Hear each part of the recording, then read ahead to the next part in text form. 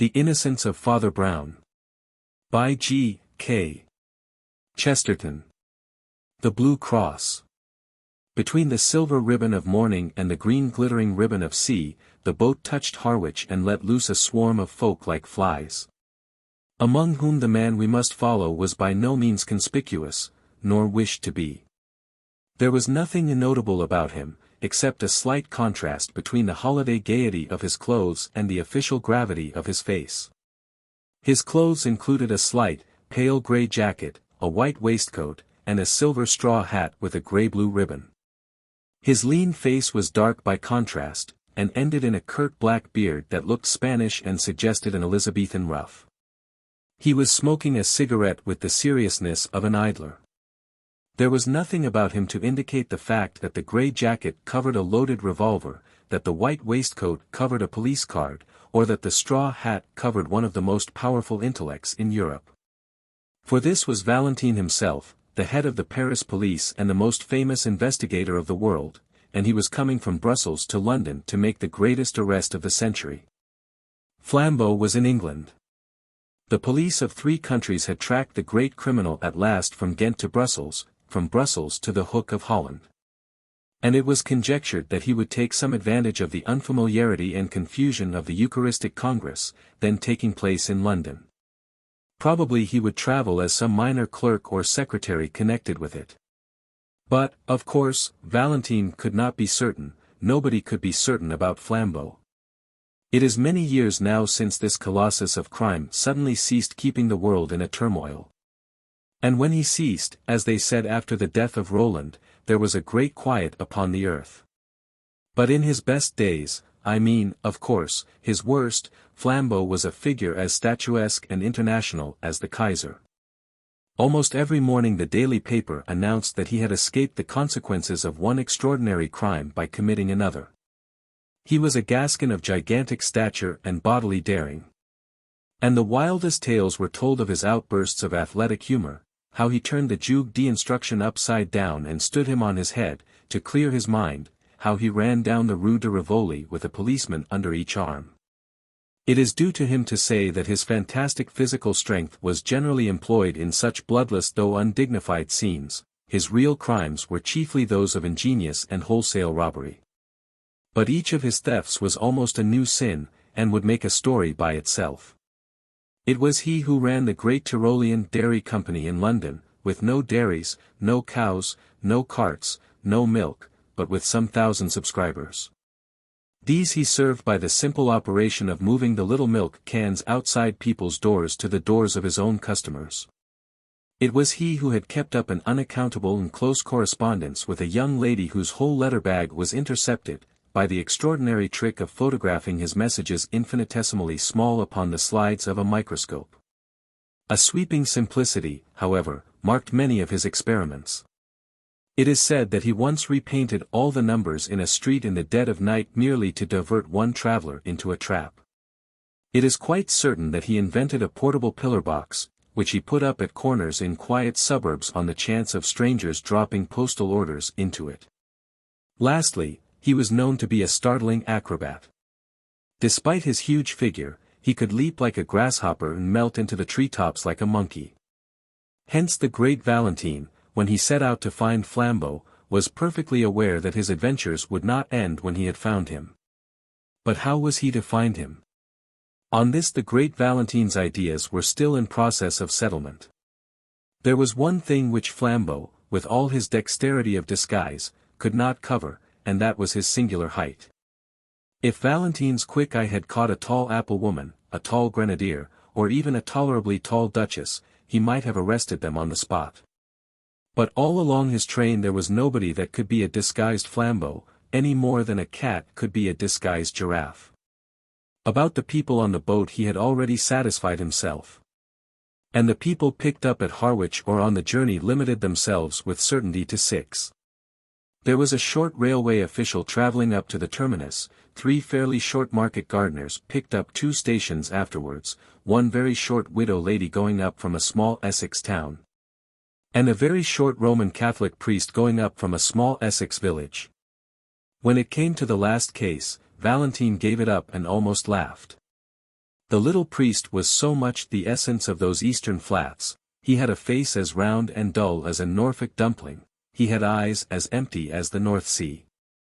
He had several brown paper parcels, which he was quite incapable of collecting.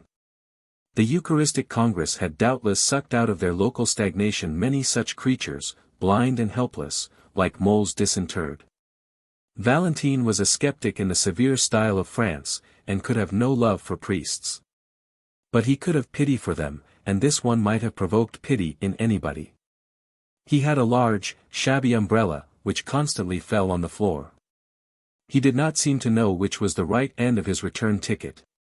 He explained with a mooncalf simplicity to everybody in the carriage that he had to be careful, because he had something made of real silver, with blue stones, in one of his brown paper parcels. His quaint blending of Essex flatness with saintly simplicity continuously amused the Frenchman till the priest arrived, somehow, at Tottenham with all his parcels, and came back for his umbrella.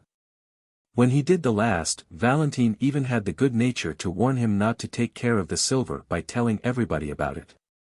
But to whomever he talked, Valentine kept his eye open for someone else.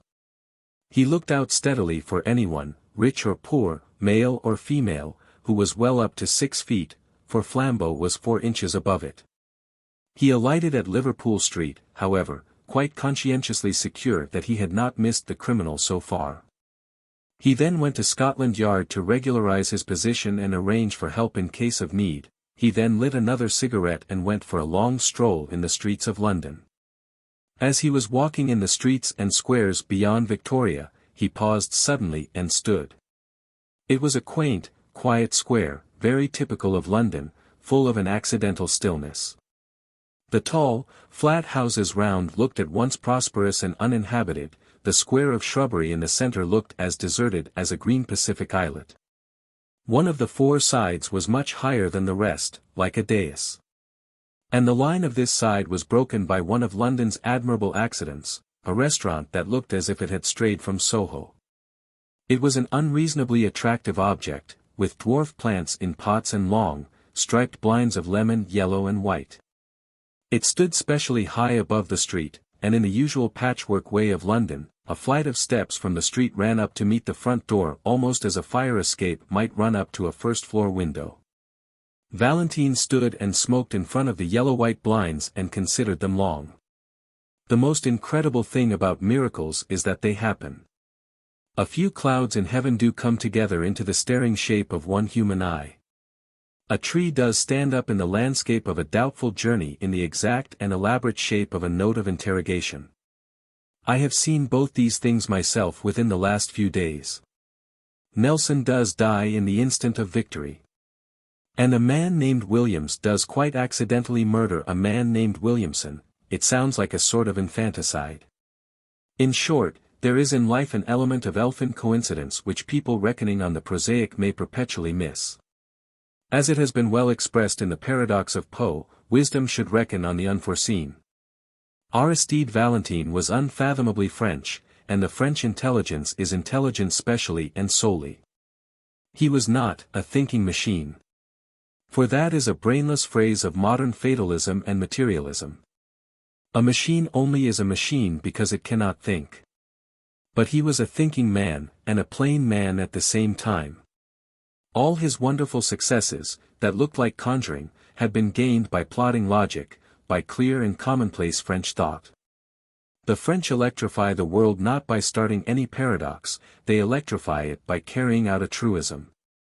They carry a truism so far, as in the French Revolution. But exactly because Valentine understood reason, he understood the limits of reason. Only a man who knows nothing of motors talks of motoring without petrol. Only a man who knows nothing of reason talks of reasoning without strong, undisputed first principles. Here he had no strong first principles. Flambeau had been missed at Harwich. And if he was in London at all, he might be anything from a tall tramp on Wimbledon Common to a tall toastmaster at the Hotel Metropole. In such a naked state of nescience, Valentine had a view and a method of his own. In such cases he reckoned on the unforeseen. In such cases, when he could not follow the train of the reasonable, he coldly and carefully followed the train of the unreasonable.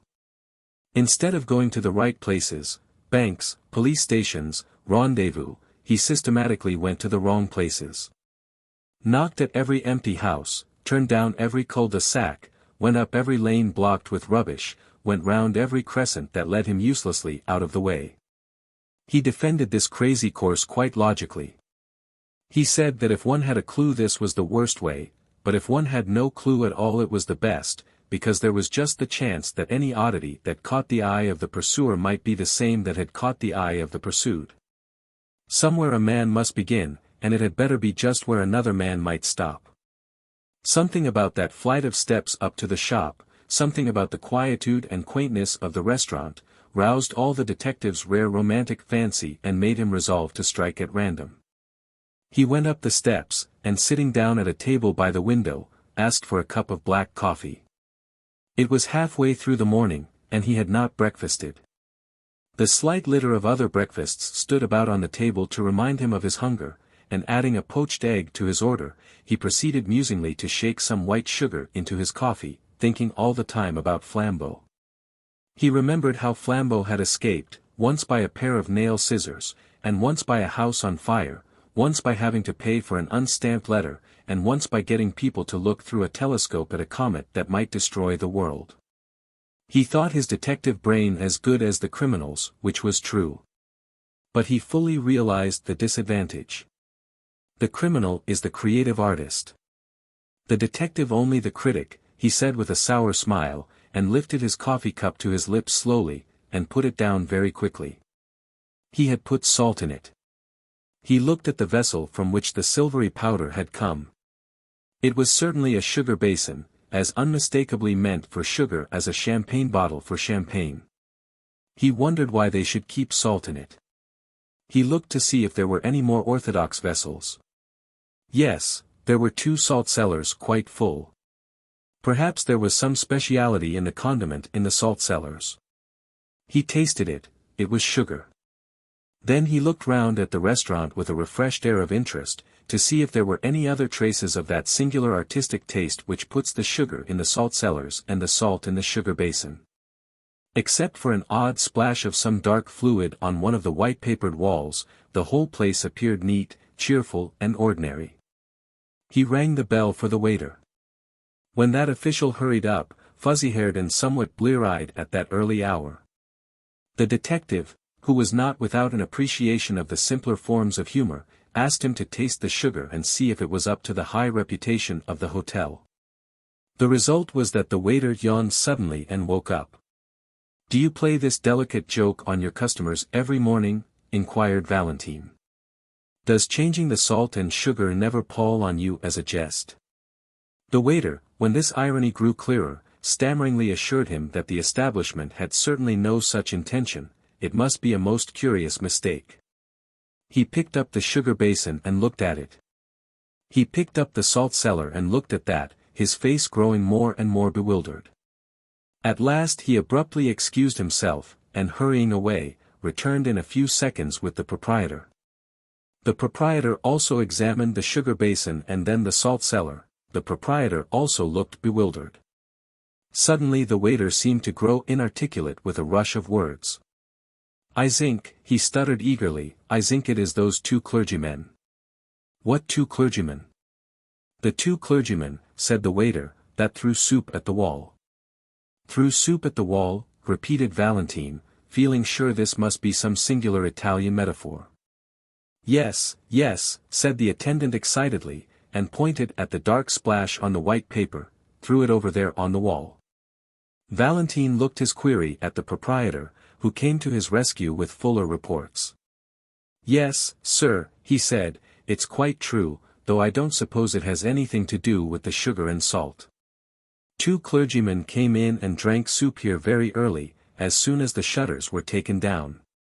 They were both very quiet, respectable people. One of them paid the bill and went out, the other, who seemed a slower coach altogether, was some minutes longer getting his things together. But he went at last. Only, the instant before he stepped into the street he deliberately picked up his cup, which he had only half emptied, and threw the soup slap on the wall. I was in the back room myself, and so was the waiter. So I could only rush out in time to find the walls splashed and the shop empty. It don't do any particular damage, but it was confounded cheek, and I tried to catch the men in the street. They were too far off though. I only noticed they went round the next corner into Carstairs Street. The detective was on his feet, hat settled and stick in hand. He had already decided that in the universal darkness of his mind he could only follow the first odd finger that pointed, and this finger was odd enough. Paying his bill and clashing the glass doors behind him, he was soon swinging round into the other street. It was fortunate that even in such fevered moments his eye was cool and quick. Something in a shop front went by him like a mere flash. Yet he went back to look at it. The shop was a popular greengrocer and fruiterer's, an array of goods set out in the open air and plainly ticketed with their names and prices. In the two most prominent compartments were two heaps, of oranges and of nuts respectively. On the heap of nuts lay a scrap of cardboard, on which was written in bold, blue chalk, "Best tangerine oranges, 2 a penny." On the oranges was the equally clear and exact description, "Finest Brazil nuts, 4d. a pound." Valentine looked at these two placards and fancied he had met this highly subtle form of humor before, and that somewhat recently. He drew the attention of the red-faced fruiterer, who was looking rather sullenly up and down the street, to this inaccuracy in his advertisements. The fruiterer said nothing, but sharply put each card into its proper place. The detective, leaning elegantly on his walking cane, continued to scrutinize the shop. At last he said, "Pray excuse my apparent irrelevance, my good sir, but I should like to ask you a question in experimental psychology and the association of ideas." The red-faced shopman regarded him with an eye of menace. But he continued gaily, swinging his cane. "Why," he pursued, "why are 2 tickets wrongly placed in a greengrocer's shop like a shovel hat that has come to London for a holiday? Or, in case I do not make myself clear, what is the mystical association which connects the idea of nuts marked as oranges with the idea of 2 clergymen, one tall and the other short?" The eyes of the tradesman stood out of his head like a snail's. He really seemed for an instant likely to fling himself upon the stranger. At last he stammered angrily, "I don't know what you have to do with it, but if you're one of their friends, you can tell from me that I'll knock their silly heads off, parsons or no parsons, if they upset my apples again." "Indeed?" asked the detective, with great sympathy. "Did they upset your apples?" "One of 'em did," said the heated shopman, "rolled him all over the street. I'd have caught the fool but for havin' to pick 'em up." "Which way did these parsons go?" asked Valentine. "Up that second road on the left-hand side, and then across the square," said the other promptly. "Thanks," replied Valentine, and vanished like a fairy. On the other side of the second square he found a policeman, and said, "This is urgent, constable, have you seen 2 clergymen in shovel hats?" The policeman began to chuckle heavily. "I have, sir, and if you arst me, one of 'em was drunk." He stood in the middle of the road that bewildered that. "Which way did they go?" snapped Valentine. "They took one of them yellow buses over there," answered the man, "them that go to Hampstead." Valentine produced his official card and said very rapidly, "Call up 2 of your men to come with me in pursuit," and crossed the road with such contagious energy that the ponderous policeman was moved to almost agile obedience. In a minute and a half the French detective was joined on the opposite pavement by an inspector and a man in plain clothes. "Well, sir," began the former, with smiling importance, "and what may?" Valentine pointed suddenly with his cane. "I'll tell you on the top of that omnibus," he said, and was darting and dodging across the tangle of the traffic. When all 3 sank panting on the top seats of the yellow vehicle, the inspector said, "We could go 4 times as quick in a taxi." "Quite true," replied their leader placidly, "if we only had an idea of where we were going." "Well, where are you going?" asked the other, staring. Valentine smoked frowningly for a few seconds. Then, removing his cigarette, he said, "If you know what a man's doing, get in front of him, but if you want to guess what he's doing, keep behind him. Stray when he strays, stop when he stops, travel as slowly as he. Then you may see what he saw and may act as he acted. All we can do is to keep our eyes skinned for a queer thing." "What sort of queer thing do you mean?" asked the inspector. "Any sort of queer thing," answered Valentine, and relapsed into obstinate silence. The yellow omnibus crawled up the northern roads for what seemed like hours on end. The great detective would not explain further, and perhaps his assistants felt a silent and growing doubt of his errand. Perhaps, also, they felt a silent and growing desire for lunch, for the hours crept long past the normal luncheon hour, and the long roads of the North London suburbs seemed to shoot out into length after length like an infernal telescope. It was one of those journeys on which a man perpetually feels that now at last he must have come to the end of the universe, and then finds he has only come to the beginning of Tufnell Park.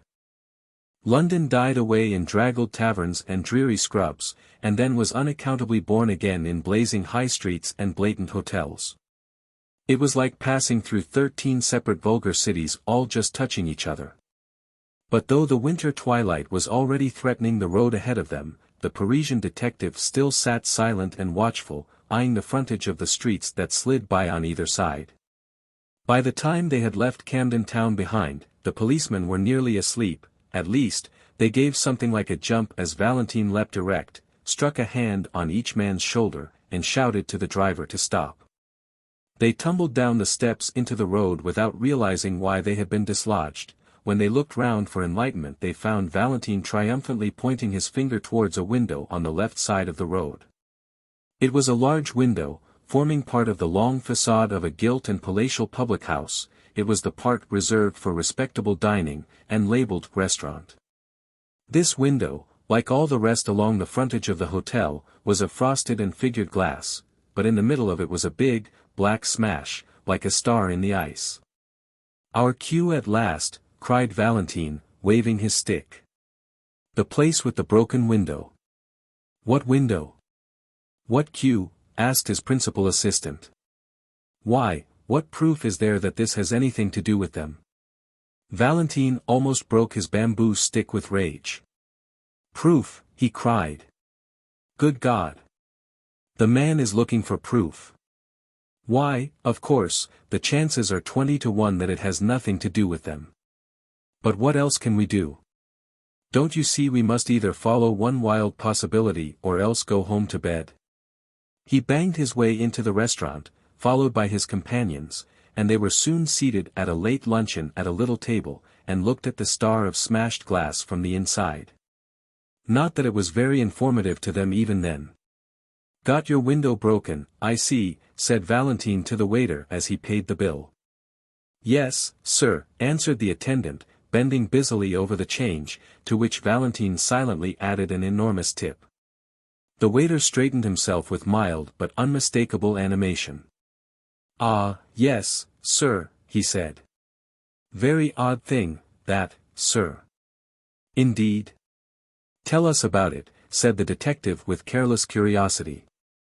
"Well, 2 gents in black came in," said the waiter. "2 of those foreign parsons that are running about. They had a cheap and quiet little lunch, and one of them paid for it and went out. The other was just going out to join him when I looked at my change again and found he'd paid me more than 3 times too much. 'Here,' I says to the chap who was nearly out of the door, 'you've paid too much.' 'Oh,' he says, very cool, 'have we?' 'Yes,' I says, and picks up the bill to show him. Well, that was a knockout." "What do you mean?" asked his interlocutor. "Well, I'd have sworn on 7 Bibles that I'd put 4s on that bill. But now I saw I'd put 14s, as plain as paint." "Well?" cried Valentine, moving slowly, but with burning eyes, and then. "The parson at the door he says all serene, 'Sorry to confuse your accounts, but it'll pay for the window.' 'What window?' I says. 'The one I'm going to break,' he says, and smashed that blessed pane with his umbrella." All 3 inquirers made an exclamation, and the inspector said under his breath, "Are we after escaped lunatics?" The waiter went on with some relish for the ridiculous story. "I was so knocked silly for a second, I couldn't do anything. The man marched out of the place and joined his friend just round the corner. Then they went so quick up Bullock Street that I couldn't catch them, though I ran round the bars to do it. Bullock Street, said the detective, and shot up that thoroughfare as quickly as the strange couple he pursued. Their journey now took them through bare brick ways like tunnels, streets with few lights and even with few windows, streets that seemed built out of the blank backs of everything and everywhere. Dusk was deepening, and it was not easy even for the London policeman to guess in what exact direction they were treading. The inspector, however, was pretty certain that they would eventually strike some part of Hampstead Heath. Abruptly one bulging gaslit window broke the blue twilight like a bull's-eye lantern, and Valentine stopped an instant before a little garish sweetstuff shop. After an instant's hesitation he went in. He stood amid the gaudy colors of the confectionery with entire gravity and bought 13 chocolate cigars with a certain care. He was clearly preparing an opening, but he did not need one. An angular, elderly young woman in the shop had regarded his elegant appearance with a merely automatic inquiry, but when she saw the door behind him blocked with the blue uniform of the inspector, her eyes seemed to wake up. "Oh," she said, "if you've come about that parcel, I've sent it off already." "Parcel?" repeated Valentine, and it was his turn to look inquiring. "I mean the parcel the gentleman left, the clergyman gentleman." "For goodness' sake," said Valentine, leaning forward with his first real confession of eagerness, "for heaven's sake tell us what happened exactly." "Well," said the woman a little doubtfully, "the clergyman came in about half an hour ago and bought some peppermints and talked a bit, and then went off towards the heath. But a second after, one of them runs back into the shop and says, 'Have I left a parcel?' Well, I looked everywhere and couldn't see one, so he says, 'Never mind. But if it should turn up, please post it to this address,' and he left me the address and a shilling for my trouble. And sure enough, though I thought I'd looked everywhere, I found he'd left a brown paper parcel, so I posted it to the place he said. I can't remember the address now, it was somewhere in Westminster. But as the thing seemed so important, I thought perhaps the police had come about it." "So they have," said Valentine shortly. "Is Hampstead Heath near here?" "Straight on for 15 minutes, said the woman, "and you'll come right out on the open." Valentine sprang out of the shop and began to run. The other detectives followed him at a reluctant trot. The street they threaded was so narrow and shut in by shadows that when they came out unexpectedly into the void common and vast sky they were startled to find the evening still so light and clear. A perfect dome of peacock green sank into gold amid the blackening trees and the dark violet distances. The glowing green tint was just deep enough to pick out in points of crystal 1 or 2 stars. All that was left of the daylight lay in a golden glitter across the edge of Hampstead and that popular hollow which is called the Vale of Health. The holiday makers who roamed this region had not wholly dispersed. A few couples sat shapelessly on benches, and here and there a distant girl still shrieked in one of the swings. The glory of heaven deepened and darkened around the sublime vulgarity of man. And standing on the slope and looking across the valley, Valentine beheld the thing which he sought. Among the black and breaking groups in that distance was one especially black which did not break, a group of 2 figures clerically clad. Though they seemed as small as insects, Valentine could see that one of them was much smaller than the other. Though the other had a student's stoop and an inconspicuous manner, he could see that the man was well over 6 feet high. He shut his teeth and went forward, whirling his stick impatiently. By the time he had substantially diminished the distance and magnified the 2 black figures as in a vast microscope, he had perceived something else. Something which startled him, and yet which he had somehow expected. Whoever was the tall priest, there could be no doubt about the identity of the short one. It was his friend of the Harwich train, the stumpy little cure of Essex whom he had warned about his brown paper parcels. Now, so far as this went, everything fitted in finally and rationally enough. Valentine had learned by his inquiries that morning that a Father Brown from Essex was bringing up a silver cross with sapphires, a relic of considerable value, to show some of the foreign priests at the Congress. This undoubtedly was the silver with blue stones, and Father Brown undoubtedly was the little greenhorn in the train. Now there was nothing wonderful about the fact that what Valentine had found out Flambeau had also found out. Flambeau found out everything.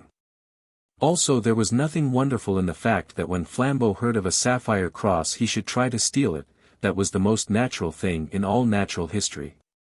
And most certainly there was nothing wonderful about the fact that Flambeau should have it all his own way with such a silly sheep as the man with the umbrella and the parcels.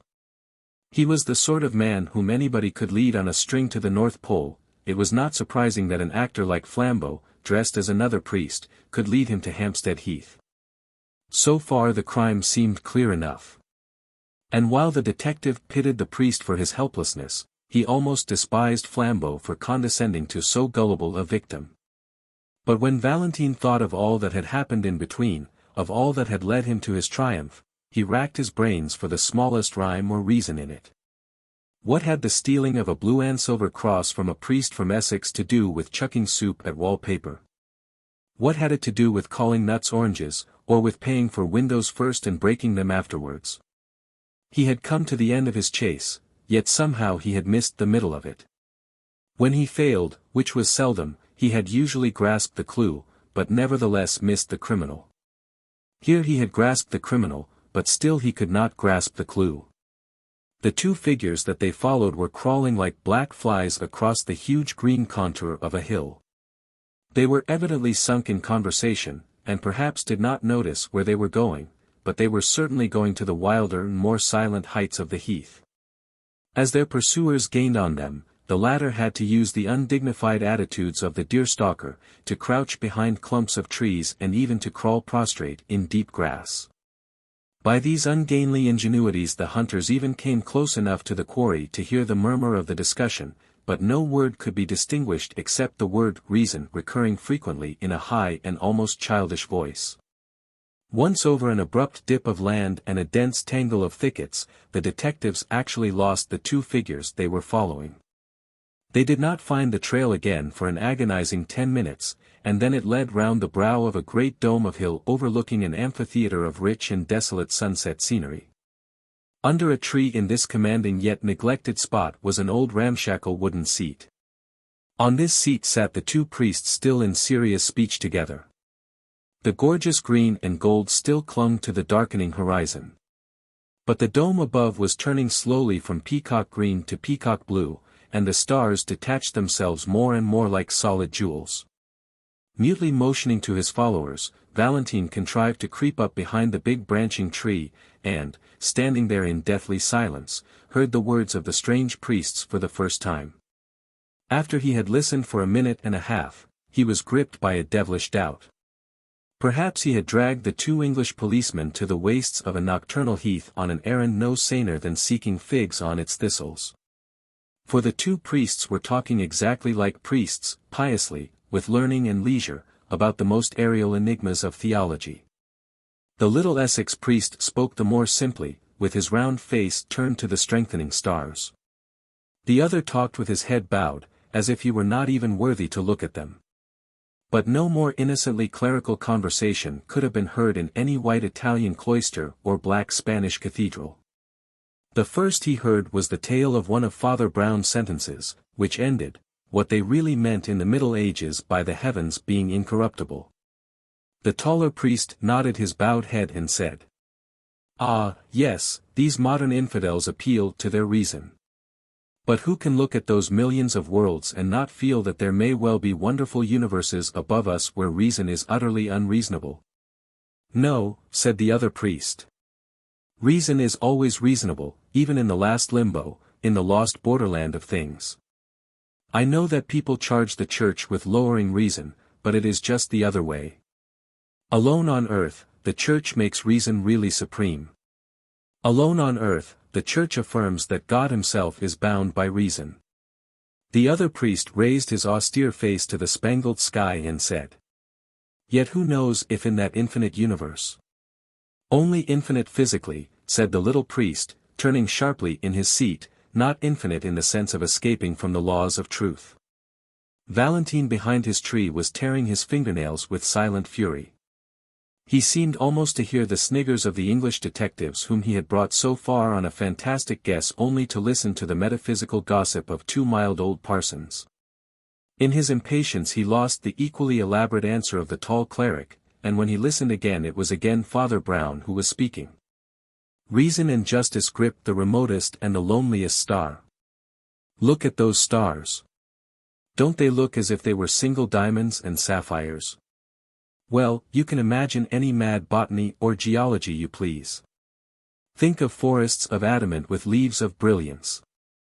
Think the moon is a blue moon, a single elephantine sapphire.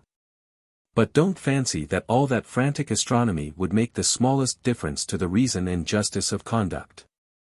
On plains of opal, under cliffs cut out of pearl, you would still find a notice board, "Thou shalt not steal."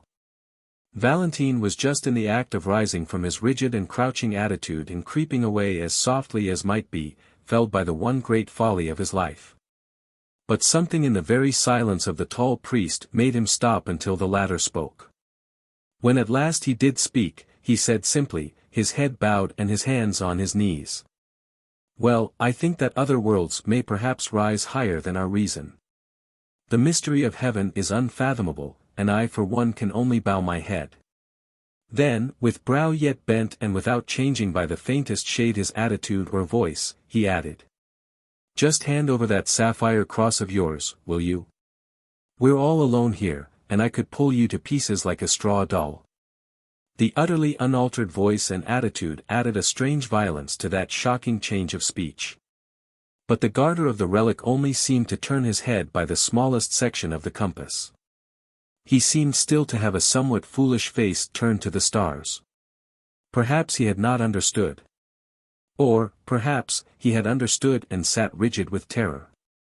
"Yes," said the tall priest, in the same low voice and in the same still posture, "yes, I am Flambeau." Then, after a pause, he said, "Come, will you give me that cross?" "No," said the other, and the monosyllable had an odd sound. Flambeau suddenly flung off all his pontifical pretensions. The great robber leaned back in his seat and laughed low but long. "No," he cried, "you won't give it me, you proud prelate. You won't give it me, you little celibate simpleton. Shall I tell you why you won't give it me? Because I've got it already in my own breast pocket." The small man from Essex turned what seemed to be a dazed face in the dusk, and said, with the timid eagerness of the private secretary, Are you sure?" Flambeau yelled with delight. "Really, you're as good as a three-act farce," he cried. "Yes, you turnip, I am quite sure. I had the sense to make a duplicate of the right parcel, and now, my friend, you've got the duplicate and I've got the jewels. An old dodge, Father Brown, a very old dodge." "Yes," said Father Brown, and passed his hand through his hair with the same strange vagueness of manner. "Yes, I've heard of it before." The colossus of crime leaned over to the little rustic priest with a sort of sudden interest. "You have heard of it?" he asked. "Where have you heard of it?" "Well, I mustn't tell you his name, of course," said the little man simply. "He was a penitent, you know. He had lived prosperously for about 20 years entirely on duplicate brown paper parcels.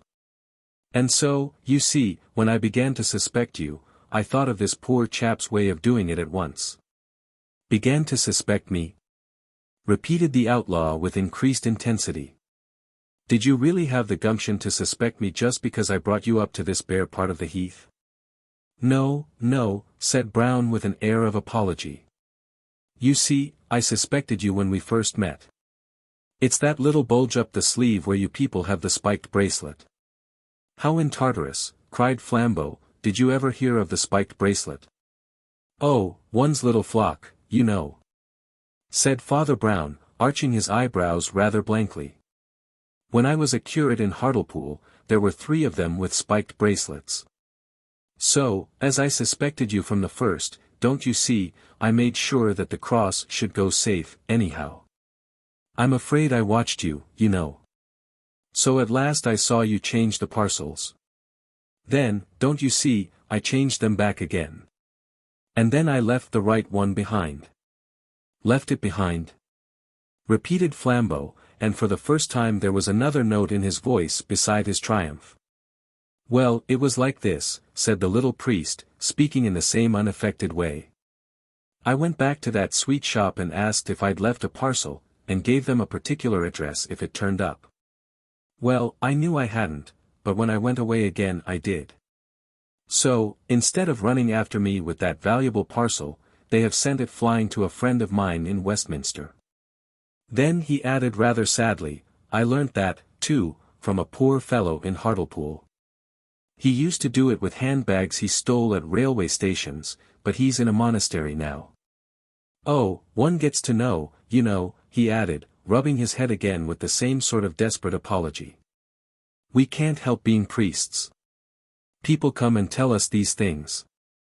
Flambeau tore a brown paper parcel out of his inner pocket and rent it in pieces. There was nothing but paper and sticks of lead inside it. He sprang to his feet with a gigantic gesture, and cried. I don't believe you. I don't believe a bumpkin like you could manage all that. I believe you've still got the stuff on you, and if you don't give it up, why, we're all alone, and I'll take it by force. No, said Father Brown simply, and stood up also, you won't take it by force. First, because I really haven't still got it. And, second, because we are not alone. Flambeau stopped in his stride forward. Behind that tree, said Father Brown, pointing, are 2 strong policemen and the greatest detective alive. How did they come here, do you ask? Why, I brought them, of course. How did I do it? Why, I'll tell you if you like. Lord bless you, we have to know 20 such things when we work among the criminal classes. Well, I wasn't sure you were a thief, and it would never do to make a scandal against one of our own clergy. So I just tested you to see if anything would make you show yourself. A man generally makes a small scene if he finds salt in his coffee. If he doesn't, he has some reason for keeping quiet. I changed the salt and sugar, and you kept quiet. A man generally objects if his bill is 3 times too big. If he pays it, he has some motive for passing unnoticed. I altered your bill, and you paid it. The world seemed waiting for Flambeau to leap like a tiger. But he was held back as by a spell, he was stunned with the utmost curiosity. Well, went on Father Brown, with lumbering lucidity, as you wouldn't leave any tracks for the police, of course somebody had to. At every place we went to, I took care to do something that would get us talked about for the rest of the day. I didn't do much harm, a splashed wall, spilt apples, a broken window, but I saved the cross, as the cross will always be saved. It is at Westminster by now. I rather wonder you didn't stop it with the donkey's whistle. With the what? Asked Flambeau. I'm glad you've never heard of it, said the priest, making a face. It's a foul thing. I'm sure you're too good a man for a whistler. I couldn't have countered it even with the spots myself, I'm not strong enough in the legs. What on earth are you talking about? Asked the other. Well, I did think you'd know the spots, said Father Brown, agreeably surprised. Oh, you can't have gone so very wrong yet. How in blazes do you know all these horrors? Cried Flambeau. The shadow of a smile crossed the round, simple face of his clerical opponent. Oh, by being a celibate simpleton, I suppose, he said. Has it never struck you that a man who does next to nothing but hear men's real sins is not likely to be wholly unaware of human evil? But, as a matter of fact, another part of my trade, too, made me sure you weren't a priest. What? Asked the thief, almost gaping. You attacked reason, said Father Brown. It's bad theology. And even as he turned away to collect his property, the 3 policemen came out from under the twilight trees. Flambeau was an artist and a sportsman. He stepped back and swept Valentine a great bow. Do not bow to me, mon ami, said Valentine with silver clearness. Let us both bow to our master. And they both stood an instant uncovered while the little Essex priest blinked about for his umbrella. The secret garden. Aristide Valentine, chief of the Paris police, was late for his dinner, and some of his guests began to arrive before him. These were, however, reassured by his confidential servant, Ivan, the old man with a scar, and a face almost as grey as his mustaches, who always sat at a table in the entrance hall, a hall hung with weapons. Valentine's house was perhaps as peculiar and celebrated as its master. It was an old house, with high walls and tall poplars almost overhanging the same. But the oddity, and perhaps the police value, of its architecture was this, that there was no ultimate exit at all except through this front door, which was guarded by Ivan and the armory. The garden was large and elaborate, and there were many exits from the house into the garden. But there was no exit from the garden into the world outside. All round it ran a tall, smooth, unscalable wall with special spikes at the top. No bad garden, perhaps, for a man to reflect in whom some 100 criminals had sworn to kill. As Ivan explained to the guests, their host had telephoned that he was detained for 10 minutes. He was, in truth, making some last arrangements about executions and such ugly things, and though these duties were rootedly repulsive to him, he always performed them with precision. Ruthless in the pursuit of criminals, he was very mild about their punishment. Since he had been supreme over French, and largely over European, policial methods, his great influence had been honorably used for the mitigation of sentences and the purification of prisons. He was one of the great humanitarian French freethinkers. And the only thing wrong with them is that they make mercy even colder than justice. When Valentine arrived he was already dressed in black clothes and the red rosette, an elegant figure, his dark beard already streaked with grey. He went straight through his house to his study, which opened on the grounds behind. The garden door of it was open, and after he had carefully locked his box in its official place, he stood for a few seconds at the open door looking out upon the garden. A sharp moon was fighting with the flying rags and tatters of a storm, and Valentine regarded it with a wistfulness unusual in such scientific natures as his. Perhaps such scientific natures have some psychic provision of the most tremendous problem of their lives. From any such occult mood, at least, he quickly recovered, for he knew he was late, and that his guests had already begun to arrive. A glance at his drawing room when he entered it was enough to make certain that his principal guest was not there, at any rate. He saw all the other pillars of the little party. He saw Lord Galloway, the English ambassador, a choleric old man with a russet face like an apple, wearing the blue ribbon of the Garter. He saw Lady Galloway, slim and thread-like, with silver hair and a face sensitive and superior. He saw her daughter, Lady Margaret Graham, a pale and pretty girl with an elfish face and copper-colored hair. He saw the Duchess of Mont Saint-Michel, black-eyed and opulent, and with her 2 daughters, black-eyed and opulent also. He saw Dr. Simon, a typical French scientist, with glasses, a pointed brown beard, and a forehead barred with those parallel wrinkles which are the penalty of superciliousness, since they come through constantly elevating the eyebrows. He saw Father Brown, of Cobb Hole, in Essex, whom he had recently met in England. He saw, perhaps with more interest than any of these, a tall man in uniform, who had bowed to the Galloways without receiving any very hearty acknowledgment, and who now advanced alone to pay his respects to his host. This was Commandant O'Brien, of the French Foreign Legion. He was a slim yet somewhat swaggering figure, clean-shaven, dark-haired, and blue-eyed, and, as seemed natural in an officer of that famous regiment of victorious failures and successful suicides, he had an air at once dashing and melancholy. He was by birth an Irish gentleman, and in boyhood had known the Galloways, especially Margaret Graham. He had left his country after some crash of debts, and now expressed his complete freedom from British etiquette by swinging about in uniform, sabre and spurs. When he bowed to the ambassador's family, Lord and Lady Galloway bent stiffly, and Lady Margaret looked away. But for whatever old causes such people might be interested in each other, their distinguished host was not specially interested in them. No one of them at least was in his eyes the guest of the evening. Valentine was expecting, for special reasons, a man of worldwide fame, whose friendship he had secured during some of his great detective tours and triumphs in the United States. He was expecting Julius K. Brain, that multimillionaire whose colossal and even crushing endowments of small religions have occasioned so much easy sport and easier solemnity for the American and English papers.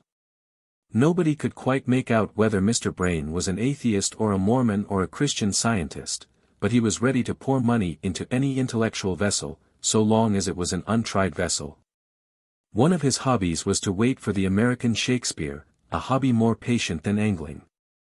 He admired Walt Whitman, but thought that Luke P. Tanner, of Paris, PA, was more progressive than Whitman any day. He liked anything that he thought progressive. He thought Valentine progressive, thereby doing him a grave injustice. The solid appearance of Julius K. Brain in the room was as decisive as a dinner bell. He had this great quality, which very few of us can claim, that his presence was as big as his absence. He was a huge fellow, as fat as he was tall, clad in complete evening black, without so much relief as a watch chain or a ring. His hair was white and well brushed back like a German's, his face was red, fierce, and cherubic, with one dark tuft under the lower lip that threw up that otherwise infantile visage with an effect theatrical and even Mephistophelian. Not long, however, did that salon merely stare at the celebrated American. His lateness had already become a domestic problem, and he was sent with all speed into the dining room with Lady Galloway on his arm. Except on one point the Galloways were genial and casual enough. So long as Lady Margaret did not take the arm of that adventurer O'Brien, her father was quite satisfied, and she had not done so, she had decorously gone in with Dr. Simon. Nevertheless, old Lord Galloway was restless and almost rude. He was diplomatic enough during dinner, but when, over the cigars, three of the younger men, Simon the doctor, Brown the priest, and the detrimental O'Brien, the exile in a foreign uniform, all melted away to mix with the ladies or smoke in the conservatory, then the English diplomatist grew very undiplomatic indeed. He was stung every 60 seconds with the thought that the scamp O'Brien might be signaling to Margaret somehow, he did not attempt to imagine how. He was left over the coffee with Brain, the hoary Yankee who believed in all religions, and Valentine, the grizzled Frenchman who believed in none. They could argue with each other, but neither could appeal to him. After a time this progressive logomachy had reached a crisis of tedium. Lord Galloway got up also and sought the drawing-room. He lost his way in long passages for some 6 or 8 minutes, till he heard the high-pitched, didactic voice of the doctor, and then the dull voice of the priest, followed by general laughter. They also, he thought with a curse, were probably arguing about science and religion. But the instant he opened the salon door he saw only one thing, he saw what was not there. He saw that Commandant O'Brien was absent, and that Lady Margaret was absent too. Rising impatiently from the drawing-room, as he had from the dining-room, he stamped along the passage once more. His notion of protecting his daughter from the Irish-Algerian ne'er-do-well had become something central and even mad in his mind. As he went towards the back of the house, where was Valentine's study, he was surprised to meet his daughter, who swept past with a white, scornful face, which was a second enigma. If she had been with O'Brien, where was O'Brien? If she had not been with O'Brien, where had she been? With a sort of senile and passionate suspicion he groped his way to the dark back parts of the mansion, and eventually found a servant's entrance that opened on to the garden. The moon with her scimitar had now ripped up and rolled away all the storm-rack. The argent light lit up all 4 corners of the garden. A tall figure in blue was striding across the lawn towards the study door.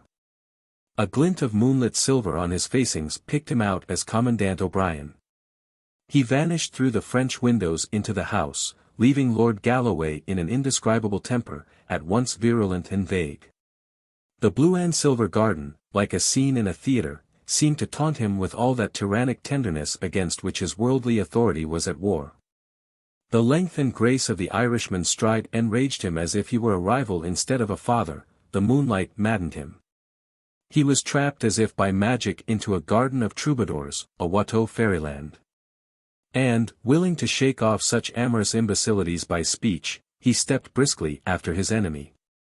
As he did so he tripped over some tree or stone in the grass, looked down at it first with irritation and then a second time with curiosity. The next instant the moon and the tall poplars looked at an unusual sight, an elderly English diplomatist running hard and crying or bellowing as he ran. His hoarse shouts brought a pale face to the study door, the beaming glasses and worried brow of Dr. Simon, who heard the nobleman's first clear words. Lord Galloway was crying, a corpse in the grass, a blood-stained corpse. O'Brien at last had gone utterly out of his mind. "We must tell Valentine at once," said the doctor, when the other had brokenly described all that he had dared to examine. "It is fortunate that he is here." And even as he spoke the great detective entered the study, attracted by the cry. It was almost amusing to note his typical transformation. He had come with the common concern of a host and a gentleman, fearing that some guest or servant was ill. When he was told the gory fact, he turned with all his gravity instantly bright and businesslike, for this, however abrupt and awful, was his business. "Strange, gentlemen," he said as they hurried out into the garden, "that I should have hunted mysteries all over the earth, and now one comes and settles in my own backyard. But where is the place?" They crossed the lawn less easily, as a slight mist had begun to rise from the river, but under the guidance of the shaken Galloway they found the body sunken in deep grass, the body of a very tall and broad-shouldered man. He lay face downwards, so they could only see that his big shoulders were clad in black cloth, and that his big head was bald, except for a wisp or two of brown hair that clung to his skull like wet seaweed. A scarlet serpent of blood crawled from under his fallen face. "At least," said Simon, with a deep and singular intonation, "he is none of our party." "Examine him, doctor," cried Valentine rather sharply. "He may not be dead." The doctor bent down. "He is not quite cold, but I am afraid he is dead enough," he answered. "Just help me to lift him up." They lifted him carefully an inch from the ground, and all doubts as to his being really dead were settled at once and frightfully. The head fell away. It had been entirely sundered from the body. Whoever had cut his throat had managed to sever the neck as well. Even Valentine was slightly shocked. "He must have been as strong as a gorilla," he muttered. Not without a shiver, though he was used to anatomical abortions, Dr. Simon lifted the head. It was slightly slashed about the neck and jaw, but the face was substantially unhurt. It was a ponderous, yellow face, at once sunken and swollen, with a hawk-like nose and heavy lids, a face of a wicked Roman emperor, with, perhaps, a distant touch of a Chinese emperor. All present seemed to look at it with the coldest eye of ignorance. Nothing else could be noted about the man except that, as they had lifted his body, they had seen underneath it the white gleam of a shirt-front defaced with a red gleam of blood. As Dr. Simon said, the man had never been of their party. But he might very well have been trying to join it, for he had come dressed for such an occasion. Valentine went down on his hands and knees and examined with his closest professional attention the grass and ground for some 20 yards round the body, in which he was assisted less skillfully by the doctor, and quite vaguely by the English lord. Nothing rewarded their grovellings except a few twigs, snapped or chopped into very small lengths, which Valentine lifted for an instant's examination and then tossed away. "Twigs," he said gravely, "twigs, and a total stranger with his head cut off. That is all there is on this lawn." There was an almost creepy stillness, and then the unnerved Galloway called out sharply. "Who's that? Who's that over there by the garden wall?" A small figure with a foolishly large head drew waveringly near them in the moonlit haze, looked for an instant like a goblin, but turned out to be the harmless little priest whom they had left in the drawing-room. "I say," he said meekly, "there are no gates to this garden, do you know?" Valentine's black brows had come together somewhat crossly, as they did on principle at the sight of the cassock. But he was far too just a man to deny the relevance of the remark. "You are right," he said. "Before we find out how he came to be killed, we may have to find out how he came to be here. Now listen to me, gentlemen. If it can be done without prejudice to my position and duty, we shall all agree that certain distinguished names might well be kept out of this. There are ladies, gentlemen, and there is a foreign ambassador. If we must mark it down as a crime, then it must be followed up as a crime. But till then I can use my own discretion. I am the head of the police, I am so public that I can afford to be private. Please heaven, I will clear every one of my own guests before I call in my men to look for anybody else. Gentlemen, upon your honor, you will none of you leave the house till tomorrow at noon, there are bedrooms for all. Simon, I think you know where to find my man, Ivan, in the front hall, he is a confidential man. Tell him to leave another servant on guard and come to me at once. Lord Galloway, you are certainly the best person to tell the ladies what has happened, and prevent a panic. They also must stay. Father Brown and I will remain with the body. When this spirit of the captain spoke in Valentine he was obeyed like a bugle. Dr. Simon went through to the armory and routed out Ivan, the public detective's private detective. Galloway went to the drawing room and told the terrible news tactfully enough, so that by the time the company assembled there the ladies were already startled and already soothed. Meanwhile the good priest and the good atheist stood at the head and foot of the dead man motionless in the moonlight, like symbolic statues of their two philosophies of death. Ivan, the confidential man with the scar and the mustaches, came out of the house like a cannonball, and came racing across the lawn to Valentine like a dog to his master. His livid face was quite lively with the glow of this domestic detective story, and it was with almost unpleasant eagerness that he asked his master's permission to examine the remains. Yes. Look, if you like, Ivan, said Valentine, but don't be long. We must go in and thrash this out in the house. Ivan lifted the head, and then almost let it drop. Why, he gasped, no, it isn't, it can't be. Do you know this man, sir? No, said Valentine indifferently, we had better go inside. Between them they carried the corpse to a sofa in the study, and then all made their way to the drawing room. The detective sat down at a desk quietly, and even without hesitation. But his eye was the iron eye of a judge at assize. He made a few rapid notes upon paper in front of him, and then said shortly, Is everybody here? Not Mr. Brain, said the Duchess of Mont Saint-Michel, looking round. No, said Lord Galloway in a hoarse, harsh voice. And not Mr. Neil O'Brien, I fancy. I saw that gentleman walking in the garden when the corpse was still warm. Ivan, said the detective, go and fetch Commandant O'Brien and Mr. Brain. Mr. Brain, I know, is finishing a cigar in the dining room, Commandant O'Brien, I think, is walking up and down the conservatory. I am not sure. The faithful attendant flashed from the room, and before anyone could stir or speak Valentine went on with the same soldierly swiftness of exposition. Everyone here knows that a dead man has been found in the garden, his head cut clean from his body. Dr. Simon, you have examined it. Do you think that to cut a man's throat like that would need great force? Or, perhaps, only a very sharp knife? I should say that it could not be done with a knife at all, said the pale doctor. Have you any thought, resumed Valentine, of a tool with which it could be done? Speaking within modern probabilities, I really haven't, said the doctor, arching his painful brows. It's not easy to hack a neck through even clumsily, and this was a very clean cut.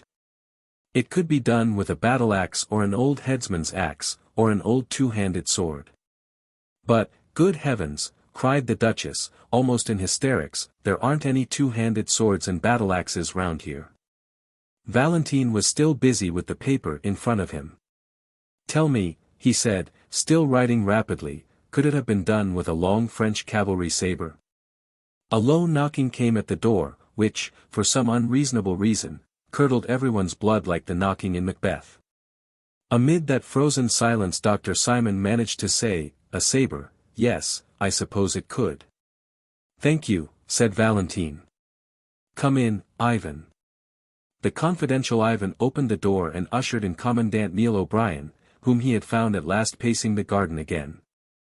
The Irish officer stood up disordered and defiant on the threshold. What do you want with me? He cried. Please sit down, said Valentine in pleasant, level tones. Why, you aren't wearing your sword. Where is it? I left it on the library table, said O'Brien, his brogue deepening in his disturbed mood. It was a nuisance, it was getting. Ivan, said Valentine, please go and get the commandant's sword from the library. Then, as the servant vanished, Lord Galloway says he saw you leaving the garden just before he found the corpse. What were you doing in the garden? The commandant flung himself recklessly into a chair. Oh, he cried in pure Irish, admirant the moon. Communing with nature, me boy. A heavy silence sank and endured, and at the end of it came again that trivial and terrible knocking. Ivan reappeared, carrying an empty steel scabbard. This is all I can find, he said. Put it on the table, said Valentine, without looking up.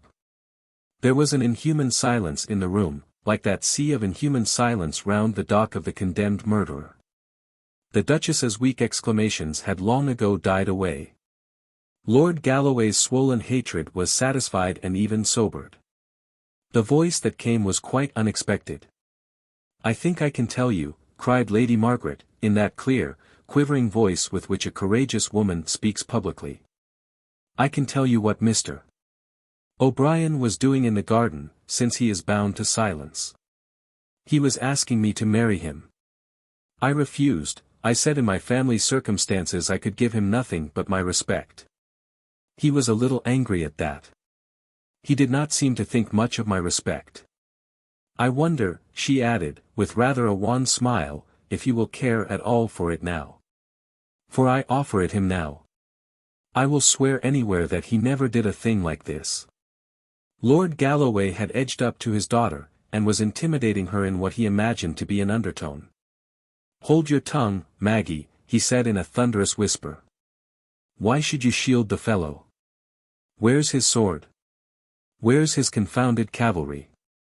He stopped because of the singular stare with which his daughter was regarding him, a look that was indeed a lurid magnet for the whole group. You old fool! She said in a low voice without pretense of piety, what do you suppose you are trying to prove? I tell you this man was innocent while with me. But if he wasn't innocent, he was still with me. If he murdered a man in the garden, who was it who must have seen, who must at least have known? Do you hate Neil so much as to put your own daughter? Lady Galloway screamed. Everyone else sat tingling at the touch of those satanic tragedies that have been between lovers before now. They saw the proud, white face of the Scotch aristocrat and her lover, the Irish adventurer, like old portraits in a dark house. The long silence was full of formless historical memories of murdered husbands and poisonous paramours. In the center of this morbid silence an innocent voice said, was it a very long cigar? The change of thought was so sharp that they had to look round to see who had spoken. I mean, said little Father Brown, from the corner of the room, I mean that cigar Mr. Brain is finishing. It seems nearly as long as a walking stick. Despite the irrelevance there was assent as well as irritation in Valentine's face as he lifted his head. Quite right, he remarked sharply. Ivan, go and see about Mr. Brain again, and bring him here at once. The instant the factotum had closed the door, Valentine addressed the girl with an entirely new earnestness. Lady Margaret, he said, we all feel, I am sure, both gratitude and admiration for your act in rising above your lower dignity in explaining the commandant's conduct. But there is a hiatus still. Lord Galloway, I understand, met you passing from the study to the drawing-room, and it was only some minutes afterwards that he found the garden and the commandant still walking there. You have to remember, replied Margaret, with a faint irony in her voice, that I had just refused him, so we should scarcely have come back arm in arm. He is a gentleman, anyhow, and he loitered behind, and so got charged with murder. In those few moments, said Valentine gravely, he might really. The knock came again, and Ivan put in his scarred face. Beg pardon, sir, he said, but Mr. Brain has left the house. Left? Cried Valentine, and rose for the first time to his feet. Gone. Scooted. Evaporated, replied Ivan in humorous French. His hat and coat are gone, too, and I'll tell you something to cap it all. I ran outside the house to find any traces of him, and I found one, and a big trace, too. What do you mean? Asked Valentine. I'll show you, said his servant, and reappeared with a flashing naked cavalry saber, streaked with blood about the point and edge. Everyone in the room eyed it as if it were a thunderbolt. But the experienced Ivan went on quite quietly. "I found this," he said, "flung among the bushes 50 yards up the road to Paris. In other words, I found it just where your respectable Mr. Brain threw it when he ran away." There was again a silence, but of a new sort. Valentine took the saber, examined it, reflected with unaffected concentration of thought, and then turned a respectful face to O'Brien. "Commandant," he said, "we trust you will always produce this weapon if it is wanted for police examination. Meanwhile," he added, slapping the steel back in the ringing scabbard, "let me return you your sword." At the military symbolism of the action the audience could hardly refrain from applause. For Neil O'Brien, indeed, that gesture was the turning point of existence. By the time he was wandering in the mysterious garden again in the colors of the morning, the tragic futility of his ordinary mien had fallen from him. He was a man with many reasons for happiness. Lord Galloway was a gentleman, and had offered him an apology. Lady Margaret was something better than a lady, a woman at least, and had perhaps given him something better than an apology, as they drifted among the old flower-beds before breakfast.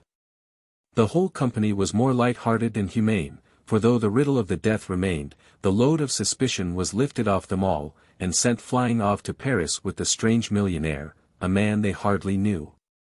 The devil was cast out of the house, he had cast himself out. Still, the riddle remained, and when O'Brien threw himself on a garden seat beside Dr. Simon, that keenly scientific person at once resumed it.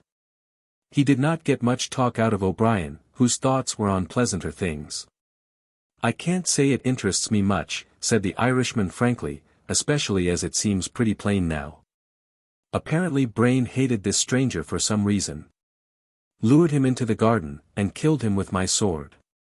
Then he fled to the city, tossing the sword away as he went. By the way, Ivan tells me the dead man had a Yankee dollar in his pocket. So he was a countryman of Brain's, and that seems to clinch it. I don't see any difficulties about the business." "There are 5 colossal difficulties," said the doctor quietly, "like high walls within walls. Don't mistake me. I don't doubt that Brain did it, his flight, I fancy, proves that. But as to how he did it. First difficulty, why should a man kill another man with a great hulking saber, when he can almost kill him with a pocket knife and put it back in his pocket? Second difficulty, why was there no noise or outcry? Does a man commonly see another come up waving a scimitar and offer no remarks? Third difficulty, a servant watched the front door all the evening, and a rat cannot get into Valentine's garden anywhere. How did the dead man get into the garden? Fourth difficulty, given the same conditions, how did Brain get out of the garden? And the fifth," said Neil, with eyes fixed on the English priest who was coming slowly up the path. "Is a trifle, I suppose," said the doctor, "but I think an odd one.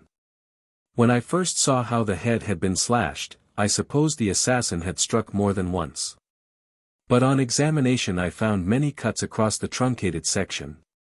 In other words, they were struck after the head was off.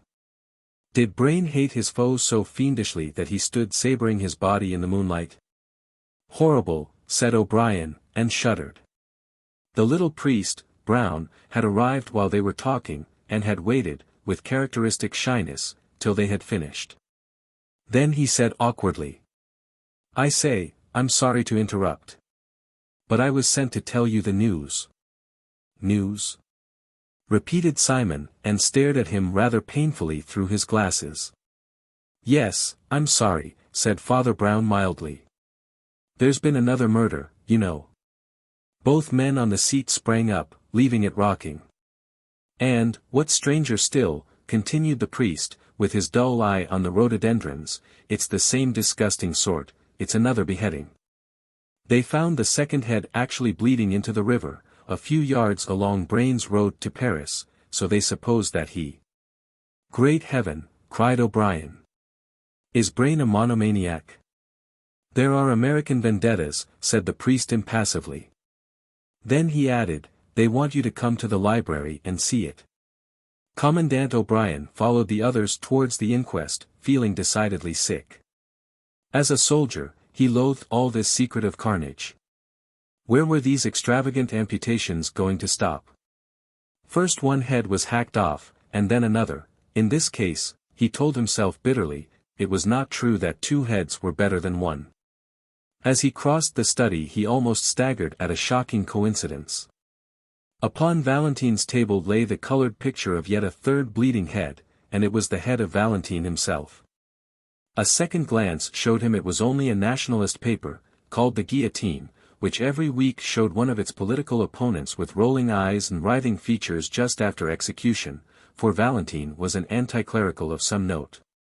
But O'Brien was an Irishman, with a kind of chastity even in his sins, and his gorge rose against that great brutality of the intellect which belongs only to France. He felt Paris as a whole, from the grotesques on the Gothic churches to the gross caricatures in the newspapers. He remembered the gigantic jests of the Revolution. He saw the whole city as one ugly energy, from the sanguinary sketch lying on Valentine's table up to where, above a mountain forest of gargoyles, the great devil grins on Notre Dame. The library was long, low, and dark. What light entered it shot from under low blinds and had still some of the ruddy tinge of morning. Valentine and his servant Ivan were waiting for them at the upper end of a long, slightly sloping desk, on which lay the mortal remains, looking enormous in the twilight. The big black figure and yellow face of the man found in the garden confronted them essentially unchanged. The second head, which had been fished from among the river reeds that morning, lay streaming and dripping beside it. Valentine's men were still seeking to recover the rest of this second corpse, which was supposed to be afloat. Father Brown, who did not seem to share O'Brien's sensibilities in the least, went up to the second head and examined it with his blinking care. It was little more than a mop of wet white hair, fringed with silver fire in the red and level morning light. The face, which seemed of an ugly, empurpled and perhaps criminal type, had been much battered against trees or stones as it tossed in the water. "Good morning, Commandant O'Brien," said Valentine, with quiet cordiality. "You have heard of Brain's last experiment in butchery, I suppose?" Father Brown was still bending over the head with white hair, and he said, without looking up, "I suppose it is quite certain that Brain cut off this head, too." "Well, it seems common sense," said Valentine, with his hands in his pockets. "Killed in the same way as the other. Found within a few yards of the other. And sliced by the same weapon which we know he carried away." "Yes, yes. I know," replied Father Brown submissively. "Yet, you know, I doubt whether Brain could have cut off this head." "Why not?" inquired Dr. Simon, with a rational stare. "Well, doctor," said the priest, looking up blinking, "can a man cut off his own head?" "I don't know." O'Brien felt an insane universe crashing about his ears. But the doctor sprang forward with impetuous practicality and pushed back the wet white hair. "Oh, there's no doubt it's Brain," said the priest quietly. He had exactly that chip in the left ear.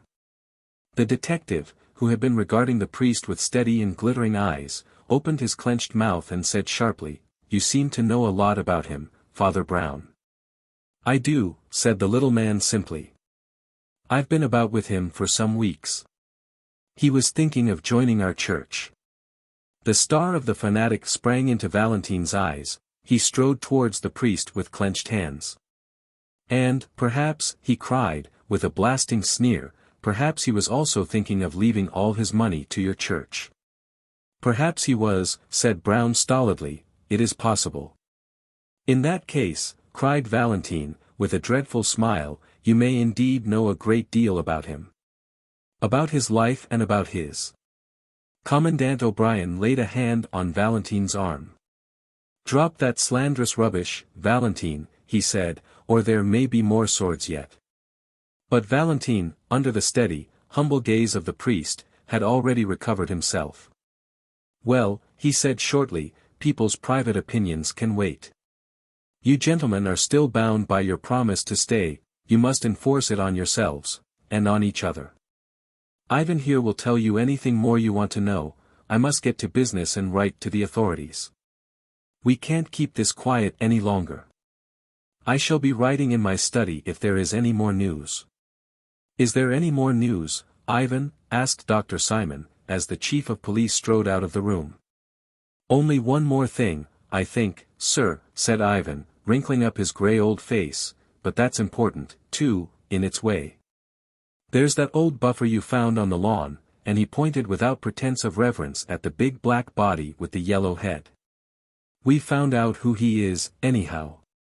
"Indeed," cried the astonished doctor, "and who is he?" "His name was Arnold Becker," said the under-detective, though he went by many aliases. "He was a wandering sort of scamp, and is known to have been in America, so that was where Brain got his knife into him. We didn't have much to do with him ourselves, for he worked mostly in Germany. We've communicated, of course, with the German police. But, oddly enough, there was a twin brother of his, named Louis Becker, whom we had a great deal to do with. In fact, we found it necessary to guillotine him only yesterday. Well, it's a rum thing, gentlemen, but when I saw that fellow flat on the lawn I had the greatest jump of my life. If I hadn't seen Louis Becker guillotined with my own eyes, I'd have sworn it was Louis Becker lying there in the grass. Then, of course, I remembered his twin brother in Germany, and following up the clue." The explanatory Ivan stopped, for the excellent reason that nobody was listening to him. The commandant and the doctor were both staring at Father Brown, who had sprung stiffly to his feet, and was holding his temples tight like a man in sudden and violent pain. "Stop, stop, stop," he cried, "stop talking a minute, for I see half. Will God give me strength? Will my brain make the one jump and see all? Heaven help me. I used to be fairly good at thinking. I could paraphrase any page in Aquinas once. Will my head split, or will it see? I see half, I only see half." He buried his head in his hands, and stood in a sort of rigid torture of thought or prayer, while the other three could only go on staring at this last prodigy of their wild 12 hours. When Father Brown's hands fell they showed a face quite fresh and serious, like a child's. He heaved a huge sigh, and said, "Let us get this said and done with as quickly as possible. Look here, this will be the quickest way to convince you all of the truth." He turned to the doctor. "Dr. Simon," he said, "you have a strong headpiece, and I heard you this morning asking the 5 hardest questions about this business. Well, if you will ask them again, I will answer them." Simon's pince-nez dropped from his nose in his doubt and wonder, but he answered at once. "Well, the first question, you know, is why a man should kill another with a clumsy saber at all when a man can kill with a bodkin." "A man cannot behead with a bodkin," said Brown calmly, "and for this murder beheading was absolutely necessary." "Why?" asked O'Brien, with interest. "And the next question?" asked Father Brown. "Well, why didn't the man cry out or anything?" asked the doctor. "Sabers in gardens are certainly unusual." "Twigs," said the priest gloomily, and turned to the window which looked on the scene of death. "No one saw the point of the twigs. Why should they lie on that lawn, look at it, so far from any tree? They were not snapped off, they were chopped off. The murderer occupied his enemy with some tricks with the saber, showing how he could cut a branch in mid-air, or what-not. Then, while his enemy bent down to see the result, a silent slash, and the head fell." "Well," said the doctor slowly, "that seems plausible enough. But my next 2 questions will stump anyone." The priest still stood looking critically out of the window and waited. "You know how all the garden was sealed up like an airtight chamber," went on the doctor. "Well, how did the strange man get into the garden?" Without turning round, the little priest answered, "There never was any strange man in the garden." There was a silence, and then a sudden cackle of almost childish laughter relieved the strain. The absurdity of Brown's remark moved Ivan to open taunts. "Oh," he cried, "then we didn't lug a great fat corpse on to a sofa last night? He hadn't got into the garden, I suppose?" "Got into the garden," repeated Brown reflectively. "No, not entirely." "Hang it all," cried Simon, a man gets into a garden, or he doesn't. Not necessarily, said the priest, with a faint smile. What is the next question, doctor? I fancy you're ill, exclaimed Dr. Simon sharply, but I'll ask the next question if you like. How did Brain get out of the garden? He didn't get out of the garden, said the priest, still looking out of the window. Didn't get out of the garden, exploded Simon. Not completely, said Father Brown. Simon shook his fists in a frenzy of French logic. A man gets out of a garden, or he doesn't, he cried. Not always, said Father Brown. Dr. Simon sprang to his feet impatiently. I have no time to spare on such senseless talk, he cried angrily. If you can't understand a man being on one side of a wall or the other, I won't trouble you further. Doctor, said the cleric very gently, we have always got on very pleasantly together. If only for the sake of old friendship, stop and tell me your fifth question.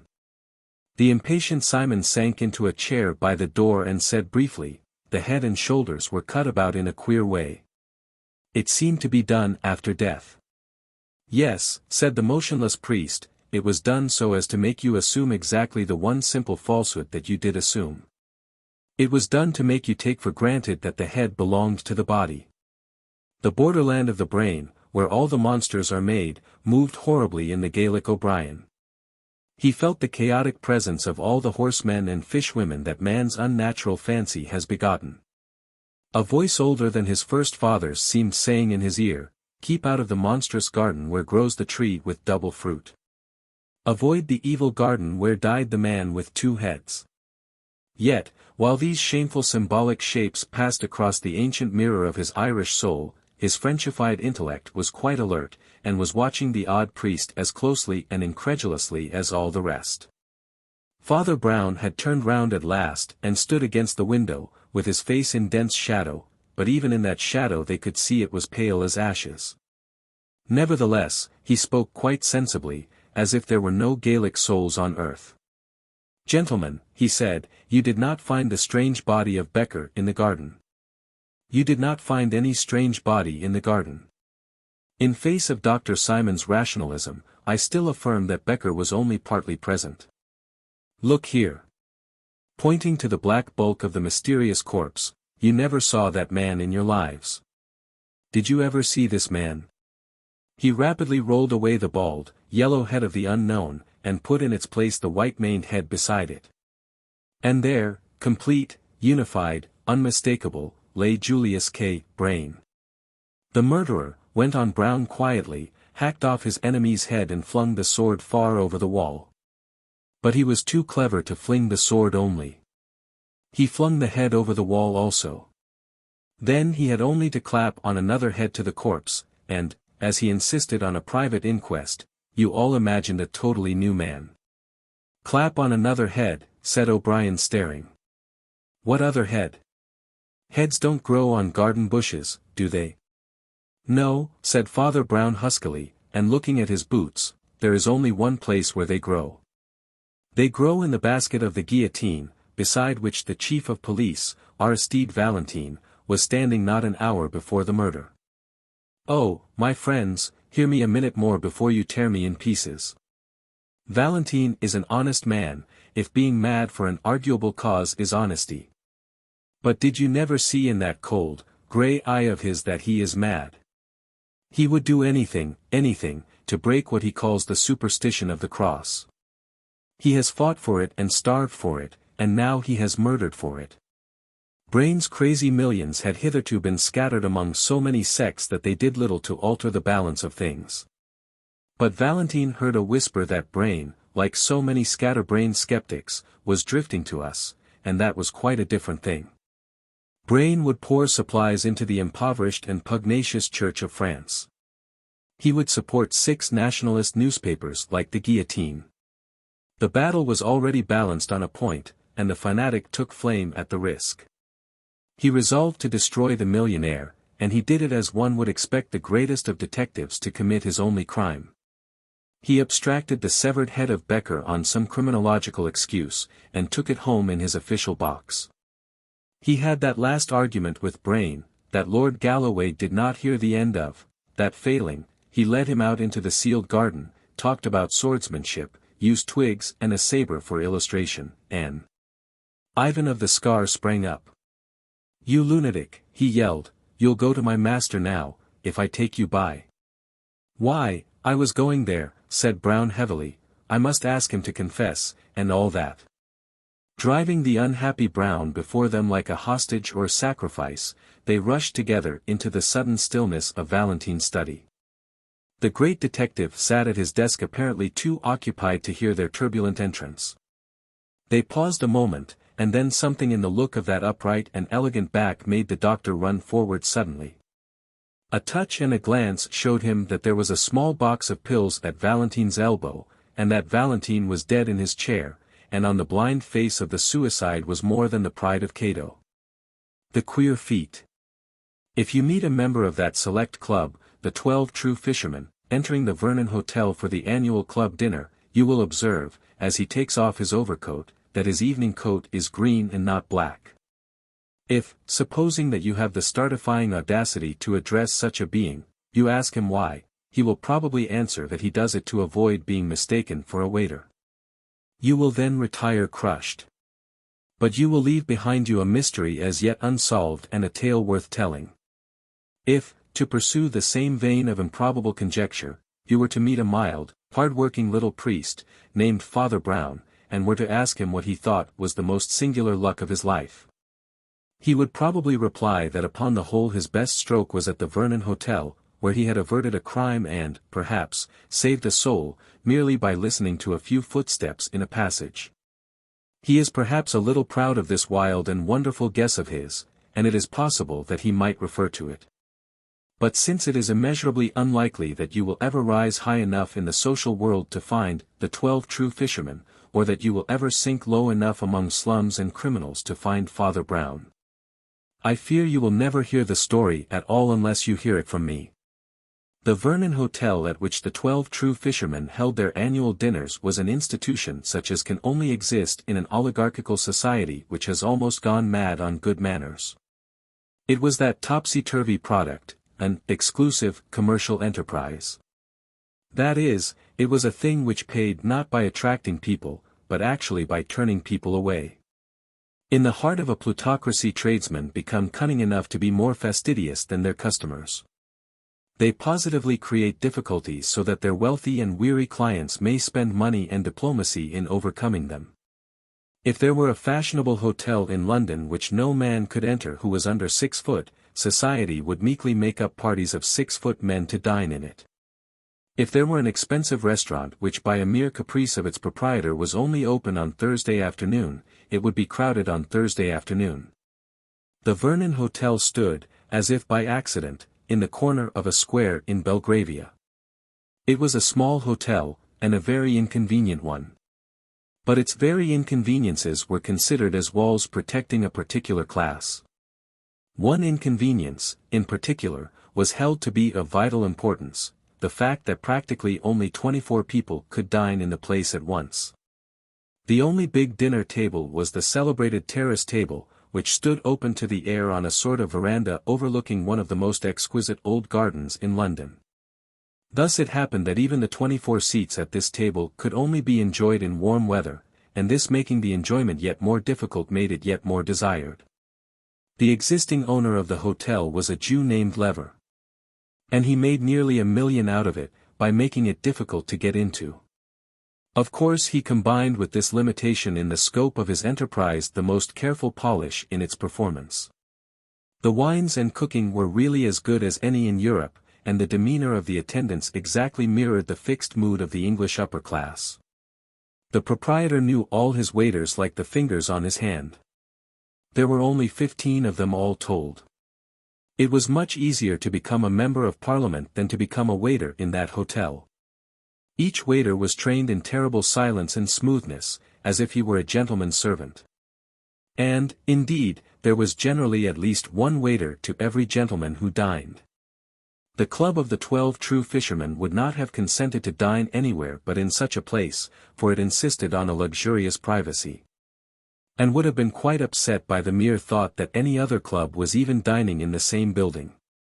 On the occasion of their annual dinner the fishermen were in the habit of exposing all their treasures, as if they were in a private house, especially the celebrated set of fish knives and forks which were, as it were, the insignia of the society. Each being exquisitely wrought in silver in the form of a fish, and each loaded at the hilt with one large pearl. These were always laid out for the fish course, and the fish course was always the most magnificent in that magnificent repast. The society had a vast number of ceremonies and observances, but it had no history and no object. That was where it was so very aristocratic.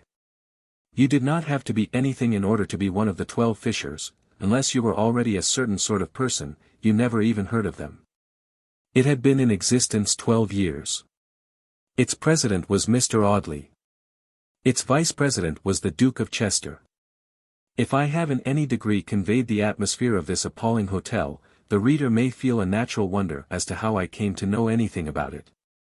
And may even speculate as to how so ordinary a person as my friend Father Brown came to find himself in that golden galley. As far as that is concerned, my story is simple, or even vulgar. There is in the world a very aged rioter and demagogue who breaks into the most refined retreats with the dreadful information that all men are brothers, and wherever this leveller went on his pale horse it was Father Brown's trade to follow. One of the waiters, an Italian, had been struck down with a paralytic stroke that afternoon, and his Jewish employer, marvelling mildly at such superstitions, had consented to send for the nearest popish priest. With what the waiter confessed to Father Brown we are not concerned, for the excellent reason that that cleric kept it to himself. But apparently it involved him in writing out a note or statement for the conveying of some message or the righting of some wrong.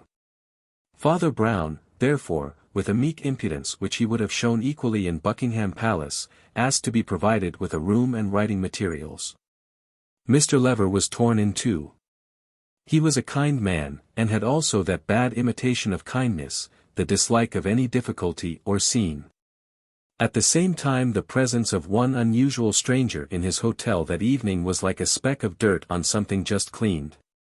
There was never any borderland or anteroom in the Vernon Hotel, no people waiting in the hall, no customers coming in on chance. There were 15 waiters. There were 12 guests. It would be as startling to find a new guest in the hotel that night as to find a new brother taking breakfast or tea in one's own family. Moreover, the priest's appearance was second-rate and his clothes muddy. A mere glimpse of him afar off might precipitate a crisis in the club. Mr. Lever at last hit on a plan to cover, since he might not obliterate, the disgrace. When you enter, as you never will, the Vernon Hotel, you pass down a short passage decorated with a few dingy but important pictures, and come to the main vestibule and lounge which opens on your right into passages leading to the public rooms. And on your left to a similar passage pointing to the kitchens and offices of the hotel. Immediately on your left hand is the corner of a glass office, which abuts upon the lounge, a house within a house, so to speak, like the old hotel bar which probably once occupied its place. In this office sat the representative of the proprietor. Nobody in this place ever appeared in person if he could help it, and just beyond the office, on the way to the servants' quarters, was the gentleman's cloak-room. The last boundary of the gentleman's domain. But between the office and the cloak-room was a small private room without other outlet, sometimes used by the proprietor for delicate and important matters, such as lending a duke £1,000 or declining to lend him sixpence. It is a mark of the magnificent tolerance of Mr. Lever that he permitted this holy place to be for about half an hour profaned by a mere priest, scribbling away on a piece of paper. The story which Father Brown was writing down was very likely a much better story than this one, only it will never be known. I can merely state that it was very nearly as long, and that the last 2 or 3 paragraphs of it were the least exciting and absorbing. For it was by the time that he had reached these that the priest began a little to allow his thoughts to wander and his animal senses, which were commonly keen, to awaken. The time of darkness and dinner was drawing on. His own forgotten little room was without a light, and perhaps the gathering gloom, as occasionally happens, sharpened the sense of sound. As Father Brown wrote the last and least essential part of his document, he caught himself writing to the rhythm of a recurrent noise outside, just as one sometimes thinks to the tune of a railway train.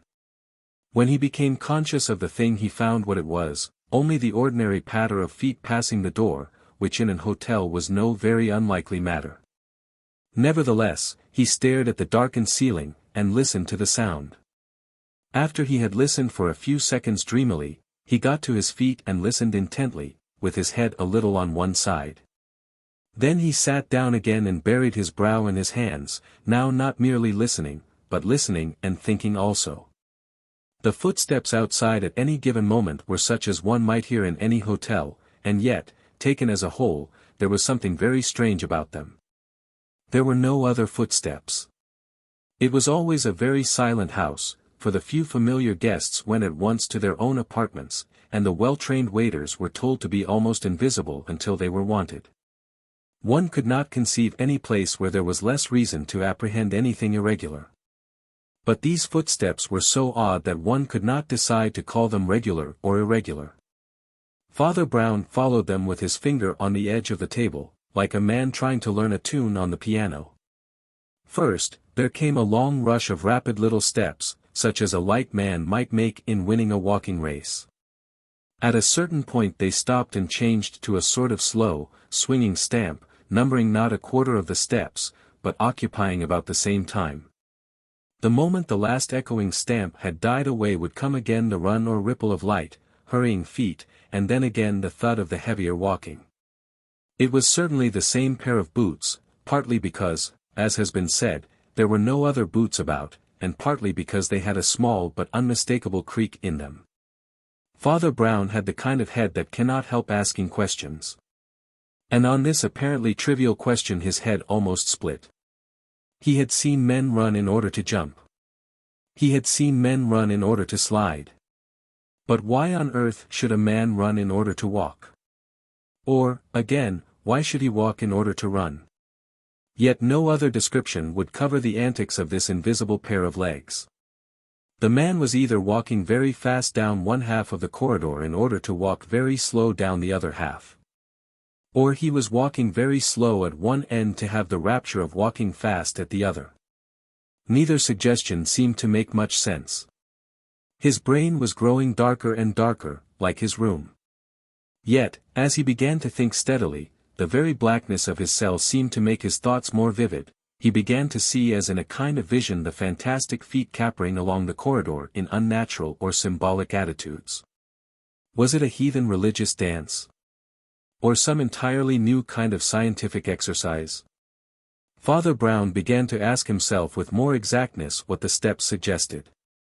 Taking the slow step first, it certainly was not the step of the proprietor. Men of his type walk with a rapid waddle, or they sit still. It could not be any servant or messenger waiting for directions. It did not sound like it. The poorer orders, in an oligarchy, sometimes lurch about when they are slightly drunk, but generally, and especially in such gorgeous scenes, they stand or sit in constrained attitudes. No. That heavy yet springy step, with a kind of careless emphasis, not specially noisy, yet not caring what noise it made, belonged to only one of the animals of this earth. It was a gentleman of Western Europe, and probably one who had never worked for his living. Just as he came to this solid certainty, the step changed to the quicker one, and ran past the door as feverishly as a rat. The listener remarked that though this step was much swifter it was also much more noiseless, almost as if the man were walking on tiptoe. Yet it was not associated in his mind with secrecy, but with something else, something that he could not remember. He was maddened by one of those half-memories that make a man feel half-witted. Surely he had heard that strange, swift walking somewhere. Suddenly he sprang to his feet with a new idea in his head, and walked to the door. His room had no direct outlet on the passage, but led on one side into the glass office, and on the other into the cloak-room beyond. He tried the door into the office, and found it locked.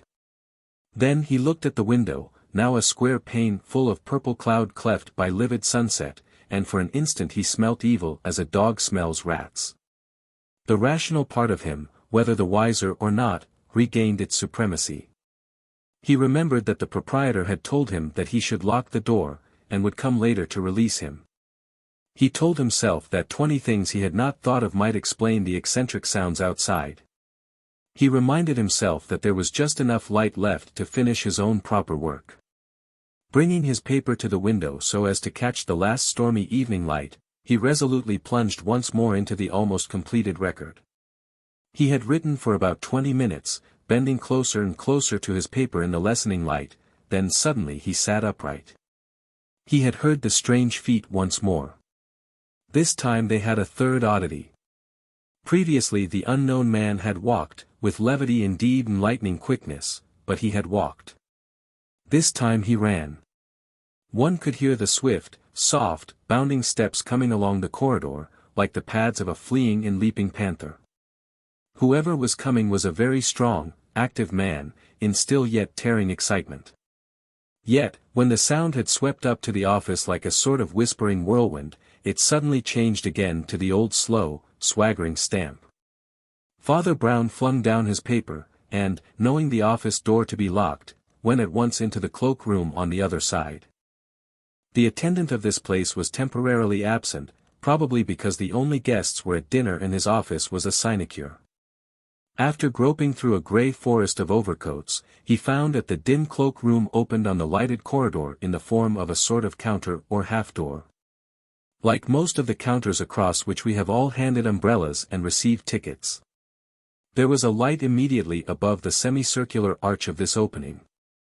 It threw little illumination on Father Brown himself, who seemed a mere dark outline against the dim sunset window behind him.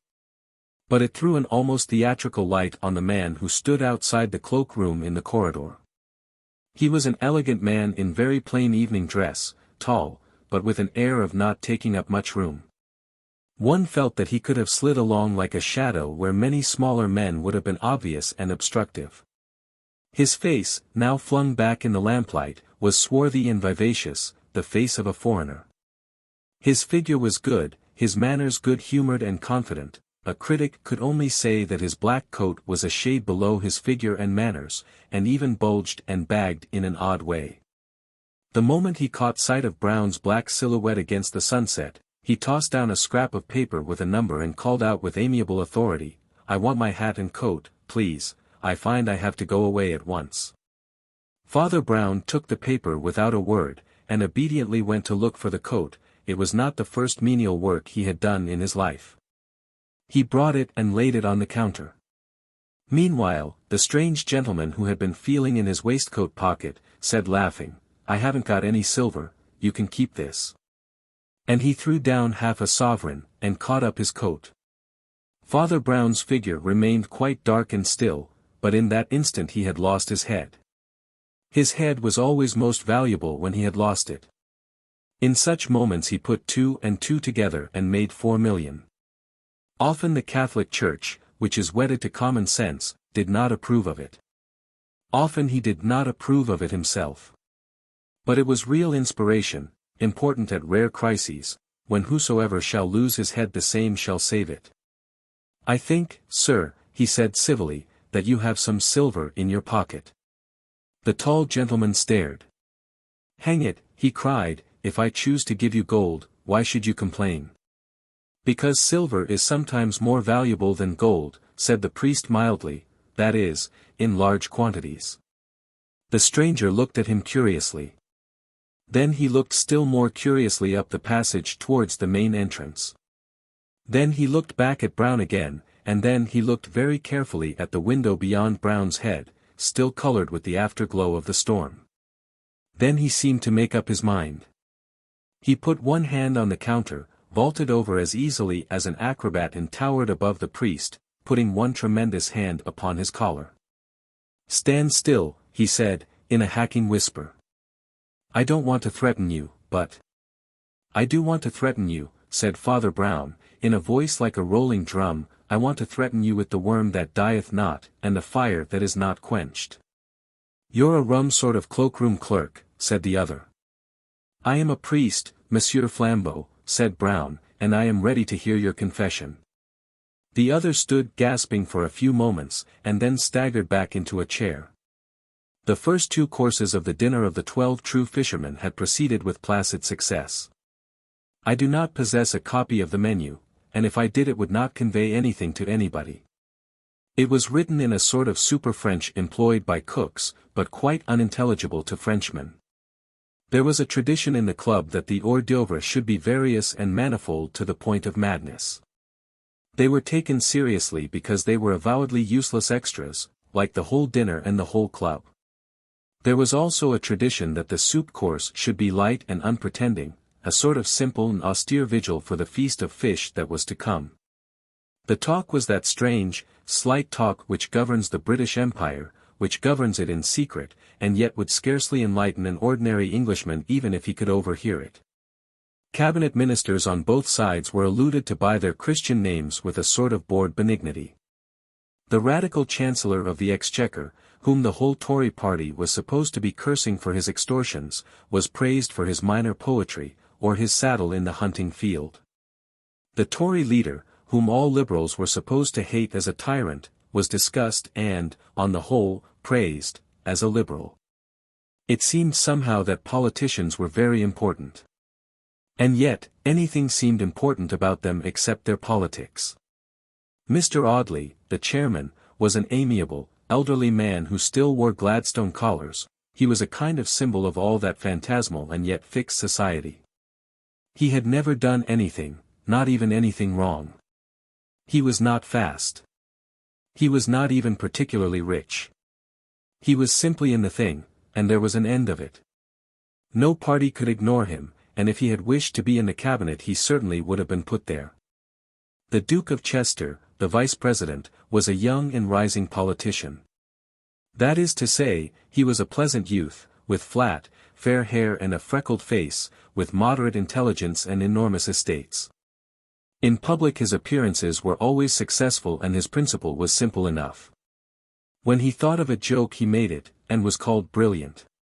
When he could not think of a joke he said that this was no time for trifling, and was called able. In private, in a club of his own class, he was simply quite pleasantly frank and silly, like a schoolboy. Mr. Audley, never having been in politics, treated them a little more seriously. Sometimes he even embarrassed the company by phrases suggesting that there was some difference between a Liberal and a Conservative. He himself was a Conservative, even in private life. He had a roll of grey hair over the back of his collar, like certain old-fashioned statesmen, and seen from behind he looked like the man the Empire wants. Seen from the front he looked like a mild, self-indulgent bachelor, with rooms in the Albany, which he was. As has been remarked, there were 24 seats at the terrace table, and only 12 members of the club. Thus they could occupy the terrace in the most luxurious style of all, being ranged along the inner side of the table, with no one opposite, commanding an uninterrupted view of the garden, the colors of which were still vivid. Though evening was closing in somewhat luridly for the time of year. The chairman sat in the center of the line, and the vice-president at the right-hand end of it. When the 12 guests first trooped into their seats it was the custom, for some unknown reason, for all the 15 waiters to stand lining the wall like troops presenting arms to the king. While the fat proprietor stood and bowed to the club with radiant surprise, as if he had never heard of them before.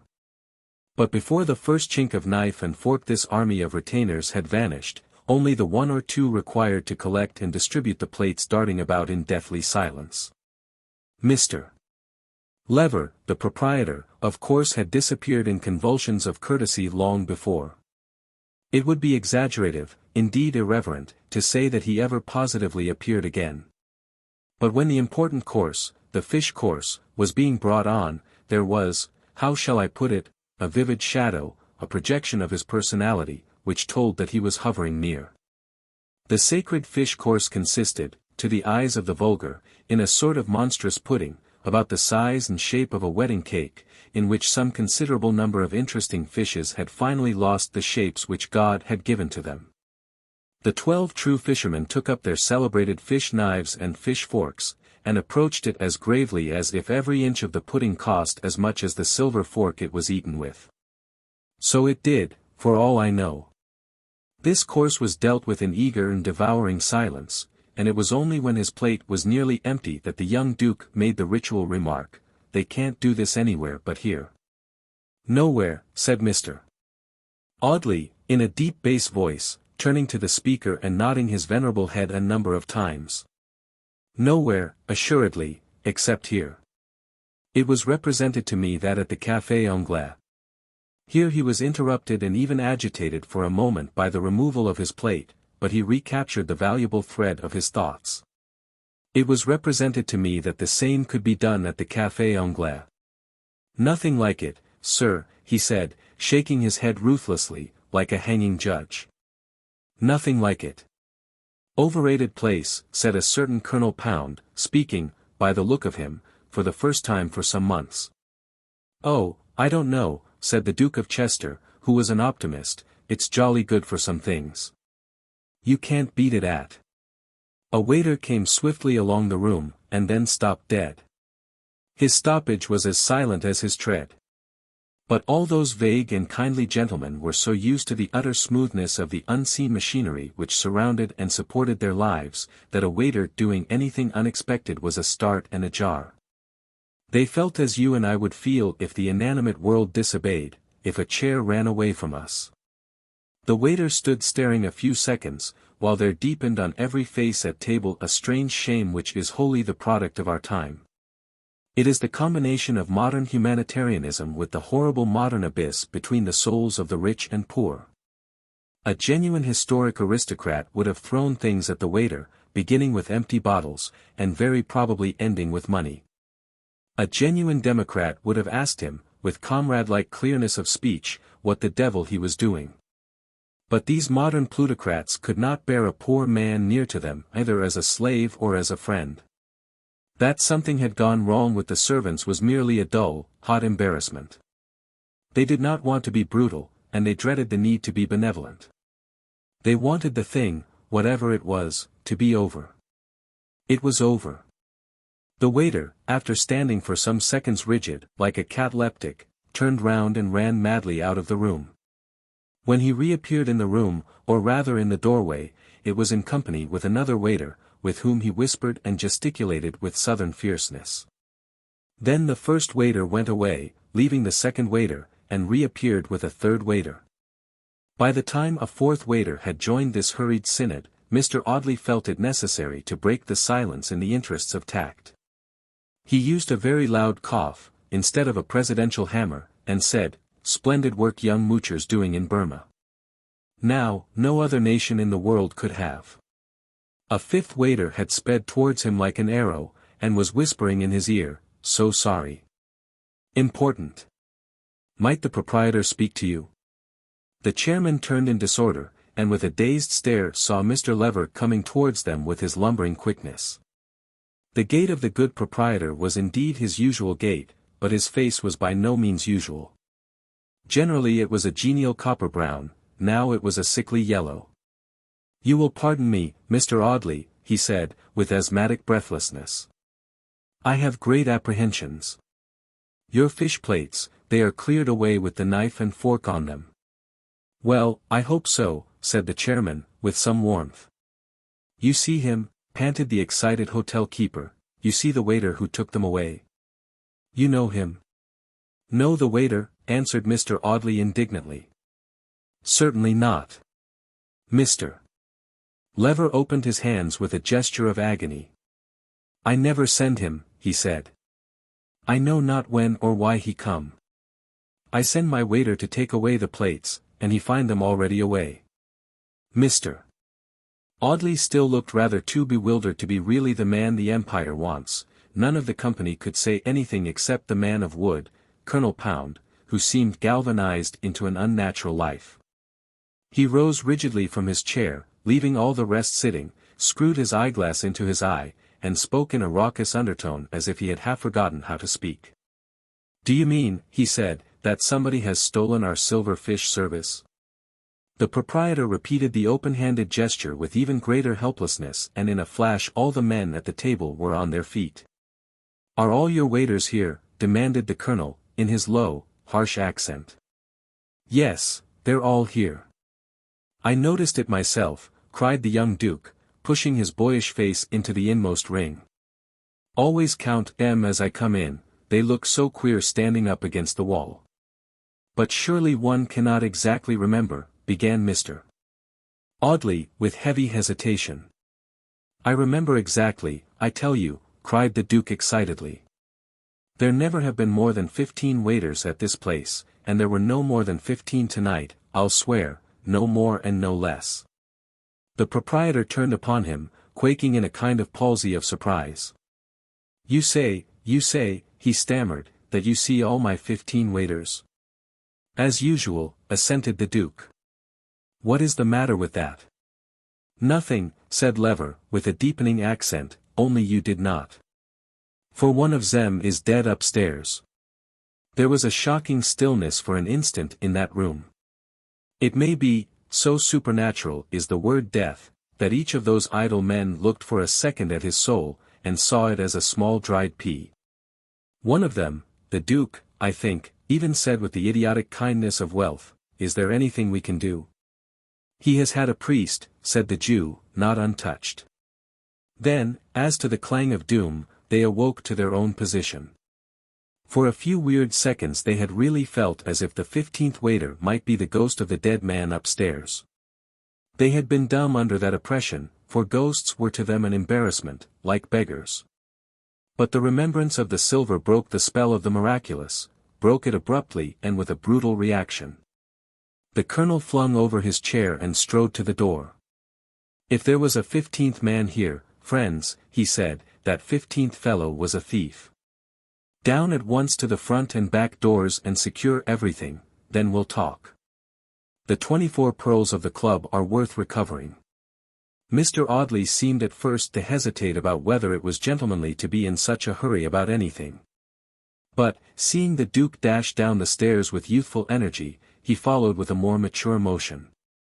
At the same instant a 6th waiter ran into the room, and declared that he had found the pile of fish plates on a sideboard, with no trace of the silver. The crowd of diners and attendants that tumbled helter-skelter down the passages divided into two groups. Most of the fishermen followed the proprietor to the front room to demand news of any exit. Colonel Pound, with the chairman, the vice-president, and one or two others darted down the corridor leading to the servants' quarters, as the more likely line of escape. As they did so they passed the dim alcove or cavern of the cloak-room, and saw a short, black-coated figure, presumably an attendant, standing a little way back in the shadow of it. "Hullo, there," called out the Duke. "Have you seen anyone pass?" The short figure did not answer the question directly, but merely said, "Perhaps I have got what you are looking for, gentlemen." They paused, wavering and wondering, while he quietly went to the back of the cloak-room, and came back with both hands full of shining silver, which he laid out on the counter as calmly as a salesman. It took the form of a dozen quaintly shaped forks and knives. You, began the colonel, quite thrown off his balance at last. Then he peered into the dim little room and saw two things: first, that the short, black-clad man was dressed like a clergyman, and, second, that the window of the room behind him was burst, as if someone had passed violently through. "Valuable things to deposit in a cloak-room, aren't they?" remarked the clergyman, with cheerful composure. Did you steal those things?" stammered Mr. Audley, with staring eyes. "If I did," said the cleric pleasantly, "at least I am bringing them back again." "But you didn't," said Colonel Pound, still staring at the broken window.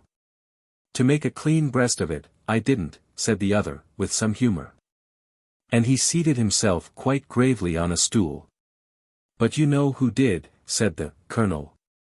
"I don't know his real name," said the priest placidly, "but I know something of his fighting weight, and a great deal about his spiritual difficulties. I formed the physical estimate when he was trying to throttle me, and the moral estimate when he repented." "Oh, I say, repented," cried young Chester, with a sort of crow of laughter. Father Brown got to his feet, putting his hands behind him. "Odd, isn't it," he said, "that a thief and a vagabond should repent, when so many who are rich and secure remain hard and frivolous, and without fruit for God or man? But there, if you will excuse me, you trespass a little upon my province. If you doubt the penitence as a practical fact, there are your knives and forks. You are the 12 true fishers, and there are all your silver fish. But he has made me a fisher of men. Did you catch this man? Asked the colonel, frowning. Father Brown looked him full in his frowning face. Yes, he said, I caught him, with an unseen hook and an invisible line which is long enough to let him wander to the ends of the world, and still to bring him back with a twitch upon the thread. There was a long silence. All the other men present drifted away to carry the recovered silver to their comrades, or to consult the proprietor about the queer condition of affairs. But the grim-faced colonel still sat sideways on the counter, swinging his long, lank legs and biting his dark mustache. At last he said quietly to the priest, he must have been a clever fellow, but I think I know a cleverer. He was a clever fellow, answered the other, but I am not quite sure of what other you mean. I mean you, said the colonel, with a short laugh. I don't want to get the fellow jailed, make yourself easy about that. But I'd give a good many silver forks to know exactly how you fell into this affair, and how you got the stuff out of him. I reckon you're the most up-to-date devil of the present company. Father Brown seemed rather to like the saturnine candor of the soldier. Well, he said, smiling, I mustn't tell you anything of the man's identity, or his own story, of course. But there's no particular reason why I shouldn't tell you of the mere outside facts which I found out for myself. He hopped over the barrier with unexpected activity, and sat beside Colonel Pound, kicking his short legs like a little boy on a gate. He began to tell the story as easily as if he were telling it to an old friend by a Christmas fire. You see, Colonel, he said, I was shut up in that small room there doing some writing, when I heard a pair of feet in this passage doing a dance that was as queer as the dance of death. First came quick, funny little steps, like a man walking on tiptoe for a wager, then came slow, careless, creaking steps, as of a big man walking about with a cigar. But they were both made by the same feet, I swear, and they came in rotation. First the run and then the walk, and then the run again. I wondered at first idly and then wildly why a man should act these two parts at once. One walk I knew, it was just like yours, Colonel. It was the walk of a well-fed gentleman waiting for something, who strolls about rather because he is physically alert than because he is mentally impatient. I knew that I knew the other walk, too, but I could not remember what it was. What wild creature had I met on my travels that tore along on tiptoe in that extraordinary style? Then I heard a clink of plates somewhere, and the answer stood up as plain as St. Peter's. It was the walk of a waiter, that walk with the body slanted forward, the eyes looking down, the ball of the toe spurning away the ground, the coat tails and napkin flying. Then I thought for a minute and a half more. And I believe I saw the manner of the crime, as clearly as if I were going to commit it.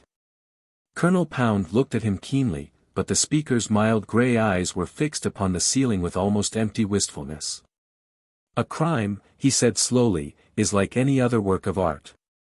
Don't look surprised, crimes are by no means the only works of art that come from an infernal workshop.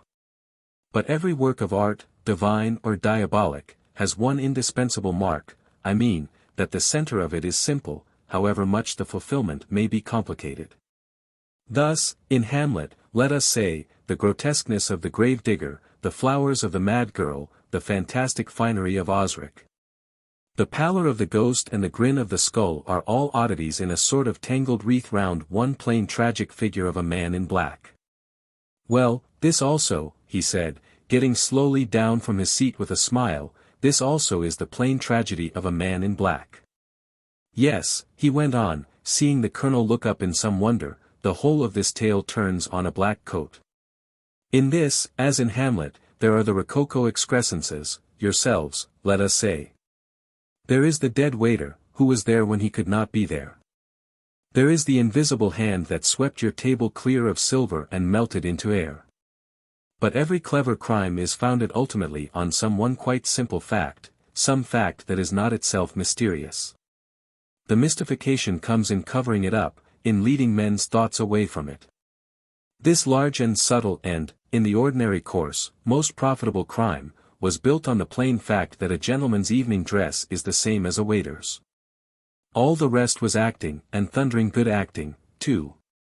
Still, said the colonel, getting up and frowning at his boots, "I am not sure that I understand." "Colonel," said Father Brown, "I tell you that this archangel of impudence who stole your forks walked up and down this passage 20 times in the blaze of all the lamps, in the glare of all the eyes. He did not go and hide in dim corners where suspicion might have searched for him. He kept constantly on the move in the lighted corridors, and everywhere that he went he seemed to be there by right. Don't ask me what he was like. You have seen him yourself 6 or 7 times tonight. You were waiting with all the other grand people in the reception room at the end of the passage there, with the terrace just beyond. Whenever he came among you gentlemen, he came in the lightning style of a waiter, with bent head, flapping napkin and flying feet. He shot out onto the terrace, did something to the tablecloth, and shot back again towards the office and the waiters' quarters. By the time he had come under the eye of the office clerk and the waiters he had become another man in every inch of his body, in every instinctive gesture. He strolled among the servants with the absent-minded insolence which they have all seen in their patrons. It was no new thing to them that a swell from the dinner party should pace all parts of the house like an animal at the zoo. They know that nothing marks the smart set more than a habit of walking where one chooses. When he was magnificently weary of walking down that particular passage he would wheel round and pace back past the office. In the shadow of the arch just beyond he was altered as by a blast of magic, and went hurrying forward again among the 12 fishermen, an obsequious attendant. Why should the gentleman look at a chance waiter? Why should the waiters suspect a first-rate walking gentleman? Once or twice he played the coolest tricks. In the proprietor's private quarters he called out breezily for a siphon of soda water, saying he was thirsty. He said genially that he would carry it himself, and he did. He carried it quickly and correctly through the thick of you, a waiter with an obvious errand. Of course, it could not have been kept up long, but it only had to be kept up till the end of the fish course. His worst moment was when the waiters stood in a row. But even then he contrived to lean against the wall just round the corner in such a way that for that important instant the waiters thought him a gentleman, while the gentlemen thought him a waiter. The rest went like winking. If any waiter caught him away from the table, that waiter caught a languid aristocrat. He had only to time himself 2 minutes before the fish was cleared, become a swift servant, and clear it himself. He put the plates down on a sideboard, stuffed the silver in his breast pocket, giving it a bulgy look, and ran like a hare, I heard him coming, till he came to the cloak-room. There he had only to be a plutocrat again, a plutocrat called away suddenly on business. He had only to give his ticket to the cloak-room attendant, and go out again elegantly as he had come in. Only I happened to be the cloak-room attendant. What did you do to him? Cried the colonel, with unusual intensity. What did he tell you? I beg your pardon, said the priest immovably, that is where the story ends. And the interesting story begins, muttered Pound. I think I understand his professional trick. But I don't seem to have got hold of yours. I must be going, said Father Brown. They walked together along the passage to the entrance hall, where they saw the fresh, freckled face of the Duke of Chester, who was bounding buoyantly along towards them. Come along, Pound, he cried breathlessly. I've been looking for you everywhere. The dinner's going again in spanking style, and old Audley has got to make a speech in honor of the forks being saved. We want to start some new ceremony, don't you know, to commemorate the occasion. I say, you really got the goods back, what do you suggest? Why, said the colonel, eyeing him with a certain sardonic approval, I should suggest that henceforward we wear green coats, instead of black. One never knows what mistakes may arise when one looks so like a waiter. Oh, hang it all, said the young man, a gentleman never looks like a waiter. Nor a waiter like a gentleman, I suppose, said Colonel Pound, with the same lowering laughter on his face. Reverend sir, your friend must have been very smart to act the gentleman. Father Brown buttoned up his commonplace overcoat to the neck, for the night was stormy, and took his commonplace umbrella from the stand. Yes, he said, it must be very hard work to be a gentleman. But, do you know, I have sometimes thought that it may be almost as laborious to be a waiter. And saying, good evening, he pushed open the heavy doors of that palace of pleasures. The golden gates closed behind him, and he went at a brisk walk through the damp, dark streets in search of a penny omnibus. The flying stars. The most beautiful crime I ever committed, Flambeau would say in his highly moral old age, was also, by a singular coincidence, my last. It was committed at Christmas. As an artist I had always attempted to provide crimes suitable to the special season or landscapes in which I found myself, choosing this or that terrace or garden for a catastrophe, as if for a statuary group. Thus squires should be swindled in long rooms panelled with oak, while Jews, on the other hand, should rather find themselves unexpectedly penniless among the lights and screens of the Café Riche. Thus, in England, if I wished to relieve a dean of his riches, which is not so easy as you might suppose, I wished to frame him, if I make myself clear, in the green lawns and grey towers of some cathedral town. Similarly, in France, when I had got money out of a rich and wicked peasant, which is almost impossible, it gratified me to get his indignant head relieved against a grey line of clipped poplars. And those solemn plains of Gaul over which broods the mighty spirit of millet. Well, my last crime was a Christmas crime, a cheery, cozy, English middle-class crime, a crime of Charles Dickens. I did it in a good old middle-class house near Putney, a house with a crescent of Carriage Drive, a house with a stable by the side of it, a house with the name on the 2 outer gates, a house with a monkey tree. Enough, you know the species. I really think my imitation of Dickens's style was dexterous and literary. It seems almost a pity I repented the same evening.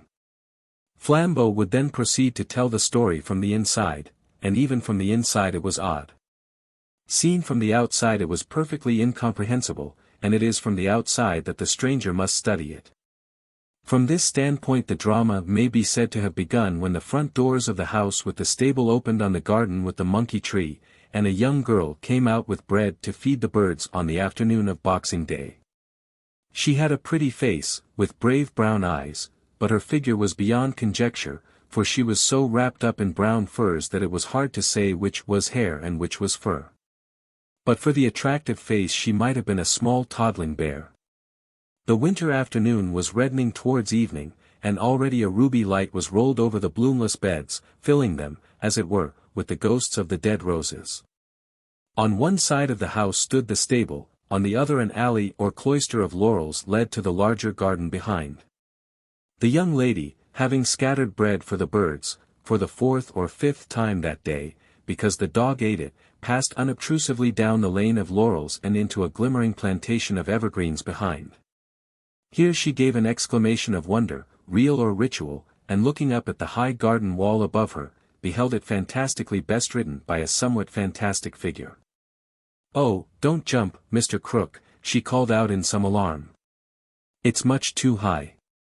The individual riding the party wall like an aerial horse was a tall, angular young man, with dark hair sticking up like a hair-brush, intelligent and even distinguished lineaments, but a sallow and almost alien complexion. This showed the more plainly because he wore an aggressive red tie, the only part of his costume of which he seemed to take any care. Perhaps it was a symbol. He took no notice of the girl's alarmed adjuration, but leapt like a grasshopper to the ground beside her, where he might very well have broken his legs. "I think I was meant to be a burglar," he said placidly, "and I have no doubt I should have been if I hadn't happened to be born in that nice house next door. I can't see any harm in it, anyhow." "How can you say such things?" she remonstrated.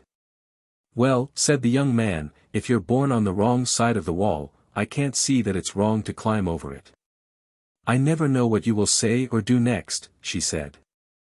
"I don't often know myself," replied Mr. Crook. "But then I am on the right side of the wall now." "And which is the right side of the wall?" asked the young lady, smiling. "Whichever side you are on," said the young man named Crook. As they went together through the laurels towards the front garden a motor horn sounded thrice, coming nearer and nearer, and a car of splendid speed, great elegance. And a pale green color swept up to the front doors like a bird and stood throbbing. "Hullo, hullo," said the young man with the red tie, "here's somebody born on the right side, anyhow." I didn't know, Miss Adams, that your Santa Claus was so modern as this. Oh, that's my godfather, Sir Leopold Fisher. He always comes on Boxing Day. Then, after an innocent pause, which unconsciously betrayed some lack of enthusiasm, Ruby Adams added. He is very kind. John Crook, journalist, had heard of that eminent city magnate. And it was not his fault if the city magnate had not heard of him, for in certain articles in the Clarion or the New Age Sir Leopold had been dealt with austerely. But he said nothing and grimly watched the unloading of the motor car, which was rather a long process.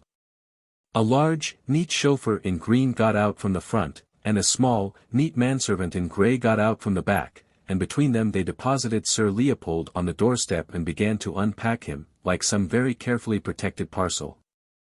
Rugs enough to stock a bazaar, furs of all the beasts of the forest, and scarves of all the colors of the rainbow were unwrapped one by one, till they revealed something resembling the human form. The form of a friendly, but foreign-looking old gentleman, with a grey goat-like beard and a beaming smile, who rubbed his big fur gloves together. Long before this revelation was complete the two big doors of the porch had opened in the middle, and Colonel Adams, father of the furry young lady, had come out himself to invite his eminent guest inside. He was a tall, sunburnt, and very silent man, who wore a red smoking cap like a fez, making him look like one of the English sirdars or pashas in Egypt.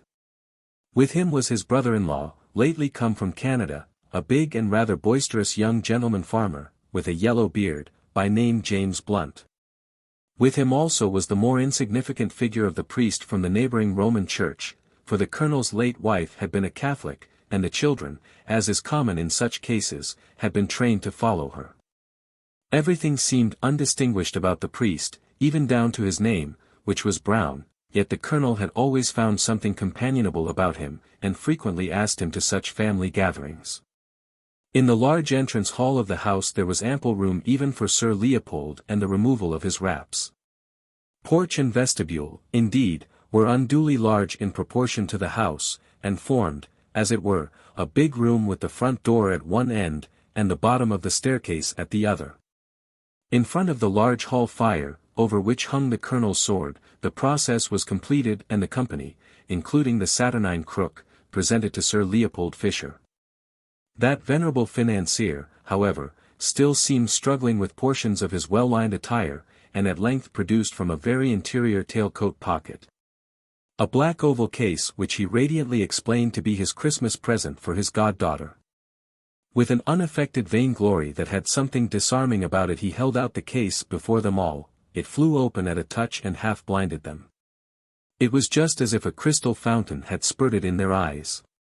In a nest of orange velvet lay like 3 eggs, 3 white and vivid diamonds that seemed to set the very air on fire all round them. Fisher stood beaming benevolently and drinking deep of the astonishment and ecstasy of the girl, the grim admiration and gruff thanks of the colonel, the wonder of the whole group.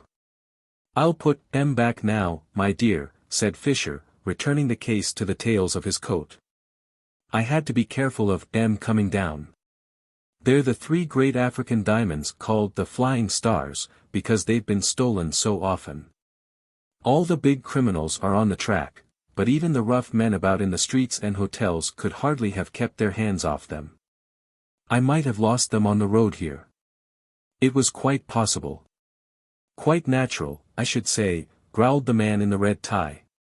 "I shouldn't blame M if they had taken M.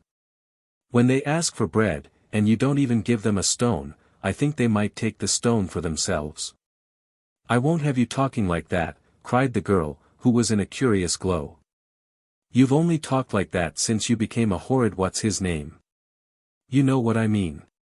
What do you call a man who wants to embrace the chimney-sweep?" "A saint," said Father Brown. "I think," said Sir Leopold, with a supercilious smile, "that Ruby means a socialist." "A radical does not mean a man who lives on radishes," remarked Crook, with some impatience. "And a conservative does not mean a man who preserves jam. Neither, I assure you, does a socialist mean a man who desires a social evening with the chimney-sweep. A socialist means a man who wants all the chimneys swept and all the chimney-sweeps paid for it. But who won't allow you, put in the priest in a low voice, to own your own soot? Crook looked at him with an eye of interest and even respect. Does one want to own soot? He asked. One might, answered Brown, with speculation in his eye. I've heard that gardeners use it. And I once made 6 children happy at Christmas when the conjurer didn't come, entirely with soot, applied externally. Oh, splendid, cried Ruby. Oh, I wish you'd do it to this company. The boisterous Canadian, Mr. Blunt, was lifting his loud voice in applause, and the astonished financier his, in some considerable deprecation, when a knock sounded at the double front doors. The priest opened them, and they showed again the front garden of evergreens, monkey tree and all, now gathering gloom against a gorgeous violet sunset. The scene thus framed was so colored and quaint, like a back scene in a play, that they forgot a moment the insignificant figure standing in the door. He was dusty-looking and in a frayed coat, evidently a common messenger. "Any of you gentlemen Mr. Blunt?" he asked, and held forward a letter doubtfully. Mr. Blunt started, and stopped in his shout of assent. Ripping up the envelope with evident astonishment he read it. His face clouded a little, and then cleared, and he turned to his brother-in-law and host. "I'm sick at being such a nuisance, Colonel," he said, with the cheery colonial conventions. "But would it upset you if an old acquaintance called on me here tonight on business? In point of fact it's Florian, that famous French acrobat and comic actor. I knew him years ago out west, he was a French-Canadian by birth, and he seems to have business for me, though I hardly guess what." Of course," replied the colonel carelessly, "my dear chap, any friend of yours. No doubt he will prove an acquisition." "He'll black his face, if that's what you mean," cried Blunt, laughing. "I don't doubt he'd black everyone else's eyes. I don't care, I'm not refined.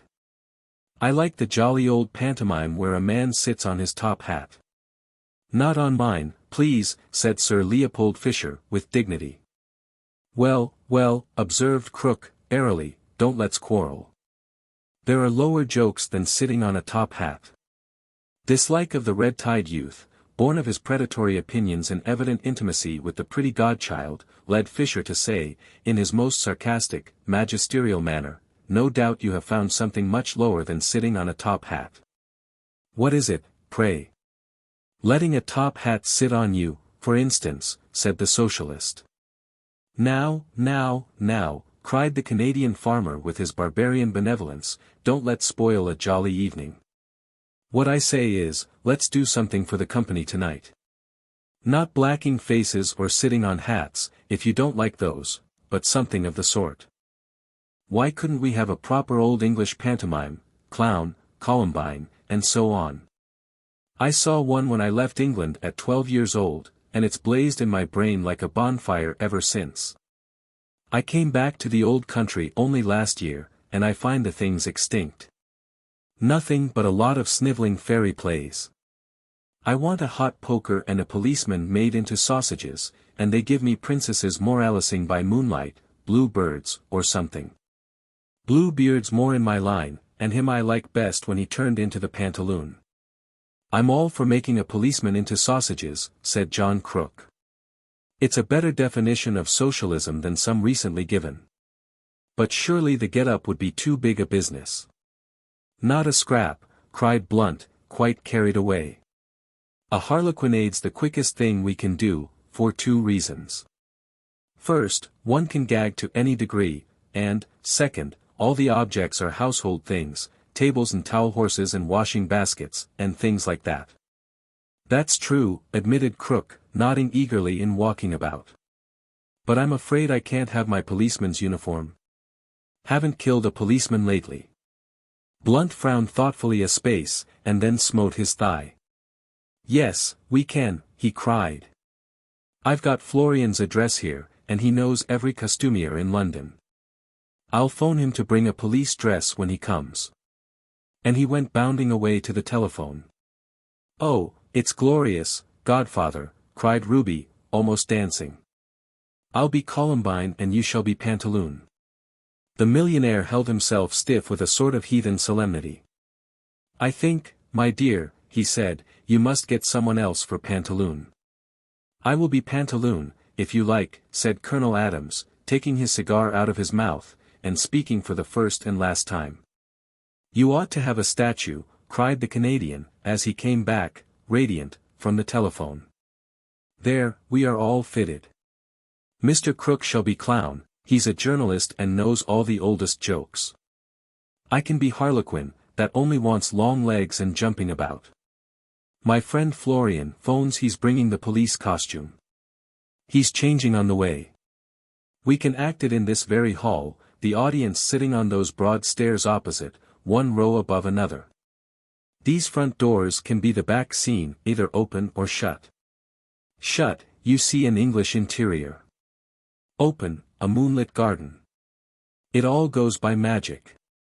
And snatching a chance piece of billiard chalk from his pocket, he ran it across the hall floor, halfway between the front door and the staircase, to mark the line of the footlights. How even such a banquet of bosh was got ready in the time remained a riddle. But they went at it with that mixture of recklessness and industry that lives when youth is in a house. And youth was in that house that night, though not all may have isolated the two faces and hearts from which it flamed. As always happens, the invention grew wilder and wilder through the very tameness of the bourgeois conventions from which it had to create. The Columbine looked charming in an outstanding skirt that strangely resembled the large lampshade in the drawing-room. The clown and Pantaloon made themselves white with flour from the cook, and red with rouge from some other domestic, who remained, like all true Christian benefactors, anonymous. The Harlequin, already clad in silver paper out of cigar boxes, was, with difficulty, prevented from smashing the old Victorian lustre chandeliers, that he might cover himself with resplendent crystals. In fact, he would certainly have done so, had not Ruby unearthed some old pantomime paste jewels she had worn at a fancy dress party as the Queen of Diamonds. Indeed, her uncle, James Blunt, was getting almost out of hand in his excitement. He was like a schoolboy.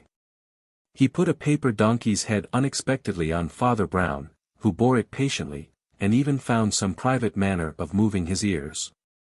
He even essayed to put the paper donkey's tail to the coat-tails of Sir Leopold Fisher. This, however, was frowned down. "Uncle is too absurd," cried Ruby to Crook, round whose shoulders she had seriously placed a string of sausages. "Why is he so wild?" "He is Harlequin to your Columbine," said Crook. "I am only the clown who makes the old jokes." "I wish you were the Harlequin," she said, and left the string of sausages swinging. Father Brown, though he knew every detail done behind the scenes, and had even evoked applause by his transformation of a pillow into a pantomime baby, went round to the front and sat among the audience with all the solemn expectation of a child at his first matinee. The spectators were few, relations, one or two local friends, and the servants. Sir Leopold sat in the front seat, his full and still fur-collared figure largely obscuring the view of the little cleric behind him. But it has never been settled by artistic authorities whether the cleric lost much. The pantomime was utterly chaotic, yet not contemptible. There ran through it a rage of improvisation which came chiefly from Crook the clown. Commonly he was a clever man, and he was inspired tonight with a wild omniscience, a folly wiser than the world, that which comes to a young man who has seen for an instant a particular expression on a particular face. He was supposed to be the clown, but he was really almost everything else, the author, so far as there was an author, the prompter, the scene painter, the scene shifter, and, above all, the orchestra. At abrupt intervals in the outrageous performance he would hurl himself in full costume at the piano and bang out some popular music equally absurd and appropriate. The climax of this, as of all else, was the moment when the two front doors at the back of the scene flew open, showing the lovely moonlit garden, but showing more prominently the famous professional guest. The great Florian, dressed up as a policeman. The clown at the piano played the constabulary chorus in the Pirates of Penzance, but it was drowned in the deafening applause. For every gesture of the great comic actor was an admirable though restrained version of the carriage and manner of the police. The Harlequin leapt upon him and hit him over the helmet, the pianist playing, "Where did you get that hat?" He faced about in admirably simulated astonishment, and then the leaping harlequin hit him again, the pianist suggesting a few bars of "Then we had another one." Then the harlequin rushed right into the arms of the policeman and fell on top of him, amid a roar of applause. Then it was that the strange actor gave that celebrated imitation of a dead man, of which the fame still lingers round Putney. It was almost impossible to believe that a living person could appear so limp. The athletic harlequin swung him about like a sack or twisted or tossed him like an Indian club, all the time to the most maddeningly ludicrous tunes from the piano. When the harlequin heaved the comic constable heavily off the floor, the clown played "I Arise from Dreams of Thee." When he shuffled him across his back, with my bundle on my shoulder, and when the harlequin finally let fall the policeman with a most convincing thud. The lunatic at the instrument struck into a jingling measure with some words which are still believed to have been, "I sent a letter to my love and on the way I dropped it." At about this limit of mental anarchy Father Brown's view was obscured altogether, for the city magnate in front of him rose to his full height and thrust his hands savagely into all his pockets. Then he sat down nervously, still fumbling, and then stood up again. For an instant it seemed seriously likely that he would stride across the footlights, then he turned a glare at the clown playing the piano. And then he burst in silence out of the room. The priest had only watched for a few more minutes the absurd but not inelegant dance of the amateur harlequin over his splendidly unconscious foe. With real though rude art, the harlequin danced slowly backwards out of the door into the garden, which was full of moonlight and stillness. The vamped dress of silver paper and paste, which had been too glaring in the footlights, looked more and more magical and silvery as it danced away under a brilliant moon. The audience was closing in with a cataract of applause, when Brown felt his arm abruptly touched, and he was asked in a whisper to come into the colonel's study. He followed his summoner with increasing doubt, which was not dispelled by a solemn comicality in the scene of the study. There sat Colonel Adams, still unaffectedly dressed as a pantaloon, with the knobbed whalebone nodding above his brow, but with his poor old eyes sad enough to have sobered a Saturnalia. Sir Leopold Fisher was leaning against the mantelpiece and heaving with all the importance of panic. "This is a very painful matter, Father Brown," said Adams. "The truth is, those diamonds we all saw this afternoon seem to have vanished from my friend's tailcoat pocket. And as I, supplemented Father Brown, with a broad grin, was sitting just behind him. "Nothing of the sort shall be suggested," said Colonel Adams, with a firm look at Fisher. Which rather implied that some such thing had been suggested. "I only ask you to give me the assistance that any gentleman might give." "Which is turning out his pockets," said Father Brown, and proceeded to do so, displaying 7 and 6pence, a return ticket, a small silver crucifix, a small breviary, and a stick of chocolate. The colonel looked at him long, and then said, "Do you know, I should like to see the inside of your head more than the inside of your pockets. My daughter is one of your people, I know, well, she has lately," and he stopped. "She has lately," cried out old Fisher, "opened her father's house to a cutthroat socialist, who says openly he would steal anything from a richer man. This is the end of it. Here is the richer man, and none the richer." "If you want the inside of my head you can have it," said Brown rather wearily. "What it's worth you can say afterwards. But the first thing I find in that disused pocket is this, that men who mean to steal diamonds don't talk socialism. They are more likely," he added demurely, "to denounce it." Both the others shifted sharply and the priest went on.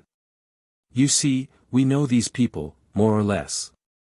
That socialist would no more steal a diamond than a pyramid. We ought to look at once to the one man we don't know. The fellow acting the policeman, Florian. Where is he exactly at this minute, I wonder?" The pantaloon sprang erect and strode out of the room. An interlude ensued, during which the millionaire stared at the priest, and the priest at his breviary, then the pantaloon returned and said, with staccato gravity, "The policeman is still lying on the stage. The curtain has gone up and down 6 times, he is still lying there." Father Brown dropped his book and stood staring with a look of blank mental ruin. Very slowly a light began to creep in his grey eyes, and then he made the scarcely obvious answer. Please forgive me, Colonel, but when did your wife die? Wife, replied the staring soldier, she died this year 2 months. Her brother James arrived just a week too late to see her. The little priest bounded like a rabbit shot. Come on, he cried in quite unusual excitement. Come on. We've got to go and look at that policeman. They rushed on to the now curtained stage, breaking rudely past the Columbine and clown, who seemed whispering quite contentedly, and Father Brown bent over the prostrate comic policeman. Chloroform, he said as he rose. I only guessed it just now. There was a startled stillness, and then the colonel said slowly, please say seriously what all this means. Father Brown suddenly shouted with laughter, then stopped, and only struggled with it for instants during the rest of his speech. Gentlemen, he gasped, there's not much time to talk. I must run after the criminal. But this great French actor who played the policeman, this clever corpse the harlequin waltzed with and dandled and threw about, his voice again failed him, and he turned his back to run. He was, called Fisher inquiringly. A real policeman, said Father Brown, and ran away into the dark. There were hollows and bowers at the extreme end of that leafy garden, in which the laurels and other immortal shrubs showed against sapphire sky and silver moon, even in that midwinter, warm colors as of the south. The green gaiety of the waving laurels, the rich purple indigo of the night, the moon like a monstrous crystal, make an almost irresponsible romantic picture. And among the top branches of the garden trees a strange figure is climbing, who looks not so much romantic as impossible. He sparkles from head to heel, as if clad in 10 million moons. The real moon catches him at every movement and sets a new inch of him on fire. But he swings, flashing and successful, from the short tree in this garden to the tall, rambling tree in the other, and only stops there because a shade has slid under the smaller tree and has unmistakably called up to him. Well, Flambeau, says the voice, you really look like a flying star, but that always means a falling star at last. The silver, sparkling figure above seems to lean forward in the laurels and, confident of escape, listens to the little figure below. You never did anything better, Flambeau.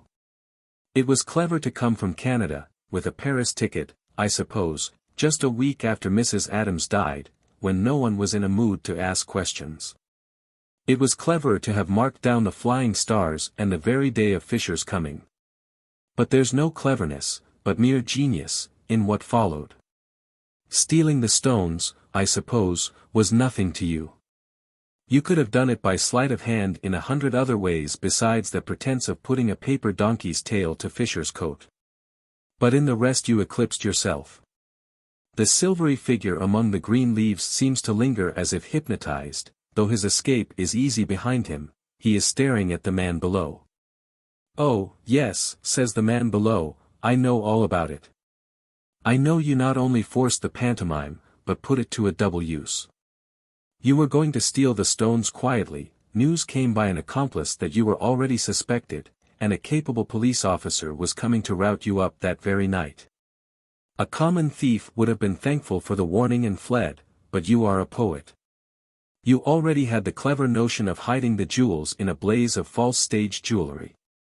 Now, you saw that if the dress were a harlequin's the appearance of a policeman would be quite in keeping. The worthy officer started from Putney Police Station to find you, and walked into the queerest trap ever set in this world. When the front door opened he walked straight on to the stage of a Christmas pantomime, where he could be kicked, clubbed, stunned and drugged by the dancing harlequin, amid roars of laughter from all the most respectable people in Putney. Oh, you will never do anything better. And now, by the way, you might give me back those diamonds. The green branch on which the glittering figure swung, rustled as if in astonishment. But the voice went on. I want you to give them back, Flambeau, and I want you to give up this life. There is still youth and honor and humor in you, don't fancy they will last in that trade. Men may keep a sort of level of good, but no man has ever been able to keep on one level of evil. That road goes down and down. The kind man drinks and turns cruel, the frank man kills and lies about it. Many a man I've known started like you to be an honest outlaw, a merry robber of the rich, and ended stamped into slime. Maurice Blum started out as an anarchist of principle, a father of the poor. He ended a greasy spy and talebearer that both sides used and despised. Harry Burke started his free money movement sincerely enough, now he's sponging on a half-starved sister for endless brandies and sodas. Lord Amber went into wild society in a sort of chivalry, now he's paying blackmail to the lowest vultures in London.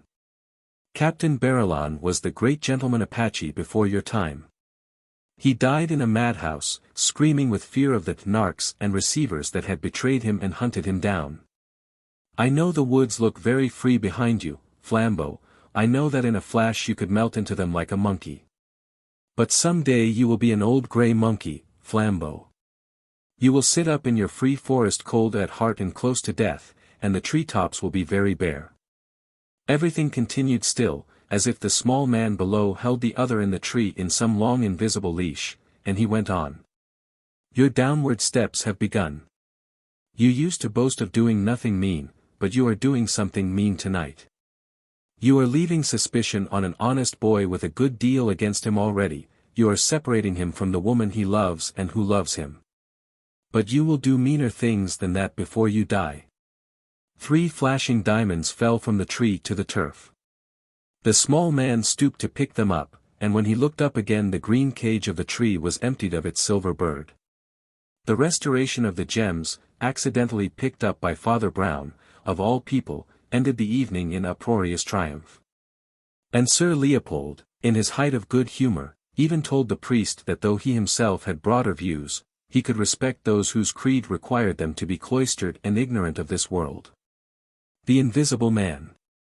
In the cool blue twilight of 2 steep streets in Camden Town, the shop at the corner, a confectioner's, glowed like the butt of a cigar. One should rather say, perhaps, like the butt of a firework, for the light was of many colours and some complexity, broken up by many mirrors and dancing on many gilt and gaily coloured cakes and sweetmeats. Against this one fiery glass were glued the noses of many gutter snipes, for the chocolates were all wrapped in those red and gold and green metallic colors which are almost better than chocolate itself. And the huge white wedding cake in the window was somehow at once remote and satisfying, just as if the whole North Pole were good to eat.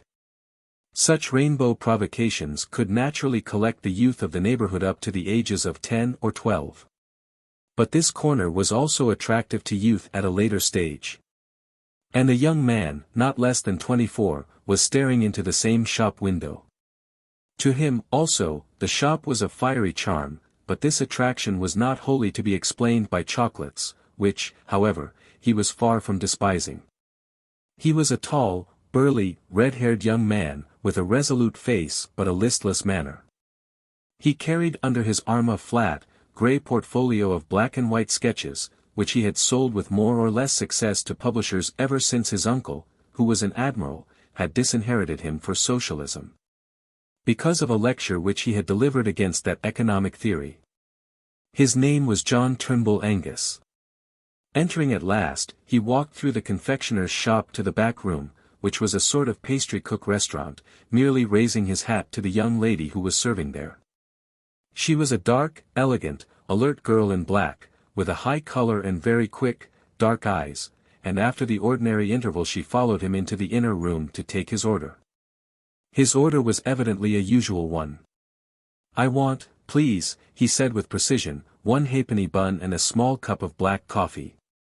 An instant before the girl could turn away he added, also, I want you to marry me. The young lady of the shop stiffened suddenly and said, those are jokes I don't allow. The red-haired young man lifted grey eyes of an unexpected gravity. Really and truly, he said, it's as serious as the halfpenny bun. It is expensive, like the bun, one pays for it. It is indigestible, like the bun. It hurts. The dark young lady had never taken her dark eyes off him, but seemed to be studying him with almost tragic exactitude. At the end of her scrutiny she had something like the shadow of a smile, and she sat down in a chair. Don't you think, observed Angus, absently, that it's rather cruel to eat these halfpenny buns? They might grow up into penny buns. I shall give up these brutal sports when we are married. The dark young lady rose from her chair and walked to the window, evidently in a state of strong but not unsympathetic cogitation. When at last she swung round again with an air of resolution, she was bewildered to observe that the young man was carefully laying out on the table various objects from the shop window. They included a pyramid of highly colored sweets, several plates of sandwiches, and the 2 decanters containing that mysterious port and sherry which are peculiar to pastry cooks. In the middle of this neat arrangement he had carefully let down the enormous load of white sugared cake which had been the huge ornament of the window. "What on earth are you doing?" she asked. "Duty, my dear Laura," he began. "Oh, for the Lord's sake, stop a minute," she cried, "and don't talk to me in that way. I mean, what is all that?" "A ceremonial meal, Miss Hope." "And what is that?" she asked impatiently, pointing to the mountain of sugar. "The wedding cake, Mrs. Angus," he said. The girl marched to that article, removed it with some clatter, and put it back in the shop window. She then returned, and, putting her elegant elbows on the table, regarded the young man not unfavorably but with considerable exasperation. "You don't give me any time to think," she said. "I'm not such a fool," he answered. "That's my Christian humility." She was still looking at him, but she had grown considerably graver behind the smile. "Mr. Angus," she said steadily, "before there is a minute more of this nonsense I must tell you something about myself as shortly as I can." "Delighted," replied Angus gravely. "You might tell me something about myself, too, while you are about it." "Oh, do hold your tongue and listen," she said. "It's nothing that I'm ashamed of, and it isn't even anything that I'm specially sorry about. But what would you say if there were something that is no business of mine and yet is my nightmare?" "In that case," said the man seriously, "I should suggest that you bring back the cake." "Well, you must listen to the story first," said Laura, persistently. "To begin with, I must tell you that my father owned the inn called the Red Fish at Ludbury, and I used to serve people in the bar. I have often wondered," he said, "why there was a kind of a Christian air about this one confectioner's shop. Ludbury is a sleepy, grassy little hole in the eastern counties, and the only kind of people who ever came to the Red Fish were occasional commercial travelers, and for the rest, the most awful people you can see, only you've never seen them. I mean little, loungy men, who had just enough to live on and had nothing to do but lean about in barrooms and bet on horses, in bad clothes that were just too good for them. Even these wretched young rotters were not very common at our house. But there were 2 of them that were a lot too common in every sort of way. They both lived on money of their own, and were wearisomely idle and overdressed. But yet I was a bit sorry for them, because I half believe they slunk into our little empty bar because each of them had a slight deformity, the sort of thing that some yokels laugh at. It wasn't exactly a deformity either, it was more an oddity. One of them was a surprisingly small man, something like a dwarf, or at least like a jockey. He was not at all jockeyish to look at, though. He had a round black head and a well-trimmed black beard, bright eyes like a bird's. He jingled money in his pockets, he jangled a great gold watch chain, and he never turned up except dressed just too much like a gentleman to be one. He was no fool though a futile idler. He was curiously clever at all kinds of things that couldn't be the slightest use, a sort of impromptu conjuring, making 15 matches set fire to each other like a regular firework, or cutting a banana or some such thing into a dancing doll. His name was Isidore Smythe, and I can see him still, with his little dark face, just coming up to the counter, making a jumping kangaroo out of 5 cigars. The other fellow was more silent and more ordinary. But somehow he alarmed me much more than poor little Smythe. He was very tall and slight, and light-haired, his nose had a high bridge, and he might almost have been handsome in a spectral sort of way. But he had one of the most appalling squints I have ever seen or heard of. When he looked straight at you, you didn't know where you were yourself, let alone what he was looking at. I fancy this sort of disfigurement embittered the poor chap a little. For while Smythe was ready to show off his monkey tricks anywhere, James Welkin, that was the squinting man's name, never did anything except soak in our bar parlour, and go for great walks by himself in the flat, grey country all round. All the same, I think Smythe, too, was a little sensitive about being so small, though he carried it off more smartly. And so it was that I was really puzzled, as well as startled, and very sorry, when they both offered to marry me in the same week. Well, I did what I've since thought was perhaps a silly thing. But, after all, these freaks were my friends in a way, and I had a horror of their thinking I refused them for the real reason, which was that they were so impossibly ugly. So I made up some gas of another sort, about never meaning to marry anyone who hadn't carved his way in the world. I said it was a point of principle with me not to live on money that was just inherited like theirs. 2 days after I had talked in this well-meaning sort of way, the whole trouble began.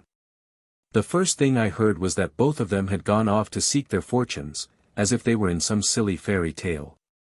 Well, I've never seen either of them from that day to this. But I've had 2 letters from the little man called Smythe, and really they were rather exciting. Ever heard of the other man? Asked Angus. No, he never wrote, said the girl, after an instant's hesitation. Smythe's first letter was simply to say that he had started out walking with Welkin to London. But Welkin was such a good walker that the little man dropped out of it, and took a rest by the roadside. He happened to be picked up by some travelling show, and, partly because he was nearly a dwarf, and partly because he was really a clever little wretch, he got on quite well in the show business, and was soon sent up to the aquarium. To do some tricks that I forget. That was his first letter. His second was much more of a startler, and I only got it last week. The man called Angus emptied his coffee cup and regarded her with mild and patient eyes. Her own mouth took a slight twist of laughter as she resumed, I suppose you've seen on the hoardings all about this, Smythe's silent service. Or you must be the only person that hasn't. Oh, I don't know much about it, it's some clockwork invention for doing all the housework by machinery. You know the sort of thing, press a button, a butler who never drinks. Turn a handle, 10 housemaids who never flirt. You must have seen the advertisements. Well, whatever these machines are, they are making pots of money, and they are making it all for that little imp whom I knew down in Ludbury. I can't help feeling pleased the poor little chap has fallen on his feet, but the plain fact is, I'm in terror of his turning up any minute and telling me he's carved his way in the world, as he certainly has. And the other man?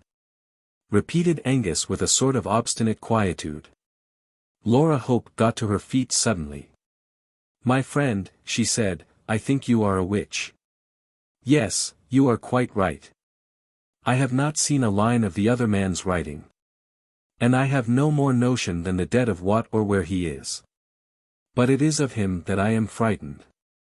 It is he who is all about my path. It is he who has half driven me mad. Indeed, I think he has driven me mad. For I have felt him where he could not have been, and I have heard his voice when he could not have spoken. Well, my dear, said the young man, cheerfully, if he were Satan himself, he is done for now you have told somebody. One goes mad all alone, old girl. But when was it you fancied you felt and heard our squinting friend? I heard James Welkin laugh as plainly as I hear you speak, said the girl, steadily. There was nobody there, for I stood just outside the shop at the corner, and could see down both streets at once. I had forgotten how he laughed, though his laugh was as odd as his squint. I had not thought of him for nearly a year. But it's a solemn truth that a few seconds later the first letter came from his rival. Did you ever make the spectre speak or squeak, or anything? Asked Angus, with some interest. Laura suddenly shuddered, and then said, with an unshaken voice, yes. Just when I had finished reading the second letter from Isidore Smythe announcing his success. Just then, I heard Welkin say, he shan't have you, though. It was quite plain, as if he were in the room. It is awful, I think I must be mad. If you really were mad, said the young man, you would think you must be sane.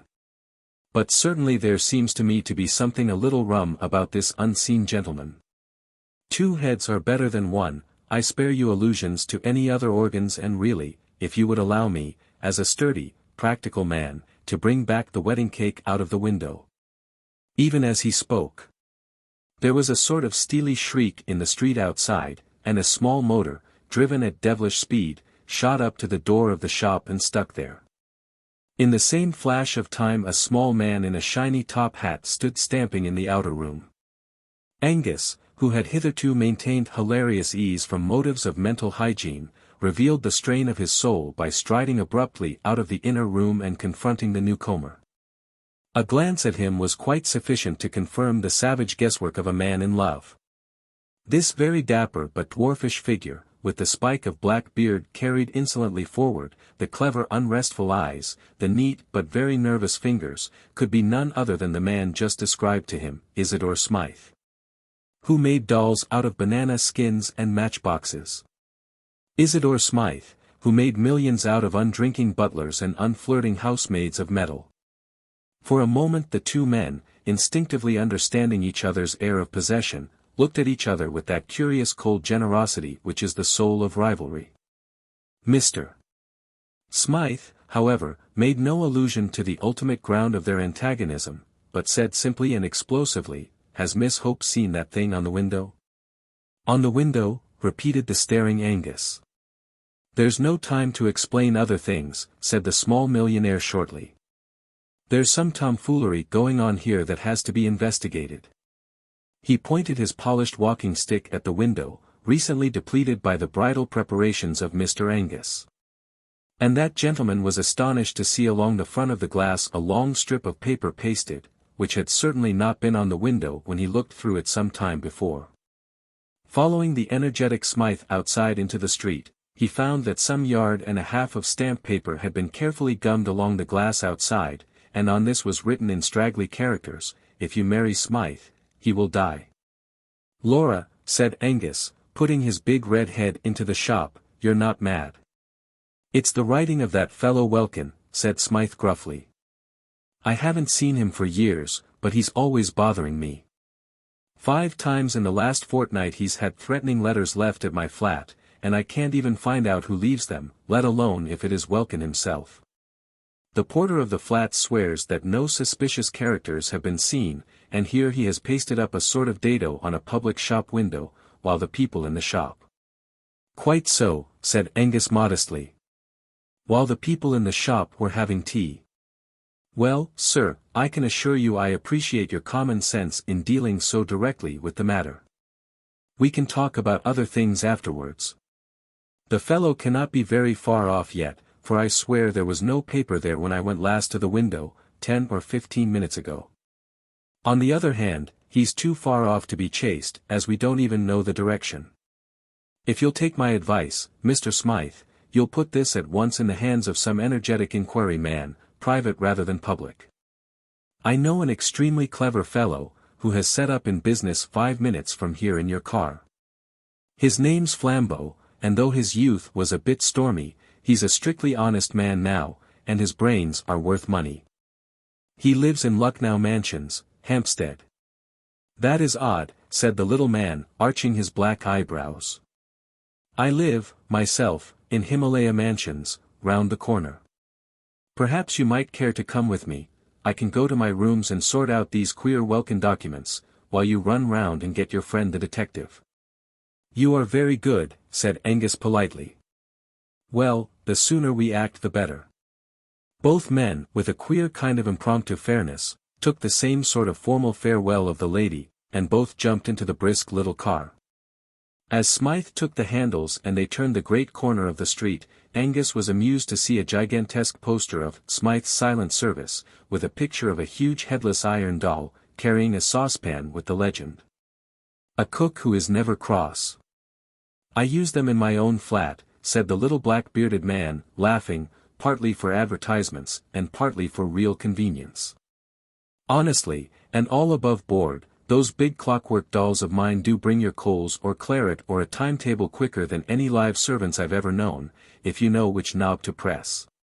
But I'll never deny, between ourselves, that such servants have their disadvantages, too." "Indeed," said Angus, "is there something they can't do?" "Yes," replied Smythe coolly, "they can't tell me who left those threatening letters at my flat." The man's motor was small and swift like himself, in fact, like his domestic service, it was of his own invention. If he was an advertising quack, he was one who believed in his own wares. The sense of something tiny and flying was accentuated as they swept up long white curves of road in the dead but open daylight of evening. Soon the white curves came sharper and dizzier. They were upon ascending spirals, as they say in the modern religions. For, indeed, they were cresting a corner of London which is almost as precipitous as Edinburgh, if not quite so picturesque. Terrace rose above terrace, and the special tower of flats they sought, rose above them all to almost Egyptian height, gilt by the level sunset. The change, as they turned the corner and entered the crescent known as Himalaya Mansions, was as abrupt as the opening of a window, for they found that pile of flats sitting above London as above a green sea of slate. Opposite to the mansions, on the other side of the gravel crescent, was a bushy enclosure more like a steep hedge or dike than a garden, and some way below that ran a strip of artificial water, a sort of canal. Like the moat of that embowered fortress. As the car swept round the crescent it passed, at one corner, the stray stall of a man selling chestnuts, and right away at the other end of the curve, Angus could see a dim blue policeman walking slowly. These were the only human shapes in that high suburban solitude, but he had an irrational sense that they expressed the speechless poetry of London. He felt as if they were figures in a story. The little car shot up to the right house like a bullet, and shot out its owner like a bombshell. He was immediately inquiring of a tall commissionaire in shining braid, and a short porter in shirt sleeves, whether anybody or anything had been seeking his apartments. He was assured that nobody and nothing had passed these officials since his last inquiries, whereupon he and the slightly bewildered Angus were shot up in the lift like a rocket, till they reached the top floor. "Just come in for a minute," said the breathless Smythe. "I want to show you those welkin letters. Then you might run round the corner and fetch your friend." He pressed a button concealed in the wall, and the door opened of itself. It opened on a long, commodious anteroom, of which the only arresting features, ordinarily speaking, were the rows of tall half-human mechanical figures that stood up on both sides like tailors' dummies. Like tailors' dummies they were headless. And like tailors' dummies they had a handsome unnecessary humpiness in the shoulders, and a pigeon-breasted protuberance of chest. But barring this, they were not much more like a human figure than any automatic machine at a station that is about the human height. They had two great hooks-like arms, for carrying trays. And they were painted pea-green, or vermilion, or black for convenience of distinction. In every other way they were only automatic machines and nobody would have looked twice at them. On this occasion, at least, nobody did. For between the two rows of these domestic dummies lay something more interesting than most of the mechanics of the world. It was a white, tattered scrap of paper scrawled with red ink. And the agile inventor had snatched it up almost as soon as the door flew open. He handed it to Angus without a word. The red ink on it actually was not dry, and the message ran, "If you have been to see her today, I shall kill you." There was a short silence, and then Isidore Smythe said quietly, "Would you like a little whiskey?" "I rather feel as if I should." "Thank you, I should like a little flambeau," said Angus, gloomily. "This business seems to me to be getting rather grave. I'm going round at once to fetch him." "Right you are," said the other, with admirable cheerfulness. "Bring him round here as quick as you can." But as Angus closed the front door behind him he saw Smythe push back a button, and one of the clockwork images glided from its place and slid along a groove in the floor carrying a tray with siphon and decanter.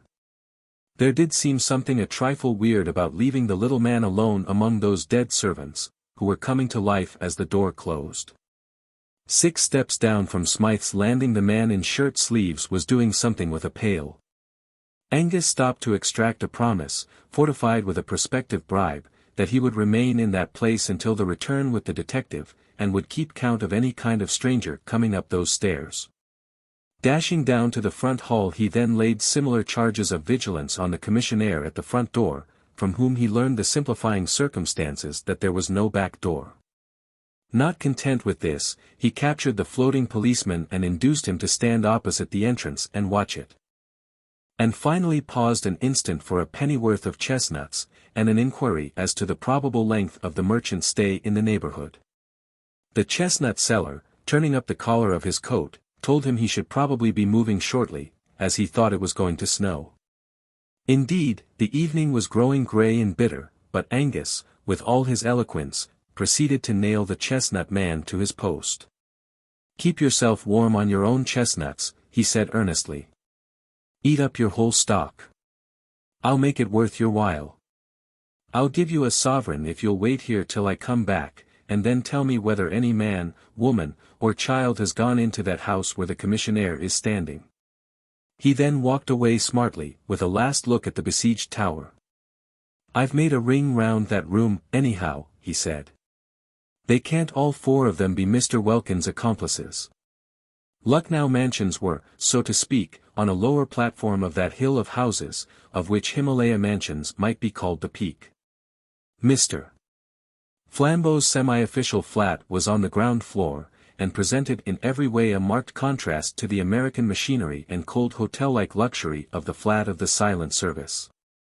Flambeau, who was a friend of Angus, received him in a rococo artistic den behind his office, of which the ornaments were sabres, harquebuses, Eastern curiosities, flasks of Italian wine, savage cooking pots, a plumy Persian cat, and a small dusty-looking Roman Catholic priest, who looked particularly out of place. "This is my friend Father Brown," said Flambeau. "I've often wanted you to meet him. Splendid weather, this, a little cold for southerners like me." "Yes, I think it will keep clear," said Angus, sitting down on a violet-striped Eastern ottoman. "No," said the priest quietly, "it has begun to snow." And, indeed, as he spoke, the first few flakes, foreseen by the man of chestnuts, began to drift across the darkening windowpane. "Well," said Angus heavily, "I'm afraid I've come on business, and rather jumpy business at that. The fact is, Flambeau, within a stone's throw of your house is a fellow who badly wants your help. He's perpetually being haunted and threatened by an invisible enemy, a scoundrel whom nobody has even seen." As Angus proceeded to tell the whole tale of Smythe and Welkin, beginning with Laura's story, and going on with his own, the supernatural laugh at the corner of two empty streets, the strange distinct words spoken in an empty room, Flambeau grew more and more vividly concerned, and the little priest seemed to be left out of it, like a piece of furniture. When it came to the scribbled stamp paper pasted on the window, Flambeau rose, seeming to fill the room with his huge shoulders. "If you don't mind," he said, "I think you had better tell me the rest on the nearest road to this man's house. It strikes me, somehow, that there is no time to be lost." "Delighted," said Angus, rising also, "though he's safe enough for the present, for I've set 4 men to watch the only hole to his burrow." They turned out into the street, the small priest trundling after them with the docility of a small dog. He merely said, in a cheerful way, like one making conversation, "How quick the snow gets thick on the ground." As they threaded the steep side streets already powdered with silver, Angus finished his story, and by the time they reached the crescent with the towering flats, he had leisure to turn his attention to the 4 sentinels. The chestnut seller, both before and after receiving a sovereign, swore stubbornly that he had watched the door and seen no visitor enter. The policeman was even more emphatic. He said he had had experience of crooks of all kinds, in top hats and in rags. He wasn't so green as to expect suspicious characters to look suspicious, he looked out for anybody, and, so help him, there had been nobody. And when all 3 men gathered round the gilded commissionaire, who still stood smiling astride of the porch, the verdict was more final still. "I've got a right to ask any man, duke or dustman, what he wants in these flats," said the genial and gold-laced giant, "and I'll swear there's been nobody to ask since this gentleman went away."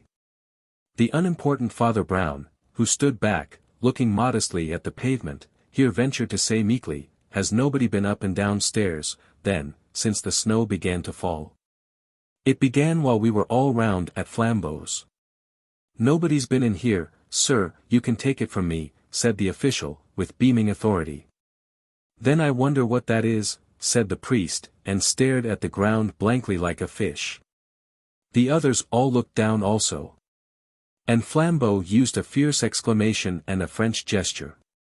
For it was unquestionably true that down the middle of the entrance guarded by the man in gold lace, actually between the arrogant, stretched legs of that colossus, ran a stringy pattern of grey footprints stamped upon the white snow.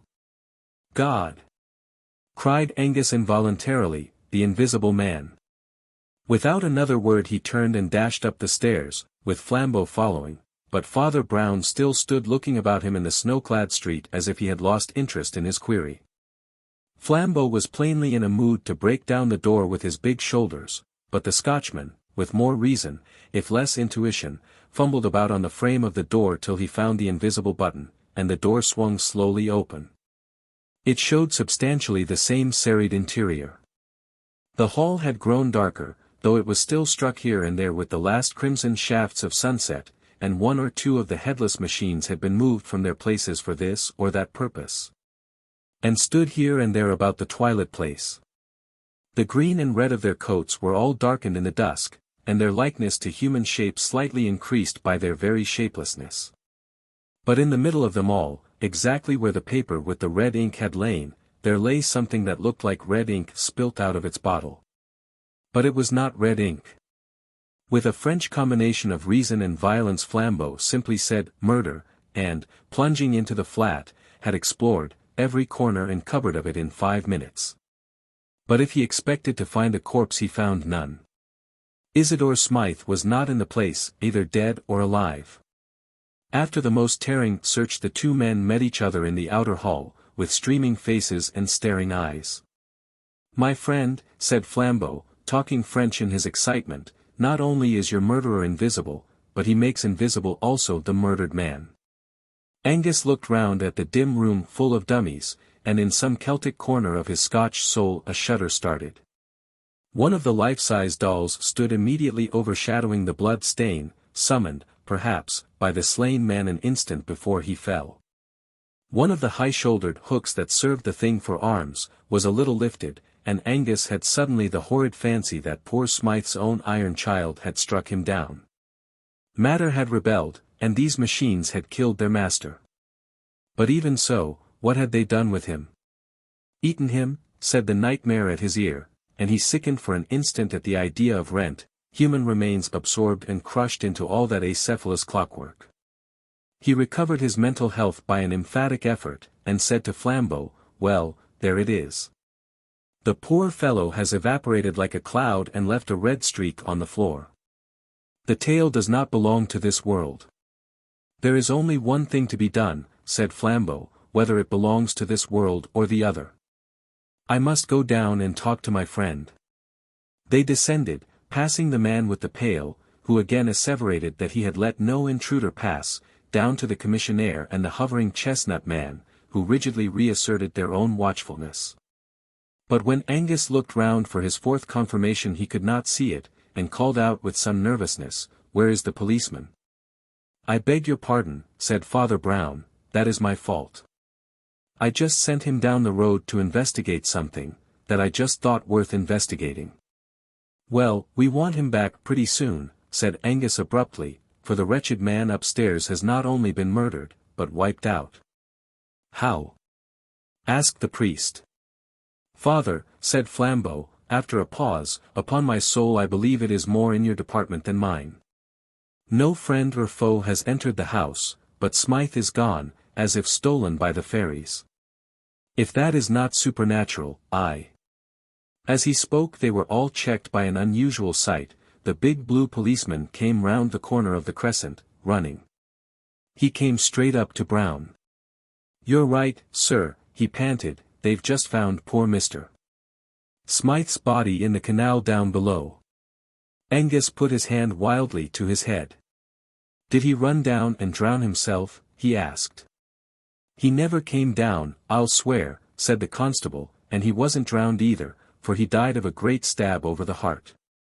"And yet you saw no one enter," said Flambeau in a grave voice. "Let us walk down the road a little," said the priest. As they reached the other end of the crescent he observed abruptly, "Stupid of me. I forgot to ask the policeman something. I wonder if they found a light brown sack." Why a light brown sack? Asked Angus, astonished. Because if it was any other colored sack, the case must begin over again, said Father Brown, but if it was a light brown sack, why, the case is finished. I am pleased to hear it, said Angus with hearty irony. It hasn't begun, so far as I am concerned. You must tell us all about it, said Flambeau with a strange heavy simplicity, like a child. Unconsciously they were walking with quickening steps down the long sweep of road on the other side of the high crescent, Father Brown leading briskly, though in silence. At last he said with an almost touching vagueness, well, I'm afraid you'll think it's so prosy. We always begin at the abstract end of things, and you can't begin this story anywhere else. Have you ever noticed this, that people never answer what you say? They answer what you mean, or what they think you mean. Suppose one lady says to another in a country house, is anybody staying with you? The lady doesn't answer, yes. The butler, the 3-footmen, the parlour-maid, and so on, though the parlour-maid may be in the room, or the butler behind her chair. She says, there is nobody staying with us, meaning nobody of the sort you mean. But suppose a doctor inquiring into an epidemic asks, who is staying in the house, then the lady will remember the butler, the parlour-maid, and the rest. All language is used like that. You never get a question answered literally, even when you get it answered truly. When those 4 quite honest men said that no man had gone into the mansions, they did not really mean that no man had gone into them. They meant no man whom they could suspect of being your man. A man did go into the house, and did come out of it, but they never noticed him. An invisible man? Inquired Angus, raising his red eyebrows. A mentally invisible man, said Father Brown. A minute or two after he resumed in the same unassuming voice, like a man thinking his way. Of course you can't think of such a man, until you do think of him. That's where his cleverness comes in. But I came to think of him through 2 or 3 little things in the tale Mr. Angus told us. First, there was the fact that this Welkin went for long walks. And then there was the vast lot of stamp paper on the window. And then, most of all, there were the 2 things the young lady said, things that couldn't be true. Don't get annoyed, he added hastily, noting a sudden movement of the Scotchman's head, she thought they were true. A person can't be quite alone in a street a second before she receives a letter. She can't be quite alone in a street when she starts reading a letter just received. There must be somebody pretty near her, he must be mentally invisible. Why must there be somebody near her? Asked Angus. Because, said Father Brown, barring carrier pigeons, somebody must have brought her the letter. Do you really mean to say, asked Flambeau, with energy, that Welkin carried his rival's letters to his lady? Yes, said the priest. Welkin carried his rival's letters to his lady. You see, he had to. Oh, I can't stand much more of this, exploded Flambeau. Who is this fellow? What does he look like? What is the usual get-up of a mentally invisible man? He is dressed rather handsomely in red, blue, and gold, replied the priest promptly with precision, and in this striking, and even showy, costume he entered Himalaya mansions under 8 human eyes. He killed Smythe in cold blood, and came down into the street again carrying the dead body in his arms. Reverend sir, cried Angus, standing still, are you raving mad, or am I? You are not mad, said Brown, only a little unobservant. You have not noticed such a man as this, for example. He took 3 quick strides forward, and put his hand on the shoulder of an ordinary passing postman who had bustled by them unnoticed under the shade of the trees. Nobody ever notices postmen somehow, he said thoughtfully, yet they have passions like other men, and even carry large bags where a small corpse can be stowed quite easily. The postman, instead of turning naturally, had ducked and tumbled against the garden fence. He was a lean fair-bearded man of very ordinary appearance, but as he turned an alarmed face over his shoulder, all 3 men were fixed with an almost fiendish squint. Flambeau went back to his sabres, purple rugs and Persian cat, having many things to attend to. John Turnbull Angus went back to the lady at the shop, with whom that imprudent young man contrives to be extremely comfortable. But Father Brown walked those snow-covered hills under the stars for many hours with a murderer, and what they said to each other will never be known. The honor of Israel Gow. A stormy evening of olive and silver was closing in, as Father Brown, wrapped in a grey Scotch plaid, came to the end of a grey Scotch valley and beheld the strange castle of Glengyle. It stopped one end of the glen or hollow like a blind alley, and it looked like the end of the world. Rising in steep roofs and spires of sea-green slate in the manner of the old French Scotch chateaux, it reminded an Englishman of the sinister steeple-hats of witches in fairy tales. And the pine woods that rocked round the green turrets looked, by comparison, as black as numberless flocks of ravens. This note of a dreamy, almost a sleepy devilry, was no mere fancy from the landscape. For there did rest on the place one of those clouds of pride and madness and mysterious sorrow which lie more heavily on the noble houses of Scotland than on any other of the children of men. For Scotland has a double dose of the poison called heredity, the sense of blood in the aristocrat, and the sense of doom in the Calvinist. The priest had snatched a day from his business at Glasgow to meet his friend Flambeau, the amateur detective, who was at Glengyle Castle with another more formal officer investigating the life and death of the late Earl of Glengyle. That mysterious person was the last representative of a race whose valor, insanity, and violent cunning had made them terrible even among the sinister nobility of their nation in the 16th century. None were deeper in that labyrinthine ambition, in chamber within chamber of that palace of lies that was built up around Mary Queen of Scots. The rhyme in the countryside attested the motive and the result of their machinations candidly. As green sap to the simmer trees is red gold to the Ogilvies. For many centuries there had never been a decent lord in Glengyle Castle. And with the Victorian era one would have thought that all eccentricities were exhausted. The last Glengyle, however, satisfied his tribal tradition by doing the only thing that was left for him to do: he disappeared. I do not mean that he went abroad, by all accounts he was still in the castle, if he was anywhere. But though his name was in the church register and the big red peerage, nobody ever saw him under the sun. If anyone saw him it was a solitary man-servant, something between a groom and a gardener. He was so deaf that the more businesslike assumed him to be dumb, while the more penetrating declared him to be half-witted. A gaunt, red-haired labourer, with a dogged jaw and chin, but quite blank blue eyes, he went by the name of Israel Gow, and was the one silent servant on that deserted estate. But the energy with which he dug potatoes, and the regularity with which he disappeared into the kitchen gave people an impression that he was providing for the meals of a superior, and that the strange earl was still concealed in the castle. If society needed any further proof that he was there, the servant persistently asserted that he was not at home. One morning the provost and the minister, for the Glengyles were Presbyterian, were summoned to the castle. There they found that the gardener, groom and cook had added to his many professions that of an undertaker, and had nailed up his noble master in a coffin. With how much or how little further inquiry this odd fact was passed, did not as yet very plainly appear, for the thing had never been legally investigated till Flambeau had gone north 2 or 3 days before. By then the body of Lord Glengyle, if it was the body, had lain for some time in the little churchyard on the hill. As Father Brown passed through the dim garden and came under the shadow of the chateau, the clouds were thick and the whole air damp and thundery. Against the last stripe of the green-gold sunset he saw a black human silhouette. A man in a chimney-pot hat, with a big spade over his shoulder. The combination was queerly suggestive of a sexton, but when Brown remembered the deaf servant who dug potatoes, he thought it natural enough. He knew something of the Scotch peasant. He knew the respectability which might well feel it necessary to wear blacks for an official inquiry. He knew also the economy that would not lose an hour's digging for that.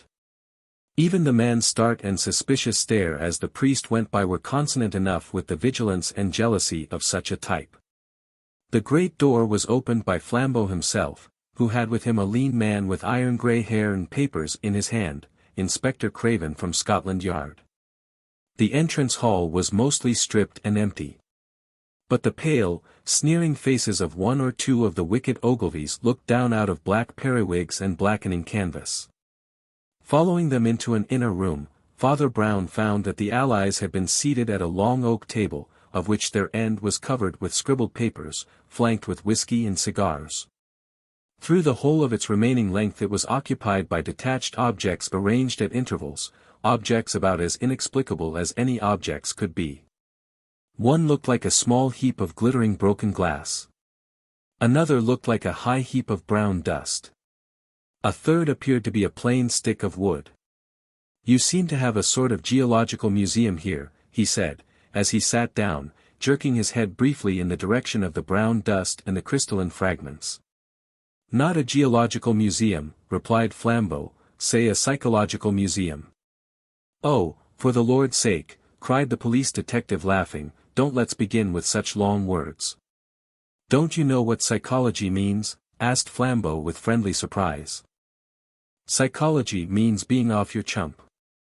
"Still I hardly follow," replied the official. "Well," said Flambeau, with decision, "I mean that we've only found out one thing about Lord Glengyle. He was a maniac." The black silhouette of Gow with his top hat and spade passed the window, dimly outlined against the darkening sky. Father Brown stared passively at it and answered. "I can understand there must have been something odd about the man, or he wouldn't have buried himself alive, nor been in such a hurry to bury himself dead. But what makes you think it was lunacy?" "Well," said Flambeau, "you just listen to the list of things Mr. Craven has found in the house." "We must get a candle," said Craven, suddenly. "A storm is getting up, and it's too dark to read." "Have you found any candles," asked Brown smiling, "among your oddities?" Flambeau raised a grave face, and fixed his dark eyes on his friend. "That is curious, too," he said. 25 candles, and not a trace of a candlestick." In the rapidly darkening room and rapidly rising wind, Brown went along the table to where a bundle of wax candles lay among the other scrappy exhibits. As he did so he bent accidentally over the heap of red-brown dust. And a sharp sneeze cracked the silence. "Hullo," he said, "snuff." He took one of the candles, lit it carefully, came back and stuck it in the neck of the whiskey bottle.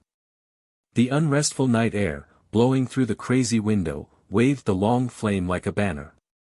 And on every side of the castle they could hear the miles and miles of black pine wood seething like a black sea around a rock. "I will read the inventory," began Craven gravely, picking up one of the papers, "the inventory of what we found loose and unexplained in the castle. You are to understand that the place generally was dismantled and neglected. But 1 or 2 rooms had plainly been inhabited in a simple but not squalid style by somebody who was not the servant Gow. The list is as follows. First item. A very considerable hoard of precious stones, nearly all diamonds, and all of them loose, without any setting whatever. Of course, it is natural that the Ogilvies should have family jewels. But those are exactly the jewels that are almost always set in particular articles of ornament. The Ogilvies would seem to have kept theirs loose in their pockets, like coppers. Second item. Heaps and heaps of loose snuff, not kept in a horn, or even a pouch, but lying in heaps on the mantelpieces, on the sideboard, on the piano, anywhere. It looks as if the old gentleman would not take the trouble to look in a pocket or lift a lid. Third item. Here and there about the house curious little heaps of minute pieces of metal, some like steel springs and some in the form of microscopic wheels. As if they had gutted some mechanical toy. Fourth item. The wax candles, which have to be stuck in bottlenecks because there is nothing else to stick them in. Now I wish you to note how very much queerer all this is than anything we anticipated. For the central riddle we are prepared. We have all seen at a glance that there was something wrong about the last Earl. We have come here to find out whether he really lived here, whether he really died here, whether that red-haired scarecrow who did his burying had anything to do with his dying. But suppose the worst in all this, the most lurid or melodramatic solution you like. Suppose the servant really killed the master, or suppose the master isn't really dead, or suppose the master is dressed up as the servant, or suppose the servant is buried for the master. Invent what Wilkie Collins tragedy you like, and you still have not explained a candle without a candlestick, or why an elderly gentleman of good family should habitually spill snuff on the piano. The core of the tale we could imagine. It is the fringes that are mysterious. By no stretch of fancy can the human mind connect together snuff and diamonds and wax and loose clockwork. "I think I see the connection," said the priest. This Glengyle was mad against the French Revolution. He was an enthusiast for the Ancien regime, and was trying to reenact literally the family life of the last Bourbons. He had snuff because it was the 18th century luxury, wax candles, because they were the 18th century lighting. The mechanical bits of iron represent the locksmith hobby of Louis XVI, the diamonds are for the diamond necklace of Marie Antoinette. Both the other men were staring at him with round eyes. "What a perfectly extraordinary notion," cried Flambeau. "Do you really think that is the truth?" "I am perfectly sure it isn't," answered Father Brown, "only you said that nobody could connect snuff and diamonds and clockwork and candles. I give you that connection offhand. The real truth, I am very sure, lies deeper." He paused a moment and listened to the wailing of the wind in the turrets. Then he said, "The late Earl of Glengyle was a thief. He lived a second and darker life as a desperate housebreaker. He did not have any candlesticks because he only used these candles cut short in the little lantern he carried. The snuff he employed as the fiercest French criminals have used pepper, to fling it suddenly in dense masses in the face of a captor or pursuer. But the final proof is in the curious coincidence of the diamonds and the small steel wheels. Surely that makes everything plain to you? Diamonds and small steel wheels are the only two instruments with which you can cut out a pane of glass. The bough of a broken pine tree lashed heavily in the blast against the windowpane behind them, as if in parody of a burglar, but they did not turn round. Their eyes were fastened on Father Brown. "Diamonds and small wheels," repeated Craven ruminating. "Is that all that makes you think it the true explanation?" "I don't think it the true explanation," replied the priest placidly, "but you said that nobody could connect the four things. The true tale, of course, is something much more humdrum. Glengyle had found, or thought he had found, precious stones on his estate.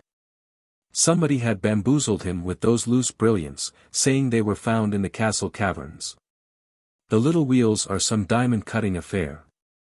He had to do the thing very roughly and in a small way, with the help of a few shepherds or rude fellows on these hills.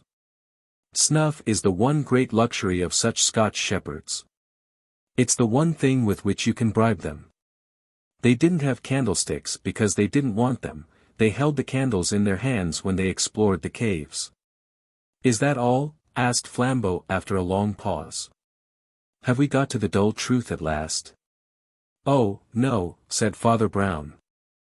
As the wind died in the most distant pine woods with a long hoot as of mockery, Father Brown, with an utterly impassive face, went on.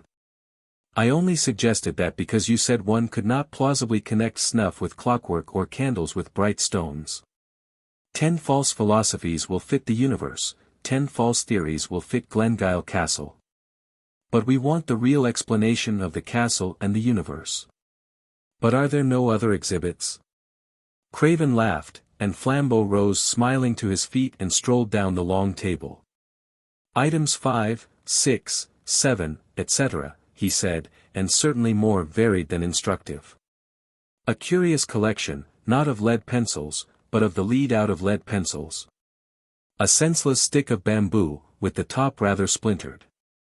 It might be the instrument of the crime. Only, there isn't any crime. The only other things are a few old missals and little Catholic pictures, which the Ogilvies kept, I suppose, from the Middle Ages, their family pride being stronger than their Puritanism. We only put them in the museum because they seem curiously cut about and defaced." The heady tempest without drove a dreadful rack of clouds across Glengyle and through the long room into darkness as Father Brown picked up the little illuminated pages to examine them. He spoke before the drift of darkness had passed. But it was the voice of an utterly new man. "Mr. Craven," said he, talking like a man 10 years younger, "you have got a legal warrant, haven't you, to go up and examine that grave? The sooner we do it the better, and get to the bottom of this horrible affair." If I were you I should start now. Now, repeated the astonished detective, and why now? Because this is serious, answered Brown. This is not spilt snuff or loose pebbles, that might be there for 100 reasons. There is only one reason I know of for this being done, and the reason goes down to the roots of the world. These religious pictures are not just dirted or torn or scrawled over, which might be done in idleness or bigotry, by children or by Protestants. These have been treated very carefully, and very queerly. In every place where the great ornamented name of God comes in the old illuminations it has been elaborately taken out. The only other thing that has been removed is the halo round the head of the child Jesus. Therefore, I say, let us get our warrant and our spade and our hatchet, and go up and break open that coffin. What do you mean? Demanded the London officer. I mean, answered the little priest, and his voice seemed to rise slightly in the roar of the gale. I mean that the great devil of the universe may be sitting on the top tower of this castle at this moment, as big as 100 elephants, and roaring like the apocalypse.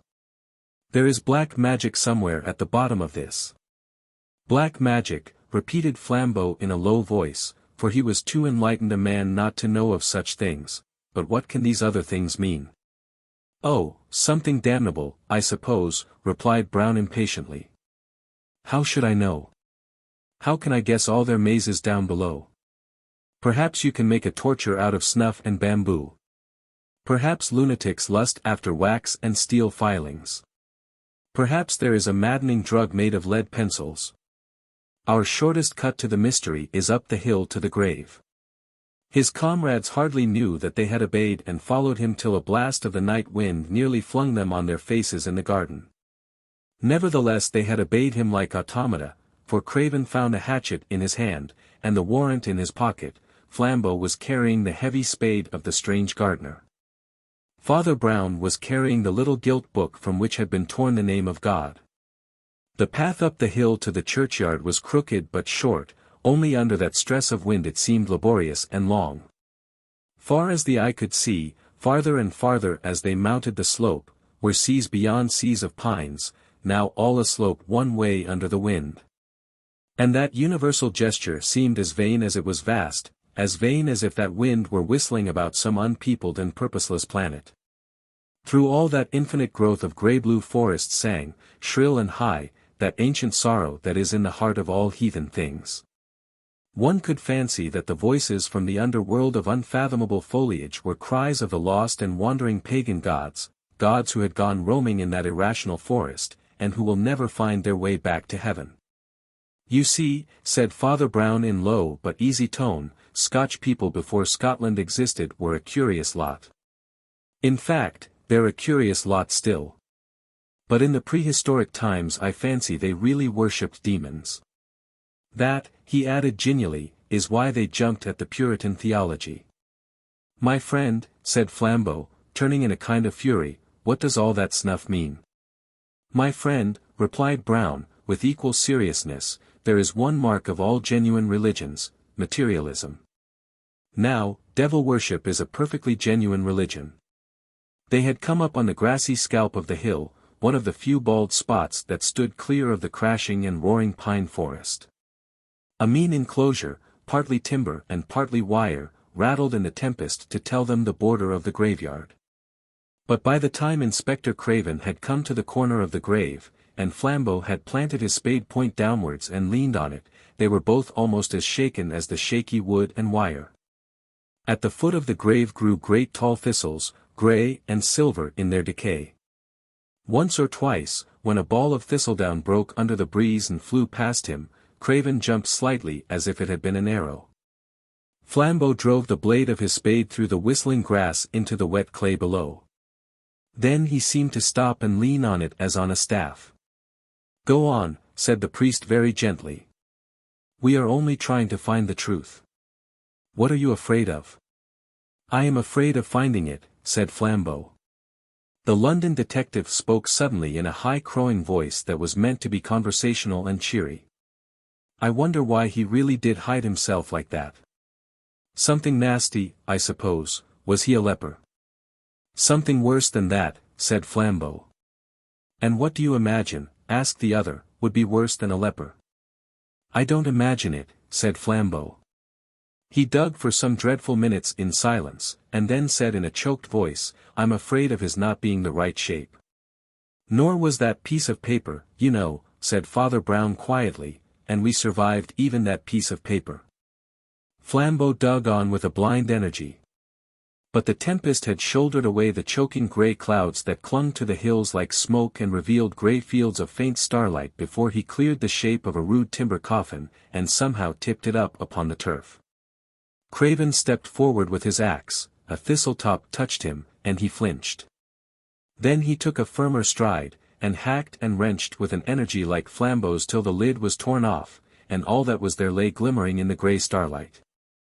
Bones, said Craven. And then he added, but it is a man, as if that were something unexpected. Is he, asked Flambeau in a voice that went oddly up and down, is he all right? Seems so, said the officer huskily, bending over the obscure and decaying skeleton in the box. Wait a minute. A vast heave went over Flambeau's huge figure. And now I come to think of it, he cried, why in the name of madness shouldn't he be all right? What is it gets hold of a man on these cursed cold mountains? I think it's the black, brainless repetition. All these forests, and over all an ancient horror of unconsciousness. It's like the dream of an atheist. Pine trees and more pine trees and millions more pine trees. God, cried the man by the coffin, but he hasn't got a head. While the others stood rigid, the priest, for the first time, showed a leap of startled concern. No head, he repeated. No head, as if he had almost expected some other deficiency. Half-witted visions of a headless baby born to Glengyle, of a headless youth hiding himself in the castle, of a headless man pacing those ancient halls or that gorgeous garden, passed in panorama through their minds. But even in that stiffened instant the tale took no root in them and seemed to have no reason in it. They stood listening to the loud woods and the shrieking sky quite foolishly, like exhausted animals. Thought seemed to be something enormous that had suddenly slipped out of their grasp. There are 3 headless men, said Father Brown, standing round this open grave. The pale detective from London opened his mouth to speak, and left it open like a yokel, while a long scream of wind tore the sky, then he looked at the axe in his hands as if it did not belong to him, and dropped it. Father, said Flambeau in that infantile and heavy voice he used very seldom, what are we to do? His friend's reply came with the pent promptitude of a gun going off. Sleep, cried Father Brown. Sleep. We have come to the end of the ways. Do you know what sleep is? Do you know that every man who sleeps believes in God? It is a sacrament, for it is an act of faith and it is a food. And we need a sacrament, if only a natural one. Something has fallen on us that falls very seldom on men, perhaps the worst thing that can fall on them. Craven's parted lips came together to say, what do you mean? The priest had turned his face to the castle as he answered, we have found the truth, and the truth makes no sense. He went down the path in front of them with a plunging and reckless step very rare with him, and when they reached the castle again he threw himself upon sleep with the simplicity of a dog. Despite his mystic praise of slumber, Father Brown was up earlier than anyone else except the silent gardener, and was found smoking a big pipe and watching that expert at his speechless labors in the kitchen garden. Towards daybreak the rocking storm had ended in roaring rains, and the day came with a curious freshness. The gardener seemed even to have been conversing, but at sight of the detectives he planted his spade sullenly in a bed and, saying something about his breakfast, shifted along the lines of cabbages and shut himself in the kitchen. He's a valuable man, that, said Father Brown. He does the potatoes amazingly. Still, he added, with a dispassionate charity, he has his faults, which of us hasn't? He doesn't dig this bank quite regularly. There, for instance, and he stamped suddenly on one spot. I'm really very doubtful about that potato. And why? Asked Craven, amused with the little man's hobby. I'm doubtful about it, said the other, because old Gow was doubtful about it himself. He put his spade in methodically in every place but just this. There must be a mighty fine potato just here. Flambeau pulled up the spade and impetuously drove it into the place. He turned up, under a load of soil, something that did not look like a potato, but rather like a monstrous, over-domed mushroom. But it struck the spade with a cold click. It rolled over like a ball, and grinned up at them. "The Earl of Glengyle," said Brown sadly, and looked down heavily at the skull. Then, after a momentary meditation, he plucked the spade from Flambeau, and, saying, "We must hide it again," clamped the skull down in the earth. Then he leaned his little body and huge head on the great handle of the spade, that stood up stiffly in the earth, and his eyes were empty and his forehead full of wrinkles. If one could only conceive, he muttered, the meaning of this last monstrosity. And leaning on the large spade handle, he buried his brows in his hands, as men do in church. All the corners of the sky were brightening into blue and silver. The birds were chattering in the tiny garden trees, so loud it seemed as if the trees themselves were talking. But the three men were silent enough. "Well, I give it all up," said Flambeau at last boisterously. "My brain and this world don't fit each other, and there's an end of it. Snuff, spoilt prayer books, and the insides of musical boxes, what?" Brown threw up his bothered brow and rapped on the spade handle with an intolerance quite unusual with him. "Oh, tut, tut, tut, tut," he cried. "All that is as plain as a pikestaff. I understood the snuff and clockwork, and so on, when I first opened my eyes this morning. And since then I've had it out with old Gow, the gardener, who is neither so deaf nor so stupid as he pretends. There's nothing amiss about the loose items. I was wrong about the torn mass book, too, there's no harm in that. But it's this last business. Desecrating graves and stealing dead men's heads, surely there's harm in that. Surely there's black magic still in that. That doesn't fit into the quite simple story of the snuff and the candles." And, striding about again, he smoked moodily. "My friend," said Flambeau, with a grim humor, "you must be careful with me and remember I was once a criminal. The great advantage of that estate was that I always made up the story myself, and acted it as quick as I chose. This detective business of waiting about is too much for my French impatience. All my life, for good or evil, I have done things at the instant, I always fought duels the next morning, I always paid bills on the nail. I never even put off a visit to the dentist." Father Brown's pipe fell out of his mouth and broke into 3 pieces on the gravel path. He stood rolling his eyes, the exact picture of an idiot. "Lord, what a turnip I am," he kept saying. "Lord, what a turnip." Then, in a somewhat groggy kind of way, he began to laugh. "The dentist," he repeated. 6 hours in the spiritual abyss, and all because I never thought of the dentist.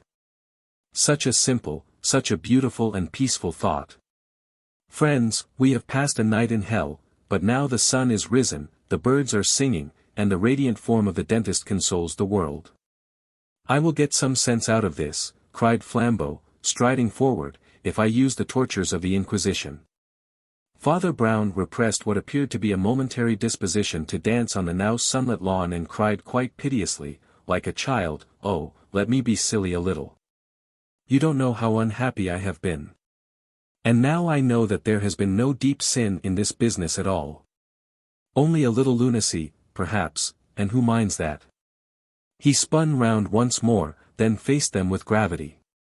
"This is not a story of crime," he said. "Rather it is the story of a strange and crooked honesty. We are dealing with the one man on earth, perhaps, who has taken no more than his due. It is a study in the savage living logic that has been the religion of this race. That old local rhyme about the house of Glengyle. As green sap to the simmer trees. Is red gold to the Ogilvies. Was literal as well as metaphorical. It did not merely mean that the Glengyles sought for wealth. It was also true that they literally gathered gold, they had a huge collection of ornaments and utensils in that metal. They were, in fact, misers whose mania took that turn. In the light of that fact, run through all the things we found in the castle. Diamonds without their gold rings, candles without their gold candlesticks, snuff without the gold snuff boxes, pencil leads without the gold pencil cases. A walking stick without its gold top, clockwork without the gold clocks, or rather watches.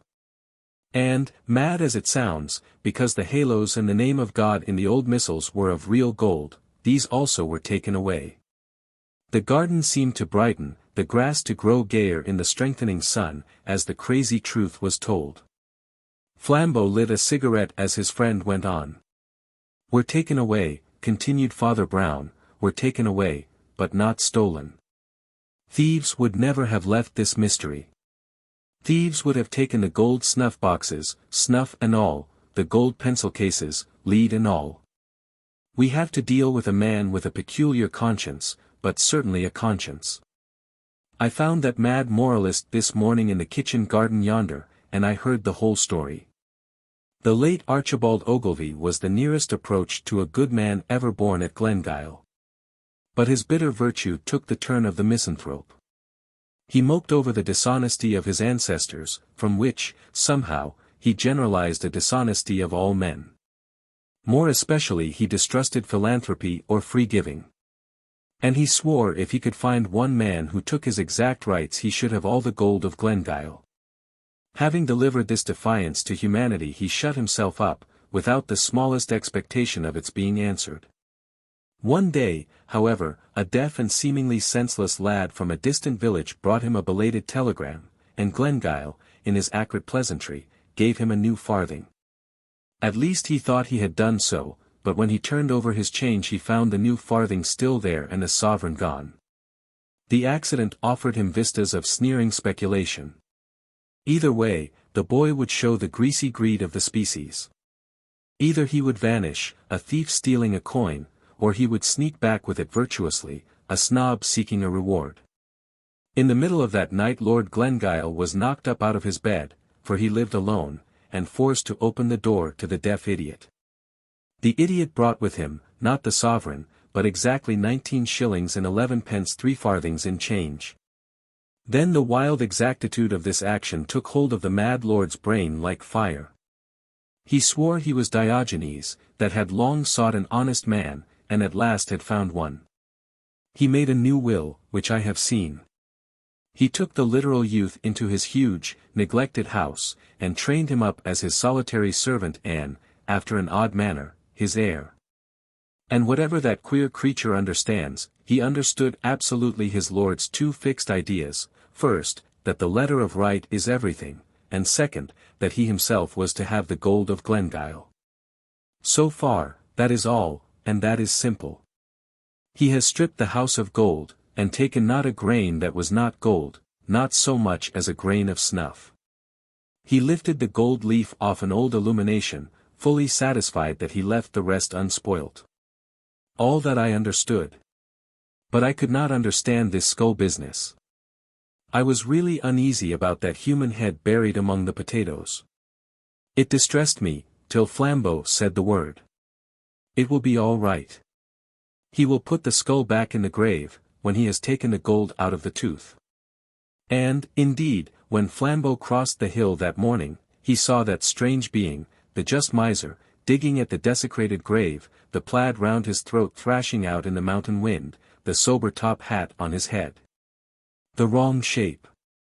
Certain of the great roads going north out of London continue far into the country a sort of attenuated and interrupted spectre of a street, with great gaps in the building, but preserving the line.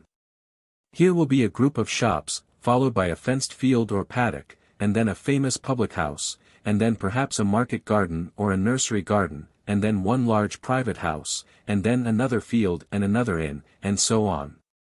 If anyone walks along one of these roads he will pass a house which will probably catch his eye, though he may not be able to explain its attraction.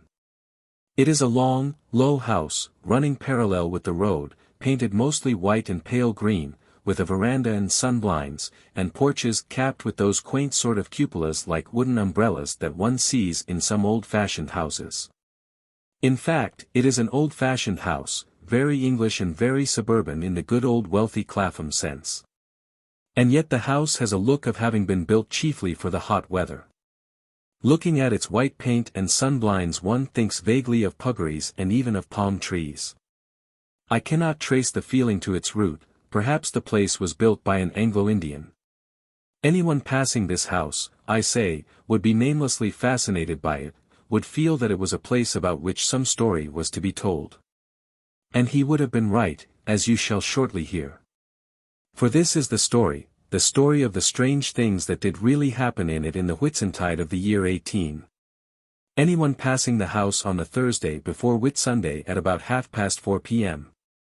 would have seen the front door open, and Father Brown, of the small church of St. Mungo, come out smoking a large pipe in company with a very tall French friend of his called Flambeau, who was smoking a very small cigarette. These persons may or may not be of interest to the reader, but the truth is that they were not the only interesting things that were displayed when the front door of the white and green house was opened. There are further peculiarities about this house, which must be described to start with, not only that the reader may understand this tragic tale, but also that he may realize what it was that the opening of the door revealed. The whole house was built upon the plan of A.T., but A.T. with a very long cross piece and a very short tail piece.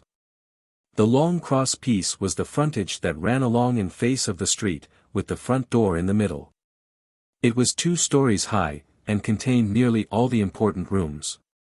The short tail piece, which ran out at the back immediately opposite the front door, was 1 story high, and consisted only of 2 long rooms, the one leading into the other.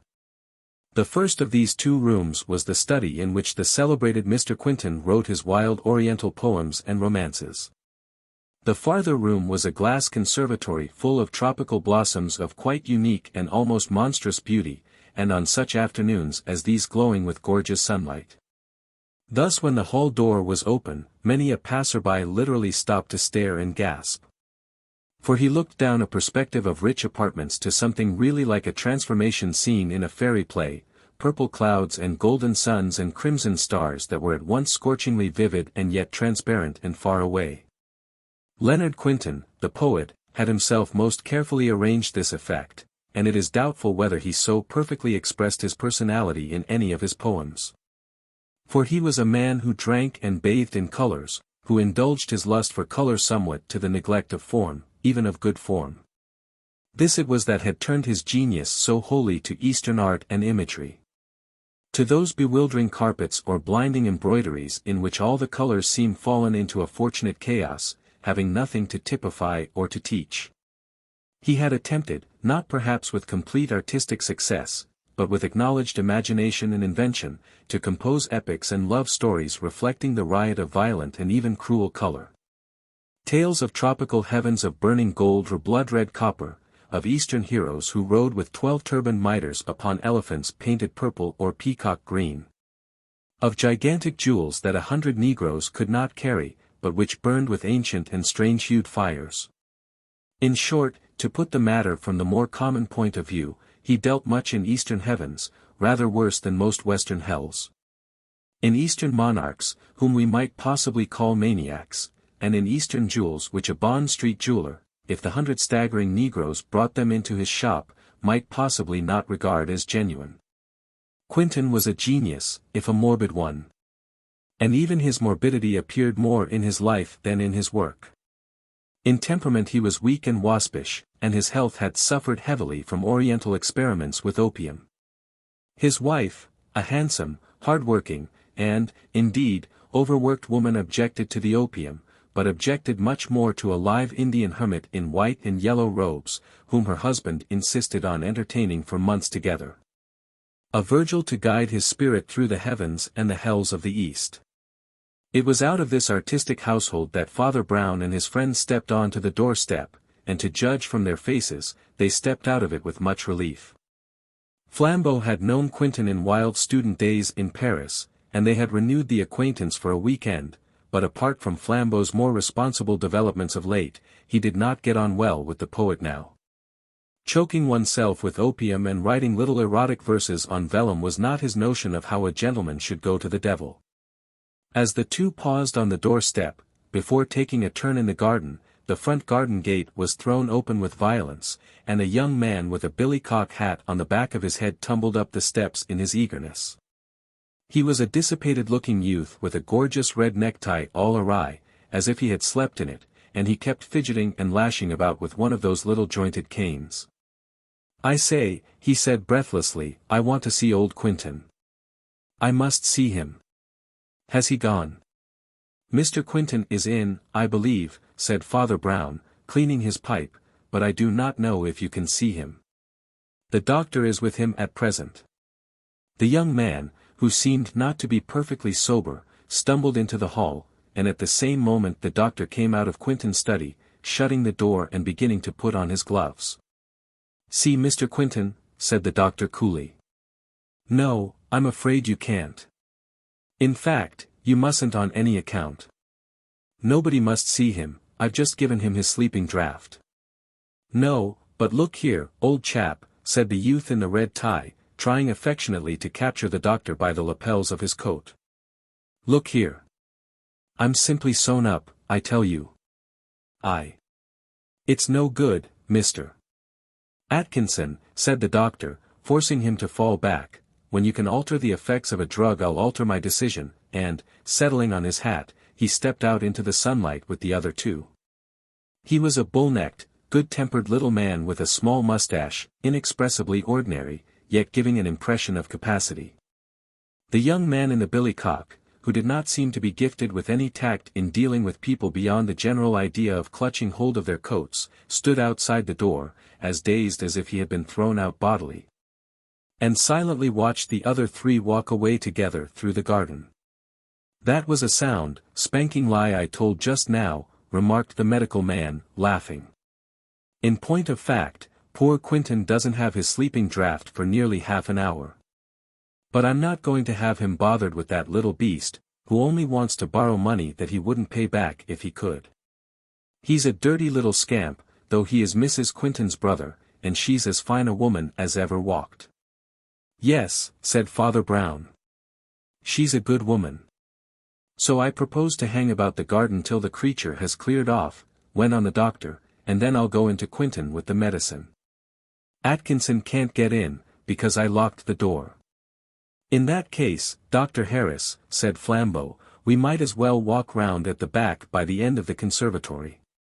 There's no entrance to it that way, but it's worth seeing, even from the outside." "Yes, and I might get a squint at my patient," laughed the doctor, "for he prefers to lie on an ottoman right at the end of the conservatory amid all those blood-red poinsettias. It would give me the creeps." "But what are you doing?"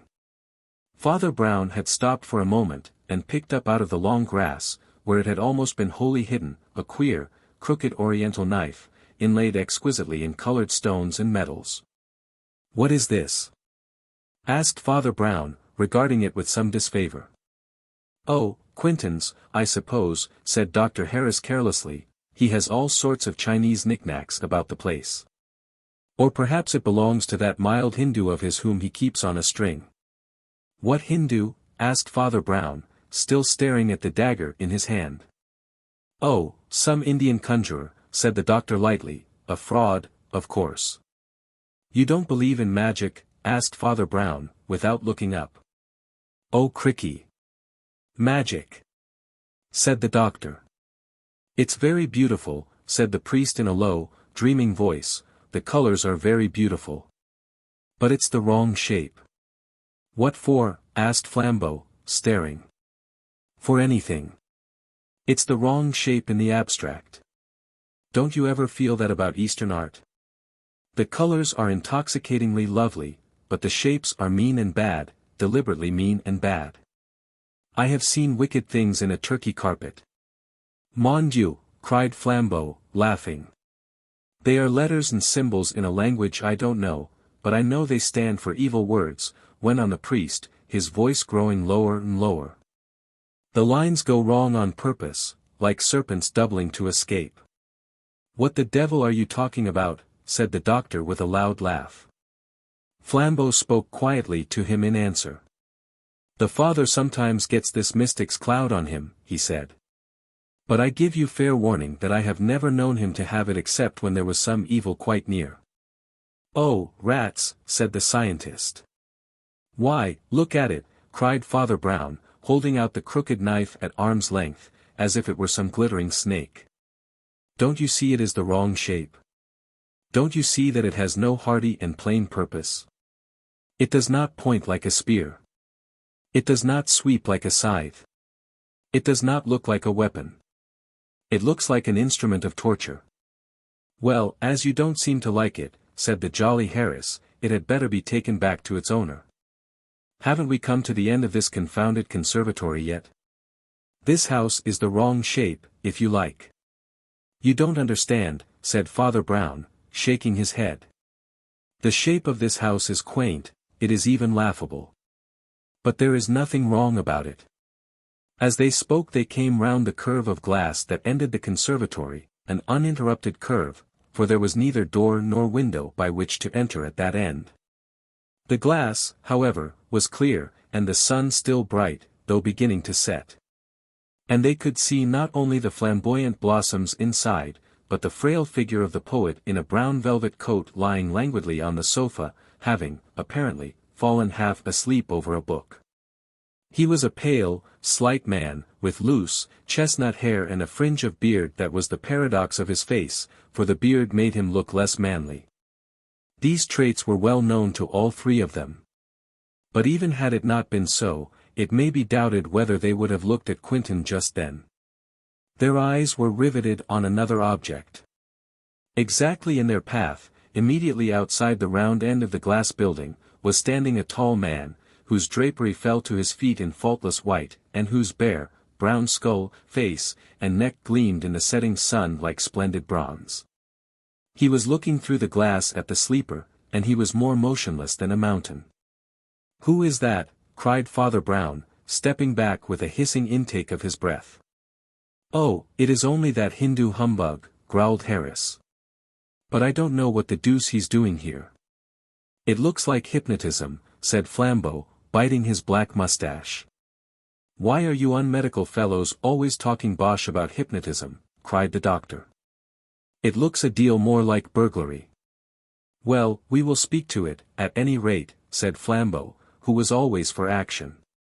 One long stride took him to the place where the Indian stood.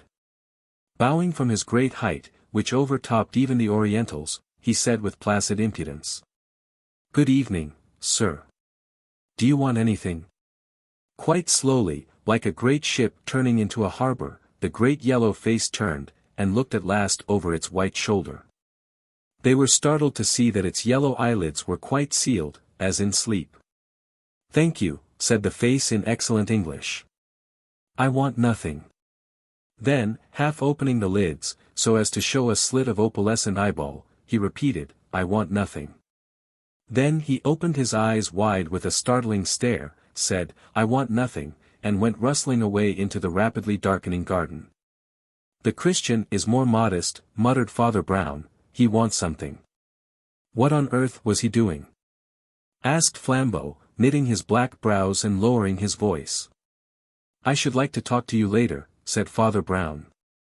The sunlight was still a reality, but it was the red light of evening, and the bulk of the garden trees and bushes grew blacker and blacker against it. They turned round the end of the conservatory, and walked in silence down the other side to get round to the front door.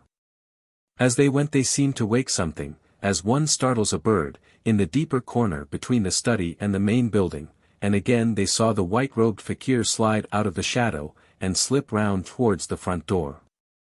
To their surprise, however, he had not been alone. They found themselves abruptly pulled up and forced to banish their bewilderment by the appearance of Mrs.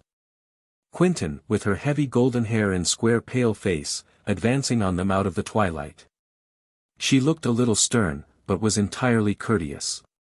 "Good evening, Dr. Harris," was all she said. "Good evening, Mrs. Quentin," said the little doctor heartily. "I am just going to give your husband his sleeping draught." "Yes," she said in a clear voice. "I think it is quite time." And she smiled at them, and went sweeping into the house. "That woman's overdriven," said Father Brown, "that's the kind of woman that does her duty for 20 years, and then does something dreadful." The little doctor looked at him for the first time with an eye of interest. "Did you ever study medicine?" he asked. You have to know something of the mind as well as the body, answered the priest. We have to know something of the body as well as the mind. Well, said the doctor, I think I'll go and give Quentin his stuff. They had turned the corner of the front facade, and were approaching the front doorway. As they turned into it they saw the man in the white robe for the third time. He came so straight towards the front door that it seemed quite incredible that he had not just come out of the study opposite to it. Yet they knew that the study door was locked. Father Brown and Flambeau, however, kept this weird contradiction to themselves, and Dr. Harris was not a man to waste his thoughts on the impossible. He permitted the omnipresent Asiatic to make his exit, and then stepped briskly into the hall. There he found a figure which he had already forgotten. The inane Atkinson was still hanging about, humming and poking things with his knobby cane. The doctor's face had a spasm of disgust and decision, and he whispered rapidly to his companion, I must lock the door again, or this rat will get in. But I shall be out again in 2 minutes. He rapidly unlocked the door and locked it again behind him, just balking a blundering charge from the young man in the billycock. The young man threw himself impatiently on a hall chair. Flambeau looked at a Persian illumination on the wall. Father Brown, who seemed in a sort of daze, dully eyed the door. In about 4 minutes the door was opened again. Atkinson was quicker this time. He sprang forward, held the door open for an instant, and called out, Oh, I say, Quentin, I want. From the other end of the study came the clear voice of Quentin, in something between a yawn and a yell of weary laughter. Oh, I know what you want. Take it, and leave me in peace. I'm writing a song about peacocks. Before the door closed half a sovereign came flying through the aperture, and Atkinson, stumbling forward, caught it with singular dexterity. So that's settled, said the doctor, and, locking the door savagely, he led the way out into the garden. Poor Leonard can get a little peace now, he added to Father Brown, he's locked in all by himself for an hour or two. Yes, answered the priest, and his voice sounded jolly enough when we left him. Then he looked gravely round the garden, and saw the loose figure of Atkinson standing and jingling the half-sovereign in his pocket, and beyond, in the purple twilight, the figure of the Indian sitting bolt upright upon a bank of grass with his face turned towards the setting sun. Then he said abruptly, Where is Mrs. Quentin? She has gone up to her room, said the doctor. That is her shadow on the blind. Father Brown looked up, and frowningly scrutinized a dark outline at the gaslit window. Yes, he said, that is her shadow, and he walked a yard or two and threw himself upon a garden seat. Flambeau sat down beside him, but the doctor was one of those energetic people who live naturally on their legs. He walked away, smoking, into the twilight, and the two friends were left together. My father, said Flambeau in French, what is the matter with you? Father Brown was silent and motionless for half a minute, then he said, Superstition is irreligious, but there is something in the air of this place. I think it's that Indian, at least, partly. He sank into silence, and watched the distant outline of the Indian, who still sat rigid as if in prayer. At first sight he seemed motionless, but as Father Brown watched him he saw that the man swayed ever so slightly with a rhythmic movement. Just as the dark treetops swayed ever so slightly in the wind that was creeping up the dim garden paths and shuffling the fallen leaves a little. The landscape was growing rapidly dark, as if for a storm, but they could still see all the figures in their various places. Atkinson was leaning against a tree with a listless face, Quentin's wife was still at her window. The doctor had gone strolling round the end of the conservatory, they could see his cigar like a will-o'-the-wisp, and the fakir still sat rigid and yet rocking, while the trees above him began to rock and almost to roar. Storm was certainly coming. When that Indian spoke to us, went on Brown in a conversational undertone, I had a sort of vision, a vision of him and all his universe. Yet he only said the same thing 3 times. When first he said, I want nothing, it meant only that he was impenetrable, that Asia does not give itself away. Then he said again, I want nothing, and I knew that he meant that he was sufficient to himself, like a cosmos, that he needed no God, neither admitted any sins. And when he said the third time, "I want nothing," he said it with blazing eyes. And I knew that he meant literally what he said, that nothing was his desire and his home, that he was weary for nothing as for wine, that annihilation, the mere destruction of everything or anything. 2 drops of rain fell. And for some reason Flambeau started and looked up, as if they had stung him. And the same instant the doctor down by the end of the conservatory began running towards them, calling out something as he ran. As he came among them like a bombshell, the restless Atkinson happened to be taking a turn nearer to the house front, and the doctor clutched him by the collar in a convulsive grip. "Foul play," he cried, "what have you been doing to him, you dog?" The priest had sprung erect, and had the voice of steel of a soldier in command. "No fighting," he cried coolly, "we are enough to hold anyone we want to." "What is the matter, doctor?" "Things are not right with Quinton," said the doctor, quite white. "I could just see him through the glass, and I don't like the way he's lying. It's not as I left him, anyhow." "Let us go into him," said Father Brown shortly. "You can leave Mr. Atkinson alone. I have had him in sight since we heard Quinton's voice." "I will stop here and watch him," said Flambeau hurriedly. "You go in and see." The doctor and the priest flew to the study door, unlocked it, and fell into the room.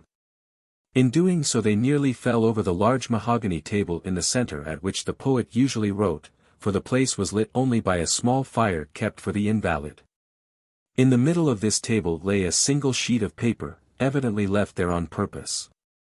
The doctor snatched it up, glanced at it, handed it to Father Brown, and crying, "Good God, look at that!" plunged toward the glass room beyond, where the terrible tropic flowers still seemed to keep a crimson memory of the sunset. Father Brown read the words 3 times before he put down the paper. The words were, "I die by my own hand. Yet I die murdered." They were in the quite inimitable, not to say illegible, handwriting of Leonard Quinton. Then Father Brown, still keeping the paper in his hand, strode towards the conservatory, only to meet his medical friend coming back with a face of assurance and collapse. "He's done it," said Harris. They went together through the gorgeous unnatural beauty of cactus and azalea and found Leonard Quinton, poet and romancer, with his head hanging downward off his ottoman and his red curls sweeping the ground. Into his left side was thrust the queer dagger that they had picked up in the garden, and his limp hand still rested on the hilt.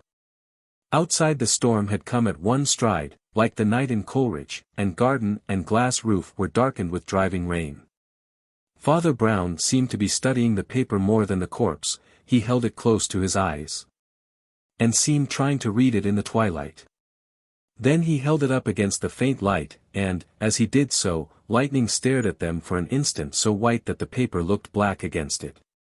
Darkness full of thunder followed, and after the thunder Father Brown's voice said out of the dark, "Doctor, this paper is the wrong shape." "What do you mean?" asked Dr. Harris, with a frowning stare. "It isn't square," answered Brown. "It has a sort of edge snipped off at the corner." "What does it mean?" "How the deuce should I know?" growled the doctor. "Shall we move this poor chap, do you think? He's quite dead." "No," answered the priest.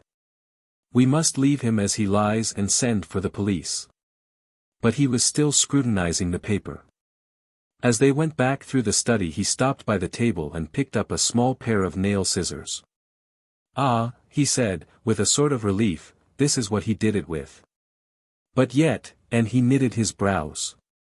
"Oh, stop fooling with that scrap of paper," said the doctor emphatically. "It was a fad of his. He had hundreds of them. He cut all his paper like that," as he pointed to a stack of sermon paper still unused on another and smaller table. Father Brown went up to it and held up a sheet. It was the same irregular shape. "Quite so," he said. "And here I see the corners that were snipped off." And to the indignation of his colleague he began to count them. "That's all right," he said, with an apologetic smile. 23 sheets cut and 22 corners cut off them. "And as I see you are impatient we will rejoin the others." "Who is to tell his wife?" asked Dr. Harris. Will you go and tell her now, while I send a servant for the police? As you will, said Father Brown indifferently. And he went out to the hall door. Here also he found a drama, though of a more grotesque sort. It showed nothing less than his big friend Flambeau in an attitude to which he had long been unaccustomed, while upon the pathway at the bottom of the steps was sprawling with his boots in the air the amiable Atkinson. His billycock hat and walking cane sent flying in opposite directions along the path. Atkinson had at length wearied of Flambeau's almost paternal custody, and had endeavored to knock him down, which was by no means a smooth game to play with the Roy de Apaches, even after that monarch's abdication. Flambeau was about to leap upon his enemy and secure him once more, when the priest patted him easily on the shoulder. "Make it up with Mr. Atkinson, my friend," he said.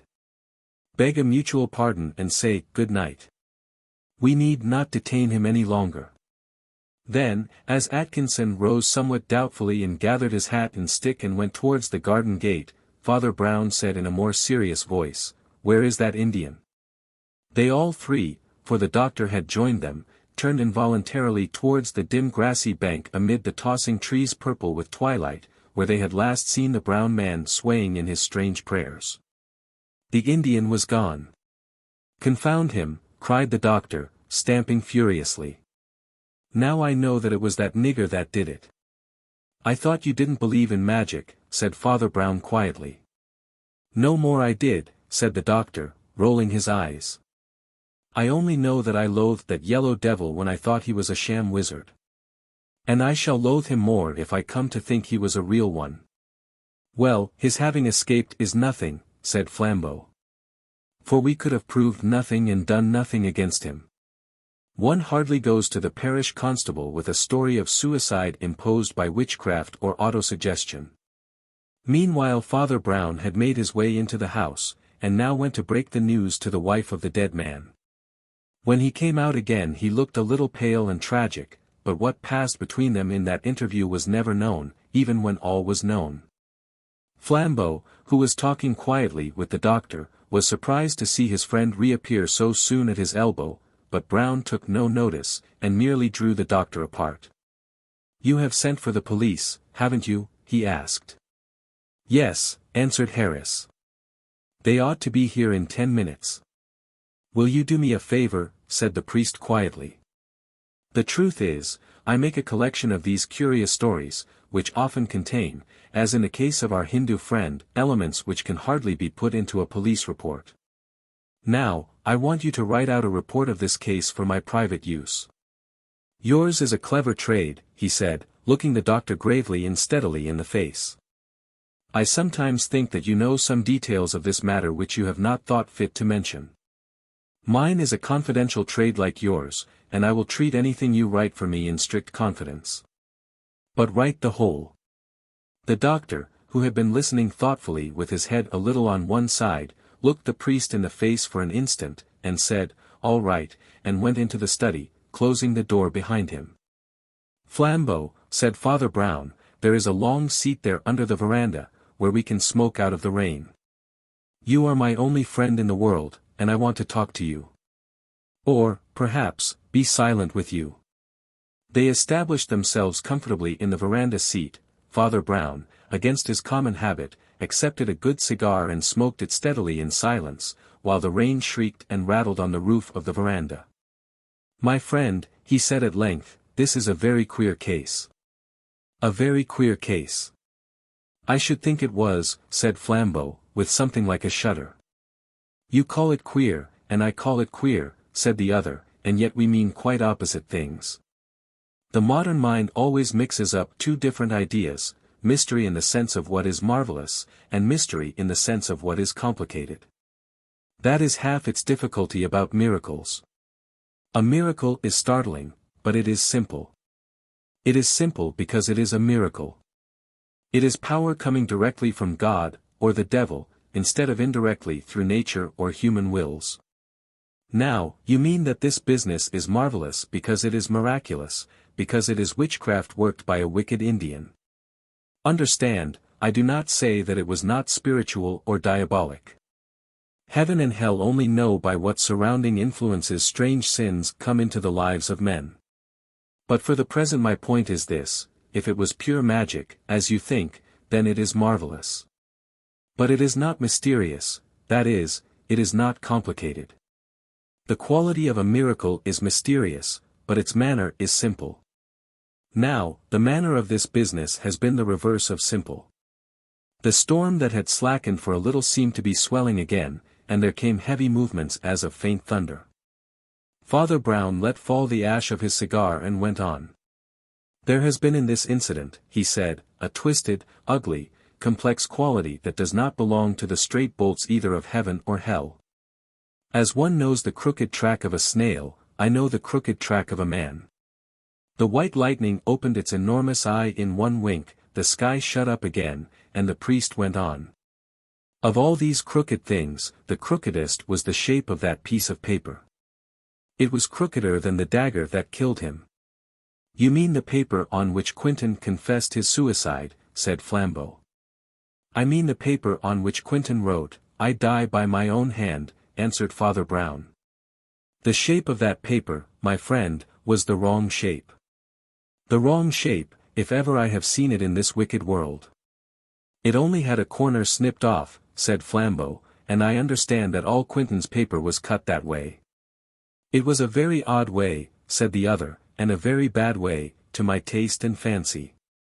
Look here, Flambeau, this Quentin, God receive his soul, was perhaps a bit of a cur in some ways, but he really was an artist, with the pencil as well as the pen. His handwriting, though hard to read, was bold and beautiful. I can't prove what I say, I can't prove anything. But I tell you with the full force of conviction that he could never have cut that mean little piece off a sheet of paper. If he had wanted to cut down paper for some purpose of fitting in, or binding up, or what not, he would have made quite a different slash with the scissors. Do you remember the shape? It was a mean shape. It was a wrong shape. Like this. Don't you remember? And he waved his burning cigar before him in the darkness, making irregular squares so rapidly that Flambeau really seemed to see them as fiery hieroglyphics upon the darkness, hieroglyphics such as his friend had spoken of, which are undecipherable. Yet can have no good meaning. But, said Flambeau, as the priest put his cigar in his mouth again and leaned back, staring at the roof, suppose somebody else did use the scissors. Why should somebody else, cutting pieces off his sermon paper, make Quentin commit suicide? Father Brown was still leaning back and staring at the roof, but he took his cigar out of his mouth and said, Quentin never did commit suicide. Flambeau stared at him. Why, confound it all, he cried, then why did he confess to suicide?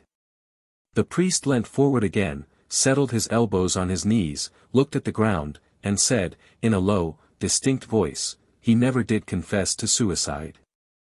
Flambeau laid his cigar down. You mean, he said, that the writing was forged? No, said Father Brown.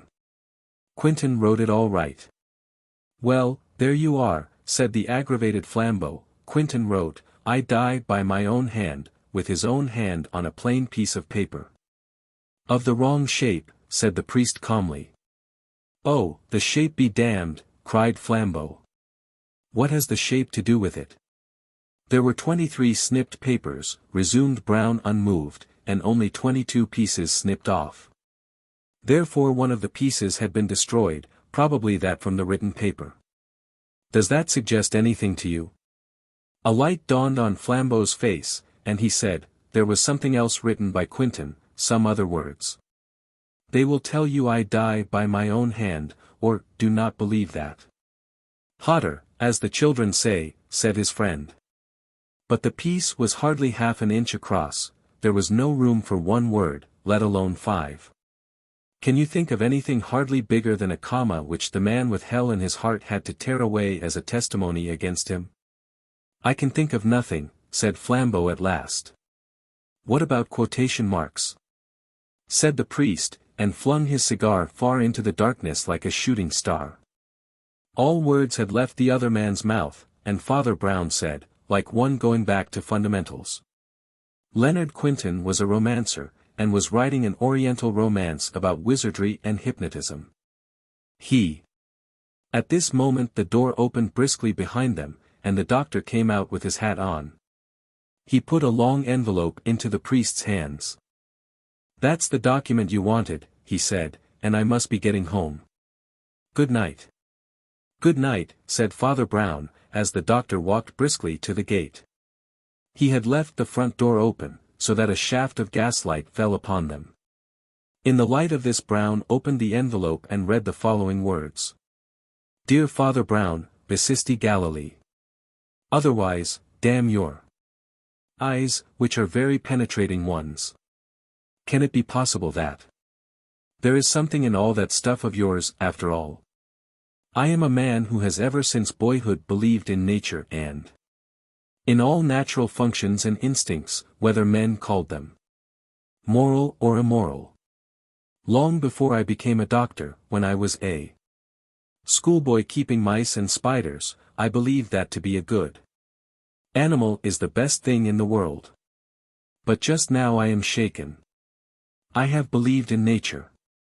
But it seems as if nature could betray a man. Can there be anything in your bosh? I am really getting morbid.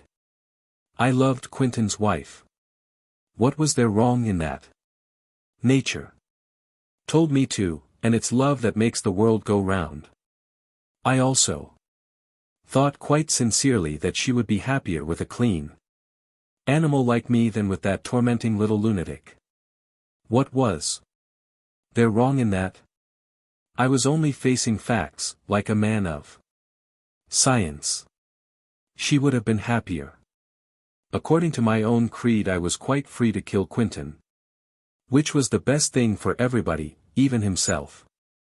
But as a healthy animal I had no notion of killing myself. I resolved, therefore, that I would never do it until I saw a chance that would leave me scot-free. I saw that chance this morning. I have been 3 times, all told, into Quentin's study today. The first time I went in he would talk about nothing but the weird tale, called The Cure of a Saint, which he was writing, which was all about how some Indian hermit made an English colonel kill himself by thinking about him. He showed me the last sheets, and even read me the last paragraph, which was something like this. The conqueror of the Punjab, a mere yellow skeleton, but still gigantic, managed to lift himself on his elbow and gasp in his nephew's ear, "I die by my own hand, yet I die murdered." It so happened by one chance out of 100, that those last words were written at the top of a new sheet of paper. I left the room and went out into the garden intoxicated with a frightful opportunity. We walked round the house. And 2 more things happened in my favor. You suspected an Indian, and you found a dagger which the Indian might most probably use. Taking the opportunity to stuff it in my pocket, I went back to Quentin's study, locked the door, and gave him his sleeping draught. He was against answering Atkinson at all, but I urged him to call out and quiet the fellow, because I wanted a clear proof that Quentin was alive when I left the room for the second time. Quentin lay down in the conservatory, and I came through the study. I am a quick man with my hands, and in a minute and a half I had done what I wanted to do. I had emptied all the first part of Quentin's romance into the fireplace, where it burnt to ashes. Then I saw that the quotation marks wouldn't do, so I snipped them off, and to make it seem likelier, snipped the whole quire to match. Then I came out with the knowledge that Quentin's confession of suicide lay on the front table, while Quentin lay alive but asleep in the conservatory beyond. The last act was a desperate one. You can guess it. I pretended to have seen Quentin dead and rushed to his room. I delayed you with the paper, and, being a quick man with my hands, killed Quentin, while you were looking at his confession of suicide. He was half asleep, being drugged, and I put his own hand on the knife and drove it into his body. The knife was of so queer a shape that no one but an operator could have calculated the angle that would reach his heart. I wonder if you noticed this.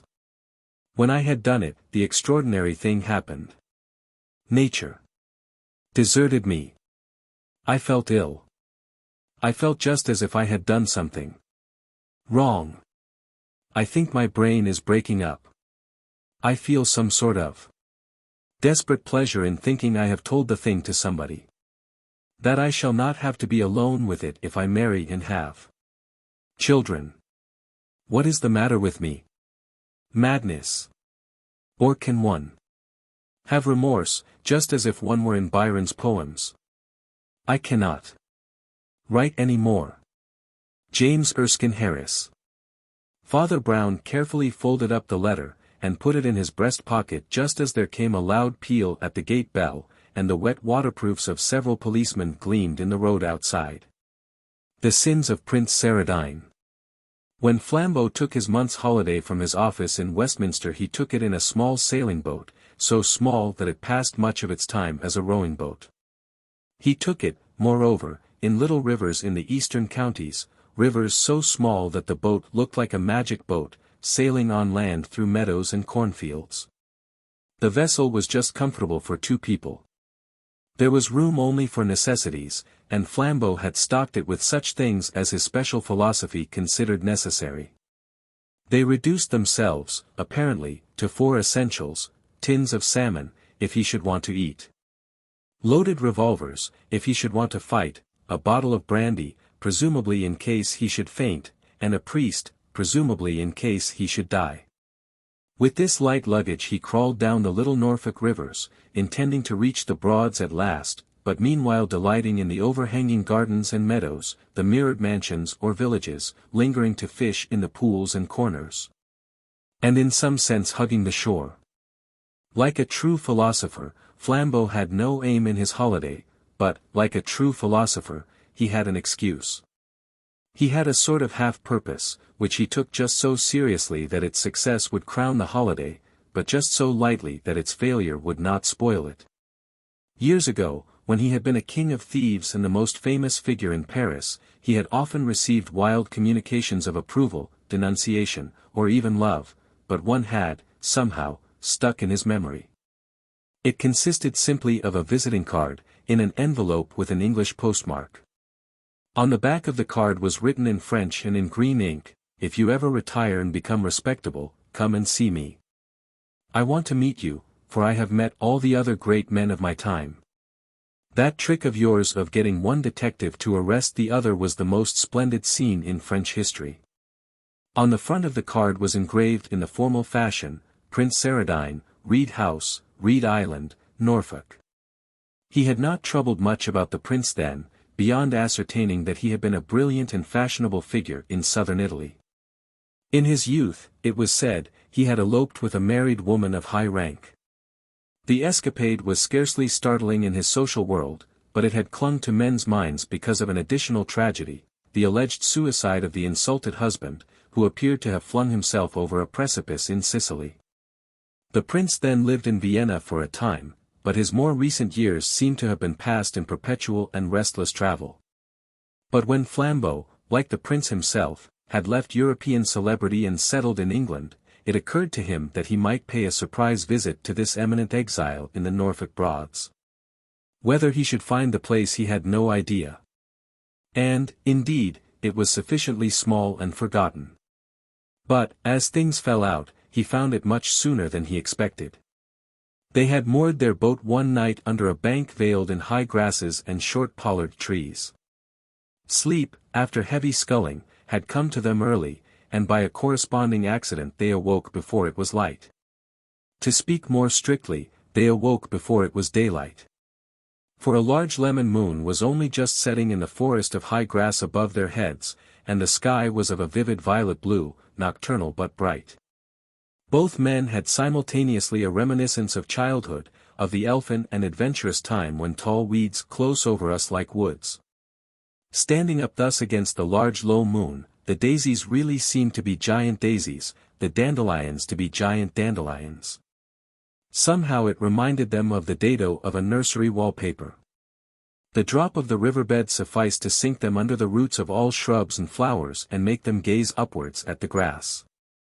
"By Jove," said Flambeau, "it's like being in fairyland." Father Brown sat bolt upright in the boat and crossed himself. His movement was so abrupt that his friend asked him, with a mild stare, what was the matter. "The people who wrote the medieval ballads," answered the priest, "knew more about fairies than you do. It isn't only nice things that happen in fairyland." "Oh, bosh," said Flambeau. "Only nice things could happen under such an innocent moon. I am for pushing on now and seeing what does really come. We may die and rot before we ever see again such a moon or such a mood." "All right," said Father Brown. "I never said it was always wrong to enter fairyland. I only said it was always dangerous." They pushed slowly up the brightening river. The glowing violet of the sky and the pale gold of the moon grew fainter and fainter, and faded into that vast colorless cosmos that precedes the colors of the dawn. When the first faint stripes of red and gold and gray split the horizon from end to end, they were broken by the black bulk of a town or village which sat on the river just ahead of them. It was already an easy twilight, in which all things were visible, when they came under the hanging roofs and bridges of this riverside hamlet. The houses, with their long, low, stooping roofs, seemed to come down to drink at the river, like huge gray and red cattle.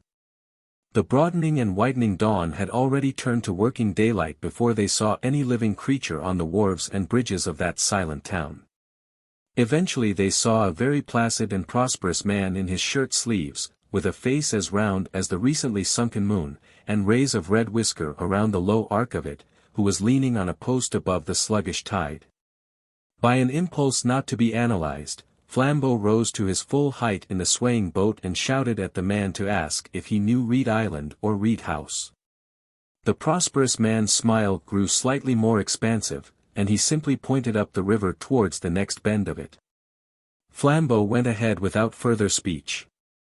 The boat took many such grassy corners and followed many such reedy and silent reaches of river.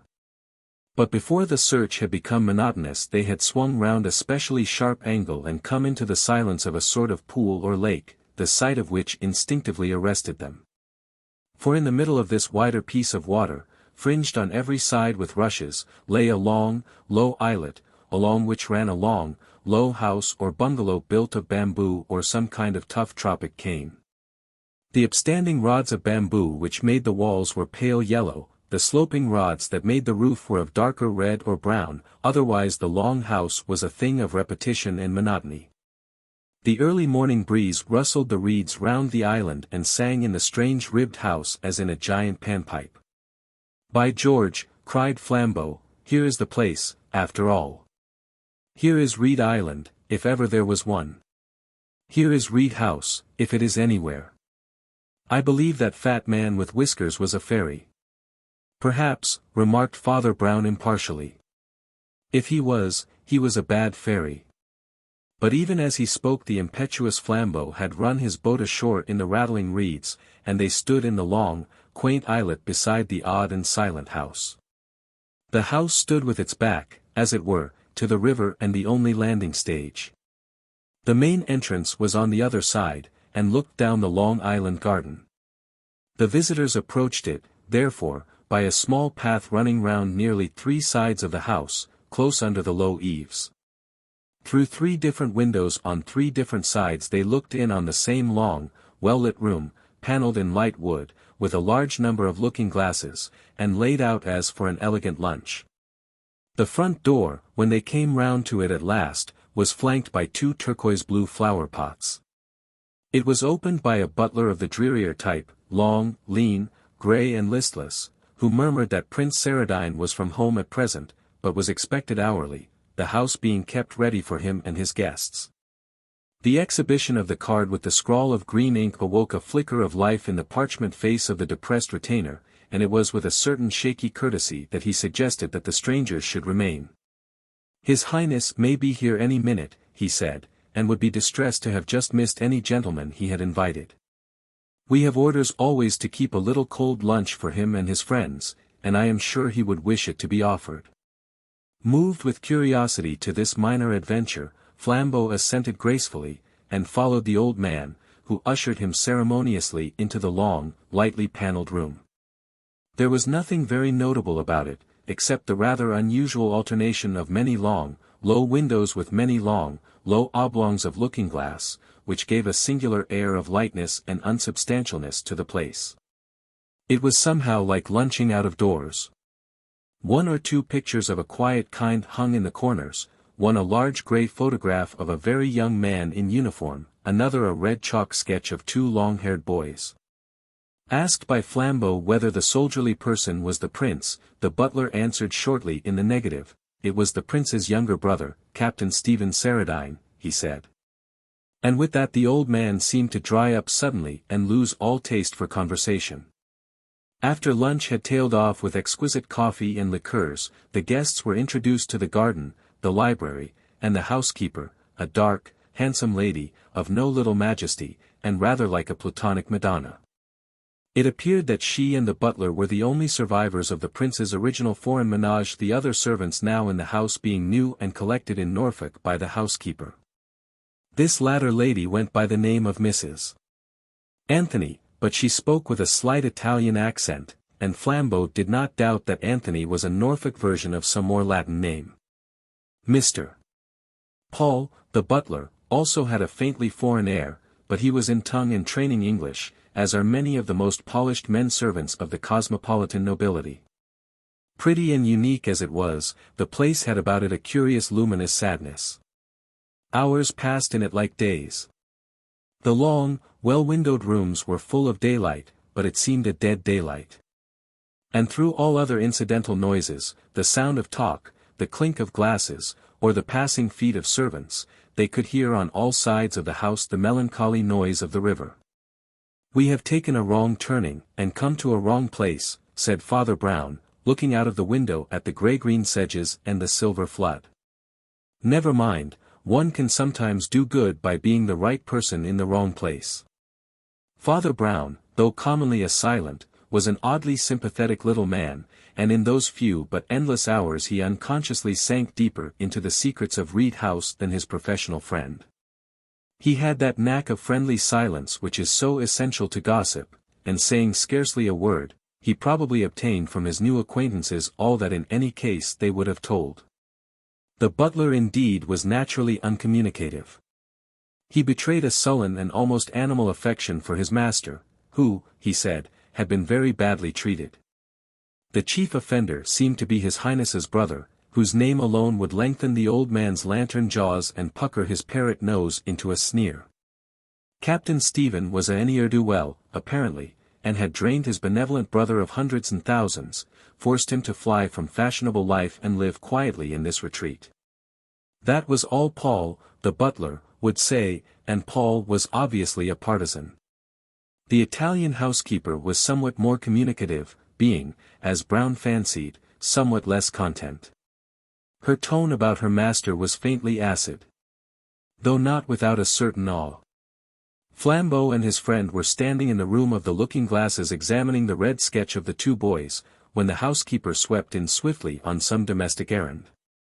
It was a peculiarity of this glittering, glass-panelled place that anyone entering was reflected in 4 or 5 mirrors at once, and Father Brown, without turning round, stopped in the middle of a sentence of family criticism. But Flambeau, who had his face close up to the picture, was already saying in a loud voice, "The brothers Saradine, I suppose. They both look innocent enough. It would be hard to say which is the good brother and which the bad." Then, realizing the lady's presence, he turned the conversation with some triviality, and strolled out into the garden. But Father Brown still gazed steadily at the red crayon sketch, and Mrs. Anthony still gazed steadily at Father Brown. She had large and tragic brown eyes, and her olive face glowed darkly with a curious and painful wonder, as of one doubtful of a stranger's identity or purpose.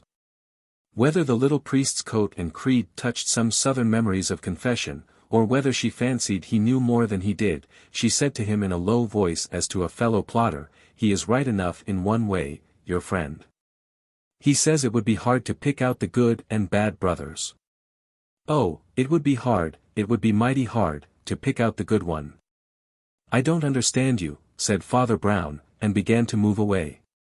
The woman took a step nearer to him, with thunderous brows and a sort of savage stoop, like a bull lowering his horns. "There isn't a good one," she hissed. "There was badness enough in the captain taking all that money, but I don't think there was much goodness in the prince giving it. The captain's not the only one with something against him." A light dawned on the cleric's averted face, and his mouth formed silently the word blackmail. Even as he did so the woman turned an abrupt white face over her shoulder and almost fell. The door had opened soundlessly and the pale Paul stood like a ghost in the doorway. By the weird trick of the reflecting walls, it seemed as if 5 Pauls had entered by 5 doors simultaneously. "His Highness," he said, "has just arrived." In the same flash the figure of a man had passed outside the first window, crossing the sunlit pane like a lighted stage. An instant later he passed at the second window and the many mirrors repainted in successive frames the same eagle profile and marching figure. He was erect and alert, but his hair was white and his complexion of an odd ivory yellow. He had that short, curved Roman nose which generally goes with long, lean cheeks and chin, but these were partly masked by mustache and imperial. The mustache was much darker than the beard, giving an effect slightly theatrical, and he was dressed up to the same dashing part, having a white top hat, an orchid in his coat, a yellow waistcoat and yellow gloves which he flapped and swung as he walked.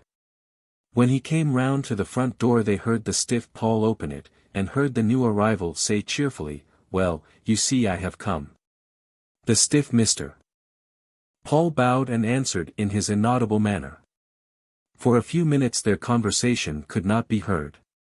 Then the butler said, "Everything is at your disposal," and the glove-flapping Prince Saradine came gaily into the room to greet them. They beheld once more that spectral scene, 5 princes entering a room with 5 doors. The prince put the white hat and yellow gloves on the table and offered his hand quite cordially. "Delighted to see you here, Mr. Flambeau," he said. "Knowing you very well by reputation, if that's not an indiscreet remark." "Not at all," answered Flambeau, laughing. "I am not sensitive. Very few reputations are gained by unsullied virtue." The prince flashed a sharp look at him to see if the retort had any personal point, then he laughed also and offered chairs to everyone, including himself. "Pleasant little place, this, I think," he said with a detached air. "Not much to do, I fear. But the fishing is really good." The priest, who was staring at him with the grave stare of a baby, was haunted by some fancy that escaped definition. He looked at the grey, carefully curled hair, yellow-white visage, and slim, somewhat foppish figure. These were not unnatural, though perhaps a shade prominence, like the outfit of a figure behind the footlights. The nameless interest lay in something else, in the very framework of the face. Brown was tormented with a half-memory of having seen it somewhere before. The man looked like some old friend of his dressed up. Then he suddenly remembered the mirrors, and put his fancy down to some psychological effect of that multiplication of human masks. Prince Saradine distributed his social attentions between his guests with great gaiety and tact. Finding the detective of a sporting turn and eager to employ his holiday, he guided Flambeau and Flambeau's boat down to the best fishing spot in the stream, and was back in his own canoe in 20 minutes to join Father Brown in the library and plunge equally politely into the priest's more philosophic pleasures. He seemed to know a great deal both about the fishing and the books, though of these not the most edifying. He spoke 5 or 6 languages, though chiefly the slang of each. He had evidently lived in varied cities and very motley societies, for some of his cheerfulest stories were about gambling hells and opium dens, Australian bushrangers, or Italian brigands. Father Brown knew that the once celebrated Saradine had spent his last few years in almost ceaseless travel, but he had not guessed that the travels were so disreputable or so amusing. Indeed, with all his dignity of a man of the world, Prince Saradine radiated to such sensitive observers as the priest, a certain atmosphere of the restless and even the unreliable. His face was fastidious, but his eye was wild. He had little nervous tricks, like a man shaken by drink or drugs, and he neither had, nor professed to have, his hand on the helm of household affairs. All these were left to the two old servants, especially to the butler, who was plainly the central pillar of the house. Mr. Paul, indeed, was not so much a butler as a sort of steward or, even, chamberlain. He dined privately, but with almost as much pomp as his master. He was feared by all the servants, and he consulted with the prince decorously, but somewhat unbendingly, rather as if he were the prince's solicitor. The sombre housekeeper was a mere shadow in comparison. Indeed, she seemed to efface herself and wait only on the butler, and Brown heard no more of those volcanic whispers which had half told him of the younger brother who blackmailed the elder. Whether the prince was really being thus bled by the absent captain, he could not be certain, but there was something insecure and secretive about Saradine that made the tale by no means incredible. When they went once more into the long hall with the windows and the mirrors, yellow evening was dropping over the waters and the willowy banks, and a bittern sounded in the distance like an elf upon his dwarfish drum. The same singular sentiment of some sad and evil fairyland crossed the priest's mind again like a little grey cloud. "I wish Flambeau were back," he muttered. "Do you believe in doom?" asked the restless Prince Saradine suddenly. "No," answered his guest. "I believe in doomsday." The prince turned from the window and stared at him in a singular manner, his face in shadow against the sunset. "What do you mean?" he asked. "I mean that we here are on the wrong side of the tapestry," answered Father Brown. "The things that happen here do not seem to mean anything, they mean something somewhere else. Somewhere else retribution will come on the real offender. Here it often seems to fall on the wrong person." The prince made an inexplicable noise like an animal. In his shadowed face the eyes were shining queerly. A new and shrewd thought exploded silently in the other's mind. Was there another meaning in Saradine's blend of brilliancy and abruptness? Was he perfectly sane? He was repeating, the wrong person, many more times than was natural in a social exclamation. Then Father Brown awoke tardily to a second truth. In the mirrors before him he could see the silent door standing open, and the silent Mr. Paul standing in it, with his usual pallid impassiveness. "I thought it better to announce at once," he said, with the same stiff respectfulness as of an old family lawyer, "a boat rowed by 6 men has come to the landing stage, and there's a gentleman sitting in the stern." "A boat," repeated the prince. "A gentleman," and he rose to his feet. There was a startled silence punctuated only by the odd noise of the bird in the sedge. And then, before anyone could speak again, new face and figure passed in profile round the 3 sunlit windows, as the prince had passed an hour or 2 before. But except for the accident that both outlines were aquiline, they had little in common. Instead of the new white topper of Saradine, was a black one of antiquated or foreign shape. Under it was a young and very solemn face, clean-shaven, blue about its resolute chin, and carrying a faint suggestion of the young Napoleon. The association was assisted by something old and odd about the whole get-up, as of a man who had never troubled to change the fashions of his fathers. He had a shabby blue frock coat, a red, soldierly-looking waistcoat, and a kind of coarse white trousers common among the early Victorians, but strangely incongruous today. From all this old clothes shop his olive face stood out strangely young and monstrously sincere. "The deuce," said Prince Saradine, and clapping on his white hat he went to the front door himself, flinging it open on the sunset garden.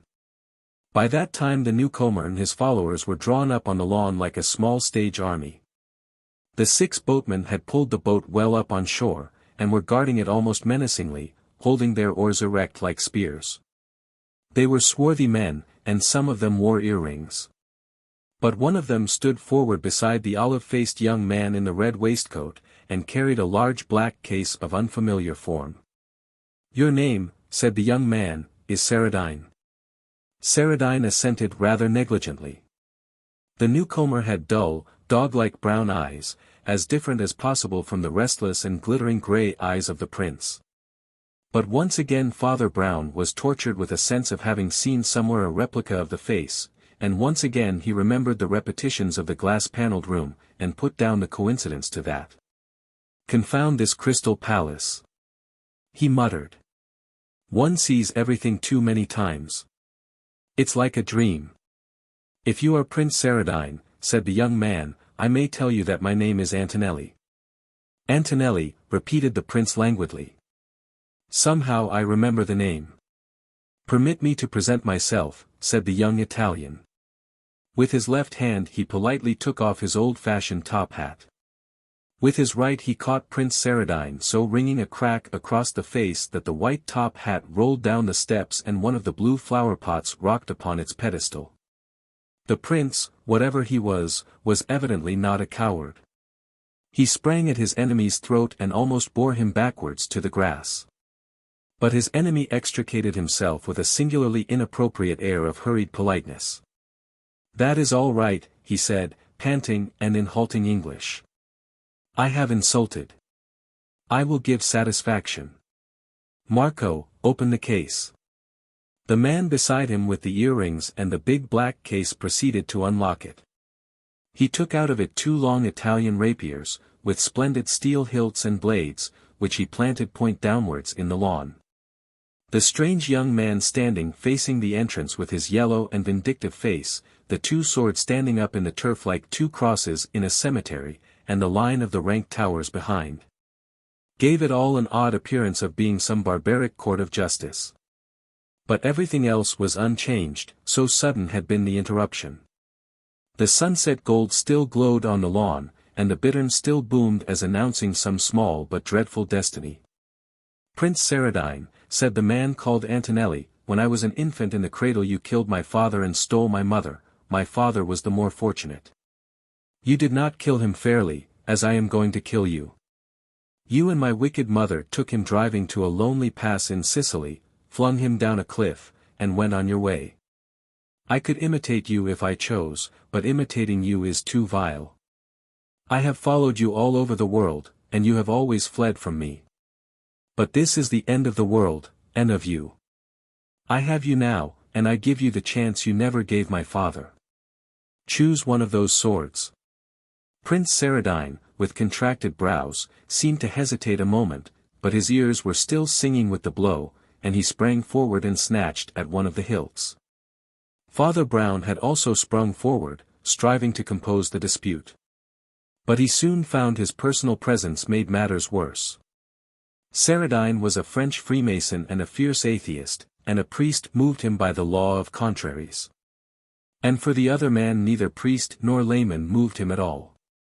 This young man with the Bonaparte face and the brown eyes was something far sterner than a Puritan, a pagan. He was a simple slayer from the morning of the earth, a man of the Stone Age, a man of stone.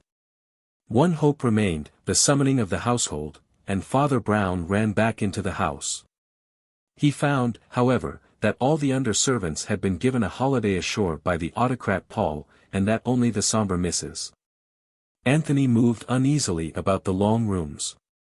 But the moment she turned a ghastly face upon him, he resolved one of the riddles of the House of Mirrors. The heavy brown eyes of Antonelli were the heavy brown eyes of Mrs. Anthony. And in a flash he saw half the story. "Your son is outside," he said without wasting words, "either he or the prince will be killed." "Where is Mr. Paul?"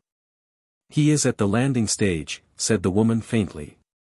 He is, signaling for help." "Mrs. Anthony," said Father Brown seriously, "there is no time for nonsense. My friend has his boat down the river fishing. Your son's boat is guarded by your son's men. There is only this one canoe. What is Mr. Paul doing with it?" "Santa Maria." "I do not know," she said, and swooned all her length on the matted floor. Father Brown lifted her to a sofa, flung a pot of water over her, shouted for help, and then rushed down to the landing stage of the little island. But the canoe was already in midstream, and old Paul was pulling and pushing it up the river with an energy incredible at his years. "I will save my master," he cried, his eyes blazing maniacally. "I will save him yet." Father Brown could do nothing but gaze after the boat as it struggled upstream and pray that the old man might waken the little town in time. "A duel is bad enough," he muttered, rubbing up his rough dust-colored hair, "but there's something wrong about this duel, even as a duel. I feel it in my bones. But what can it be?" As he stood staring at the water, a wavering mirror of sunset, he heard from the other end of the island garden a small but unmistakable sound, the cold concussion of steel. He turned his head. Away on the farthest cape or headland of the long islet, on a strip of turf beyond the last rank of roses, the duelists had already crossed swords. Evening above them was a dome of virgin gold, and, distant as they were, every detail was picked out.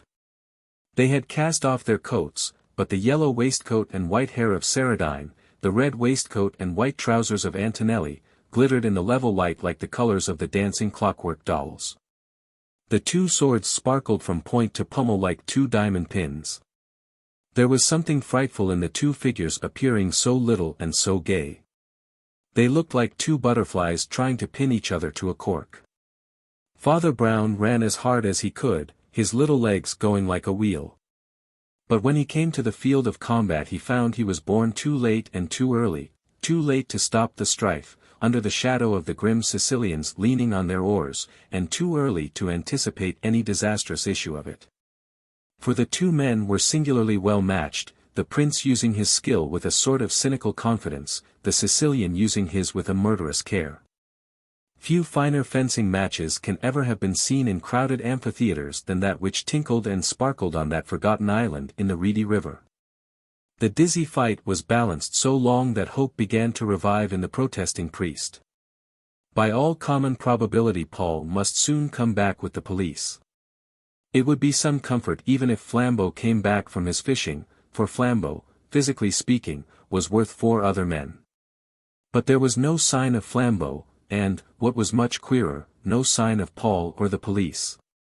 No other raft or stick was left to float on, in that lost island, in that vast nameless pool, they were cut off as on a rock in the Pacific. Almost as he had the thought the ringing of the rapiers quickened to a rattle, the prince's arms flew up, and the point shot out behind between his shoulder blades. He went over with a great whirling movement, almost like one throwing the half of a boy's cartwheel. The sword flew from his hand like a shooting star, and dived into the distant river. And he himself sank with so earth-shaking a subsidence that he broke a big rose tree with his body and shook up into the sky a cloud of red earth, like the smoke of some heathen sacrifice. The Sicilian had made blood offering to the ghost of his father. The priest was instantly on his knees by the corpse, but only to make too sure that it was a corpse. As he was still trying some last hopeless tests he heard for the first time voices from farther up the river, and saw a police boat shoot up to the landing stage, with constables and other important people, including the excited Paul. The little priest rose with a distinctly dubious grimace. "Now, why on earth," he muttered, "why on earth couldn't he have come before?" Some 7 minutes later the island was occupied by an invasion of townsfolk and police, and the latter had put their hands on the victorious duelist, ritually reminding him that anything he said might be used against him. "I shall not say anything," said the monomaniac, with a wonderful and peaceful face. "I shall never say anything more. I am very happy, and I only want to be hanged." Then he shut his mouth as they led him away, and it is the strange but certain truth that he never opened it again in this world, except to say, "Guilty," at his trial. Father Brown had stared at the suddenly crowded garden, the arrest of the man of blood, the carrying away of the corpse after its examination by the doctor, rather as one watches the breakup of some ugly dream. He was motionless, like a man in a nightmare. He gave his name and address as a witness, but declined their offer of a boat to the shore, and remained alone in the island garden, gazing at the broken rose bush and the whole green theatre of that swift and inexplicable tragedy. The light died along the river, mist rose in the marshy banks, a few belated birds flitted fitfully across. Stuck stubbornly in his subconsciousness, which was an unusually lively one, was an unspeakable certainty that there was something still unexplained. This sense that had clung to him all day could not be fully explained by his fancy about Looking-Glass Land. Somehow he had not seen the real story, but some game or mask. And yet people do not get hanged or run through the body for the sake of a charade.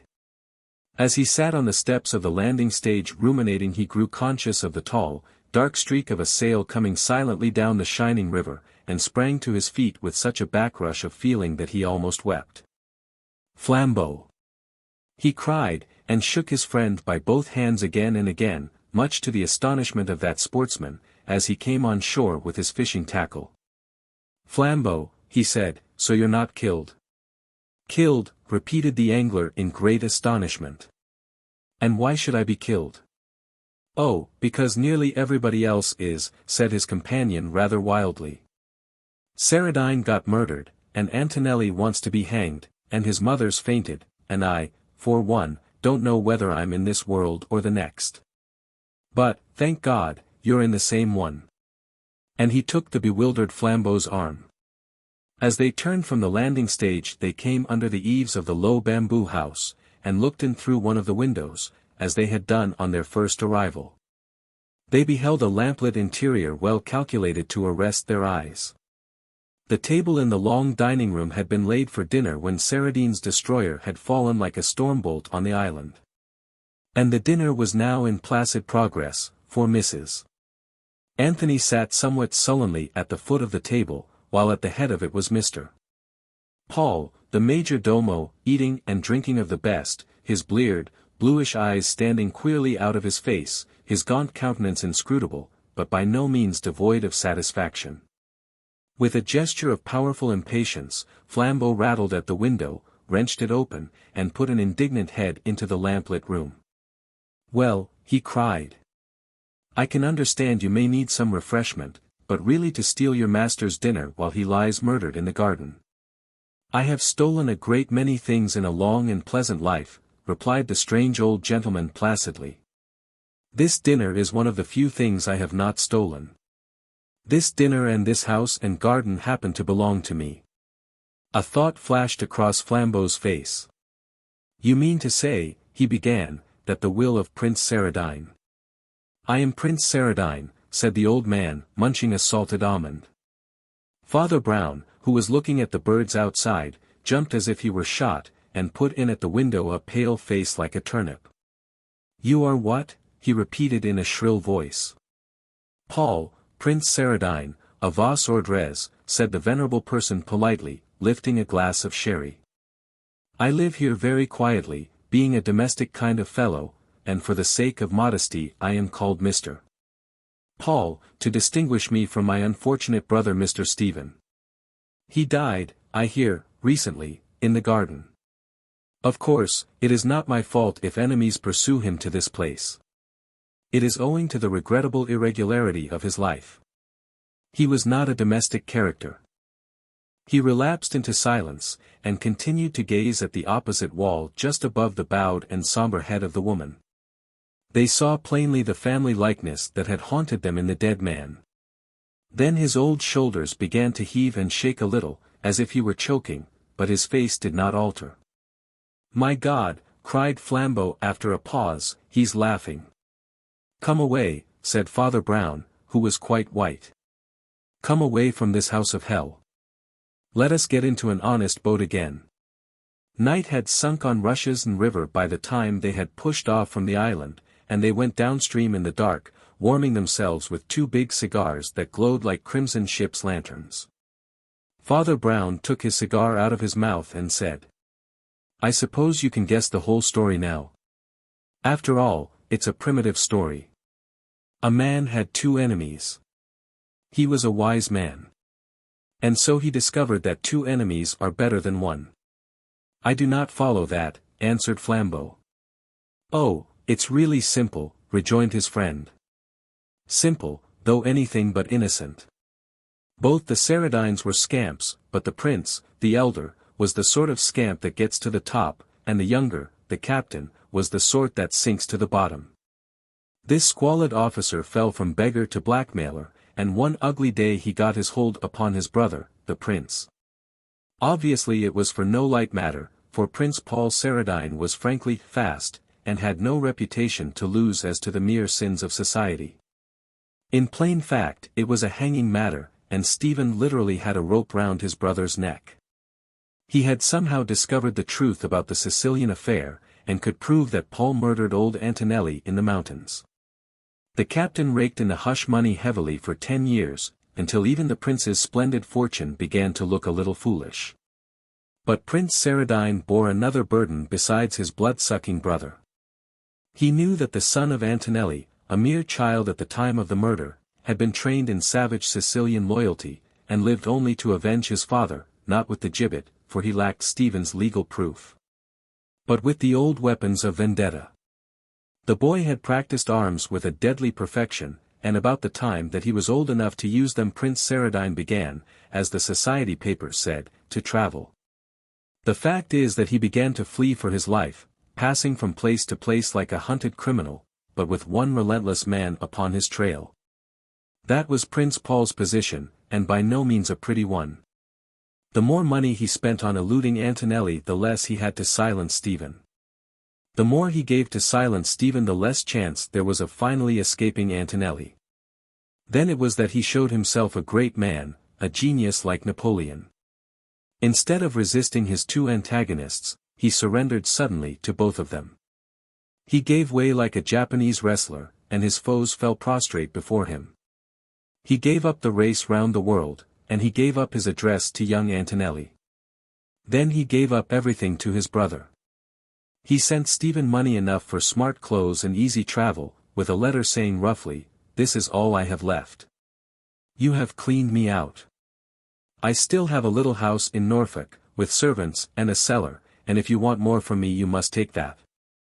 Come and take possession if you like, and I will live there quietly as your friend or agent or anything." He knew that the Sicilian had never seen the Saradine brothers save, perhaps, in pictures. He knew they were somewhat alike, both having grey, pointed beards. Then he shaved his own face and waited. The trap worked. The unhappy captain, in his new clothes, entered the house in triumph as a prince, and walked upon the Sicilian sword. There was one hitch, and it is to the honor of human nature.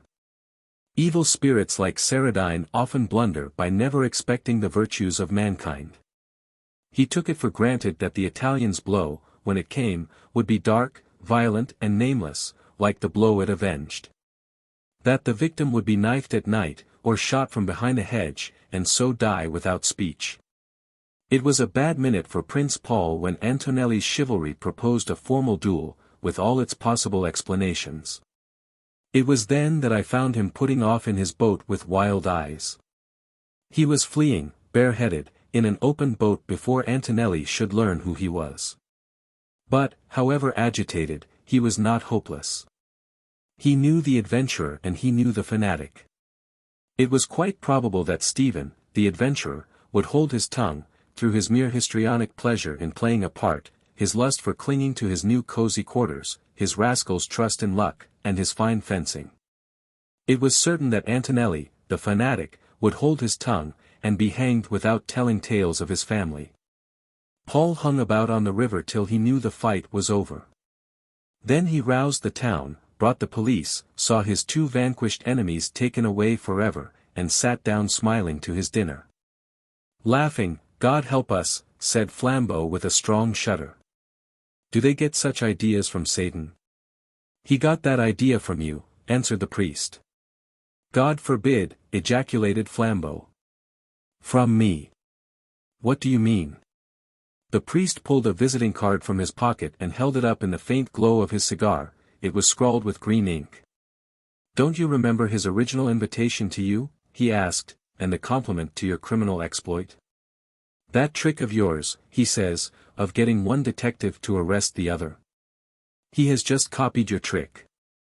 With an enemy on each side of him, he slipped swiftly out of the way and let them collide and kill each other." Flambeau tore Prince Saradine's card from the priest's hands and rent it savagely in small pieces. "There's the last of that old skull and crossbones," he said as he scattered the pieces upon the dark and disappearing waves of the stream, "but I should think it would poison the fishes." The last gleam of white card and green ink was drowned and darkened, a faint and vibrant color as of morning changed the sky, and the moon behind the grasses grew paler. They drifted in silence. "Father," said Flambeau suddenly, "do you think it was all a dream?" The priest shook his head, whether in dissent or agnosticism, but remained mute. A smell of hawthorn and of orchards came to them through the darkness, telling them that a wind was awake. The next moment it swayed their little boat and swelled their sail, and carried them onward down the winding river to happier places and the homes of harmless men. The Hammer of God. The little village of Bohun Beacon was perched on a hill so steep that the tall spire of its church seemed only like the peak of a small mountain. At the foot of the church stood a smithy, generally red with fires and always littered with hammers and scraps of iron. Opposite to this, over a rude cross of cobbled paths, was the Blue Boar, the only inn of the place. It was upon this crossway, in the lifting of a leaden and silver daybreak, that two brothers met in the street and spoke, though one was beginning the day and the other finishing it. The Rev. and Hon. Wilfred Bohun was very devout, and was making his way to some austere exercises of prayer or contemplation at dawn. Colonel the Hon. Norman Bohun, his elder brother, was by no means devout, and was sitting in evening dress on the bench outside the Blue Boar, drinking what the philosophic observer was free to regard either as his last glass on Tuesday or his first on Wednesday. The colonel was not particular. The Bohuns were one of the very few aristocratic families really dating from the Middle Ages, and their pennon had actually seen Palestine. But it is a great mistake to suppose that such houses stand high in chivalric tradition. Few except the poor preserve traditions. Aristocrats live not in traditions but in fashions. The Bohuns had been Mohawks under Queen Anne and Mashers under Queen Victoria. But like more than one of the really ancient houses, they had rotted in the last 2 centuries into mere drunkards and dandy degenerates, till there had even come a whisper of insanity. Certainly there was something hardly human about the colonel's wolfish pursuit of pleasure, and his chronic resolution not to go home till morning had a touch of the hideous clarity of insomnia. He was a tall, fine animal, elderly, but with hair still startlingly yellow. He would have looked merely blond and leonine, but his blue eyes were sunk so deep in his face that they looked black. They were a little too close together. He had very long yellow mustaches, on each side of them a fold or furrow from nostril to jaw, so that a sneer seemed cut into his face. Over his evening clothes he wore a curious pale yellow coat that looked more like a very light dressing gown than an overcoat, and on the back of his head was stuck an extraordinary broad-brimmed hat of a bright green color. Evidently some oriental curiosity caught up at random. He was proud of appearing in such incongruous attires, proud of the fact that he always made them look congruous. His brother the curate had also the yellow hair and the elegance, but he was buttoned up to the chin in black, and his face was clean-shaven, cultivated, and a little nervous. He seemed to live for nothing but his religion. But there were some who said, notably the blacksmith, who was a Presbyterian, that it was a love of Gothic architecture rather than of God. And that his haunting of the church like a ghost was only another and purer turn of the almost morbid thirst for beauty which sent his brother raging after women and wine. This charge was doubtful, while the man's practical piety was indubitable. Indeed, the charge was mostly an ignorant misunderstanding of the love of solitude and secret prayer, and was founded on his being often found kneeling, not before the altar, but in peculiar places, in the crypts or gallery, or even in the belfry. He was at the moment about to enter the church through the yard of the smithy, but stopped and frowned a little as he saw his brother's cavernous eyes staring in the same direction. On the hypothesis that the colonel was interested in the church he did not waste any speculations. There only remained the blacksmith's shop, and though the blacksmith was a Puritan and none of his people, Wilfred Bohun had heard some scandals about a beautiful and rather celebrated wife. He flung a suspicious look across the shed, and the colonel stood up laughing to speak to him. "Good morning, Wilfred," he said. "Like a good landlord I am watching sleeplessly over my people. I am going to call on the blacksmith." Wilfred looked at the ground, and said, "The blacksmith is out. He is over at Greenford." "I know," answered the other with silent laughter, that is why I am calling on him. Norman, said the cleric, with his eye on a pebble in the road, are you ever afraid of thunderbolts? What do you mean? Asked the colonel. Is your hobby meteorology? I mean, said Wilfred, without looking up, do you ever think that God might strike you in the street? I beg your pardon, said the colonel, I see your hobby is folklore. I know your hobby is blasphemy, retorted the religious man, stung in the one live place of his nature.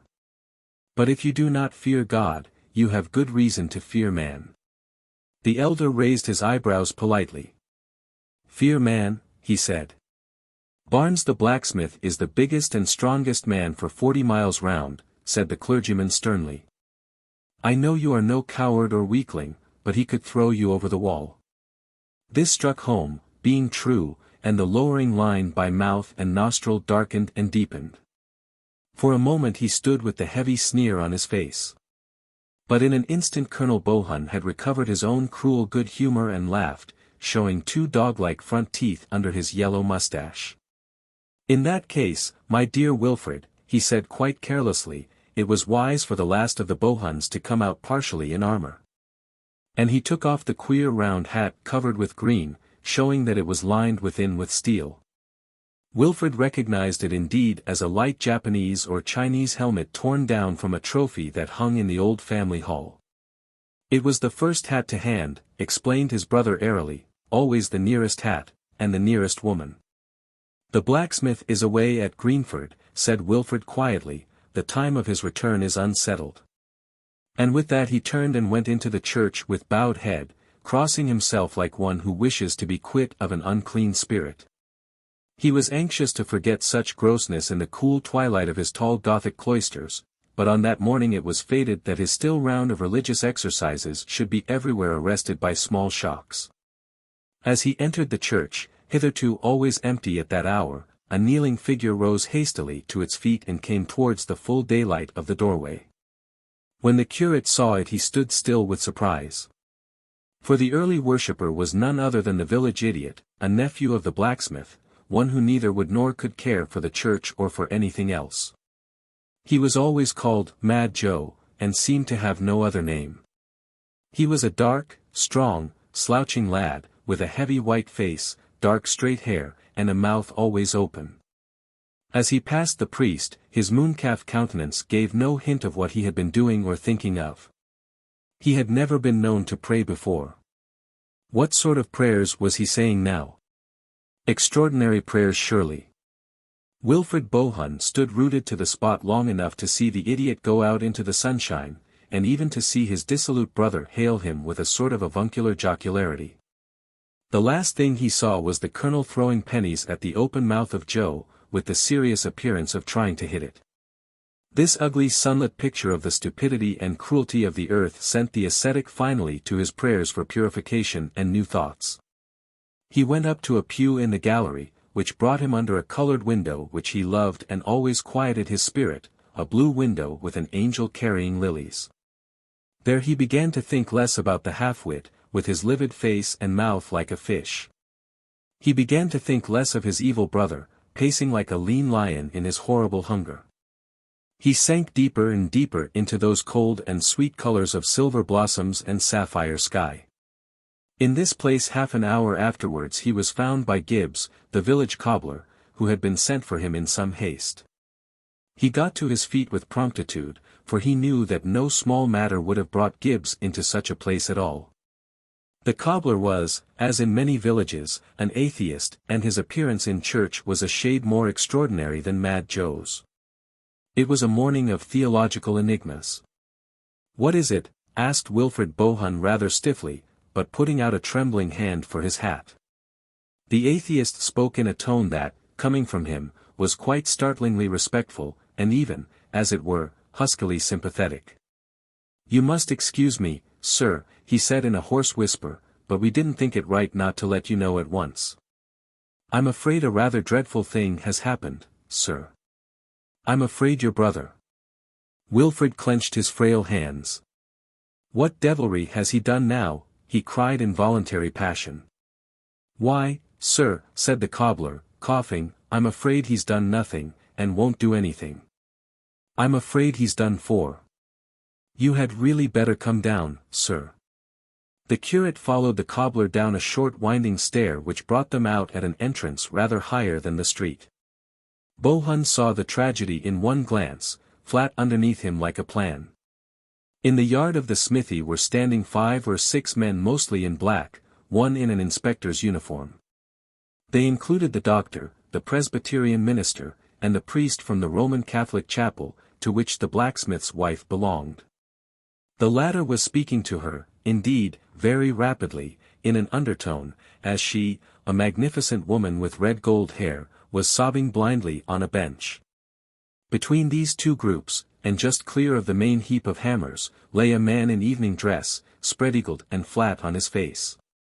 From the height above Wilfrid could have sworn to every item of his costume and appearance, down to the Bohun rings upon his fingers, but the skull was only a hideous splash, like a star of blackness and blood.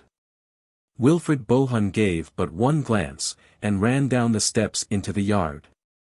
The doctor, who was the family physician, saluted him, but he scarcely took any notice. He could only stammer out, "My brother is dead. What does it mean? What is this horrible mystery?" There was an unhappy silence, and then the cobbler, the most outspoken man present, answered, "Plenty of horror, sir," he said, "but not much mystery." "What do you mean?" asked Wilfrid, with a white face. "It's plain enough," answered Gibbs. "There is only one man for 40 miles round that could have struck such a blow as that, and he's the man that had most reason to." "We must not prejudge anything," put in the doctor, a tall, black-bearded man, rather nervously, "but it is competent for me to corroborate what Mr. Gibbs says about the nature of the blow, sir. It is an incredible blow. Mr. Gibbs says that only one man in this district could have done it. I should have said myself that nobody could have done it." A shudder of superstition went through the slight figure of the curate. "I can hardly understand," he said. "Mr. Bohun," said the doctor in a low voice, "metaphors literally fail me. It is inadequate to say that the skull was smashed to bits like an eggshell. Fragments of bone were driven into the body and the ground like bullets into a mud wall. It was the hand of a giant." He was silent a moment, looking grimly through his glasses, then he added, "The thing has one advantage, that it clears most people of suspicion at one stroke. If you or I or any normally made man in the country were accused of this crime, we should be acquitted as an infant would be acquitted of stealing the Nelson column." "That's what I say," repeated the cobbler obstinately. "There's only one man that could have done it, and he's the man that would have done it." "Where's Simeon Barnes, the blacksmith?" "He's over at Greenford," faltered the curate. "More likely over in France," muttered the cobbler. "No. He is in neither of those places," said a small and colorless voice, which came from the little Roman priest who had joined the group. "As a matter of fact, he is coming up the road at this moment." The little priest was not an interesting man to look at, having stubbly brown hair and a round and stolid face. But if he had been as splendid as Apollo, no one would have looked at him at that moment.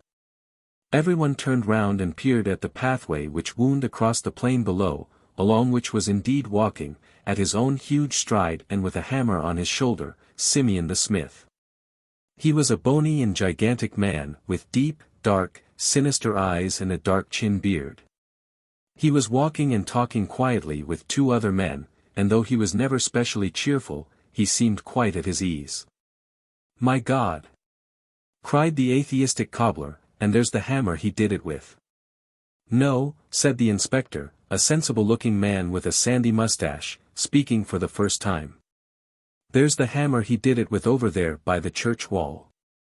We have left it and the body exactly as they are." All glanced round and the short priest went across and looked down in silence at the tool where it lay. It was one of the smallest and the lightest of the hammers, and would not have caught the eye among the rest, but on the iron edge of it were blood and yellow hair. After a silence the short priest spoke without looking up, and there was a new note in his dull voice. "Mr. Gibbs was hardly right," he said, "in saying that there is no mystery. There is at least the mystery of why so big a man should attempt so big a blow with so little a hammer. "Oh, never mind that," cried Gibbs, in a fever. "What are we to do with Simeon Barnes?" "Leave him alone," said the priest quietly. "He is coming here of himself. I know those two men with him. They are very good fellows from Greenford, and they have come over about the Presbyterian chapel." Even as he spoke the tall smith swung round the corner of the church, and strode into his own yard. Then he stood there quite still, and the hammer fell from his hand. The inspector, who had preserved impenetrable propriety, immediately went up to him. "I won't ask you, Mr. Barnes," he said, "whether you know anything about what has happened here. You are not bound to say. I hope you don't know, and that you will be able to prove it. But I must go through the form of arresting you in the King's name for the murder of Colonel Norman Bohun." "You are not bound to say anything," said the cobbler in officious excitement. "They've got to prove everything. They haven't proved yet that it is Colonel Bohun, with the head all smashed up like that." "That won't wash," said the doctor aside to the priest. "That's out of the detective stories. I was the Colonel's medical man, and I knew his body better than he did. He had very fine hands, but quite peculiar ones. The second and third fingers were the same length. Oh, that's the Colonel right enough." As he glanced at the brained corpse upon the ground, the iron eyes of the motionless blacksmith followed them and rested there also. "Is Colonel Bohun dead?" said the smith quite calmly. "Then he's damned. Don't say anything." "Oh, don't say anything," cried the atheist cobbler, dancing about in an ecstasy of admiration of the English legal system. "For no man is such a legalist as the good secularist." The blacksmith turned on him over his shoulder the august face of a fanatic. "It's well for you infidels to dodge like foxes because the world's law favors you," he said, "but God guards his own in his pocket, as you shall see this day." Then he pointed to the Colonel and said, "When did this dog die in his sins?" "Moderate your language," said the doctor. "Moderate the Bible's language, and I'll moderate mine. When did he die?" "I saw him alive at 6 o'clock this morning," stammered Wilfred Bohun. "God is good," said the smith. "Mr. Inspector, I have not the slightest objection to being arrested. It is you who may object to arresting me. I don't mind leaving the court without a stain on my character. You do mind perhaps leaving the court with a bad setback in your career." The solid inspector for the first time looked at the blacksmith with a lively eye. As did everybody else, except the short, strange priest, who was still looking down at the little hammer that had dealt the dreadful blow. "There are two men standing outside this shop," went on the blacksmith with ponderous lucidity, "good tradesmen in Greenford whom you all know. Who will swear that they saw me from before midnight till daybreak and long after in the committee room of our revival mission, which sits all night, we save souls so fast. In Greenford itself 20 people could swear to me for all that time. If I were a heathen, Mr. Inspector, I would let you walk on to your downfall. But as a Christian man I feel bound to give you your chance, and ask you whether you will hear my alibi now or in court." The inspector seemed for the first time disturbed, and said, "Of course I should be glad to clear you altogether now." The smith walked out of his yard with the same long and easy stride, and returned to his two friends from Greenford, who were indeed friends of nearly everyone present. Each of them said a few words which no one ever thought of disbelieving. When they had spoken, the innocence of Simeon stood up as solid as the great church above them. One of those silences struck the group which are more strange and insufferable than any speech. Madly, in order to make conversation, the curate said to the Catholic priest, "You seem very much interested in that hammer, Father Brown." "Yes, I am," said Father Brown. "Why is it such a small hammer?" The doctor swung round on him. "By George, that's true," he cried. "Who would use a little hammer with 10 larger hammers lying about?"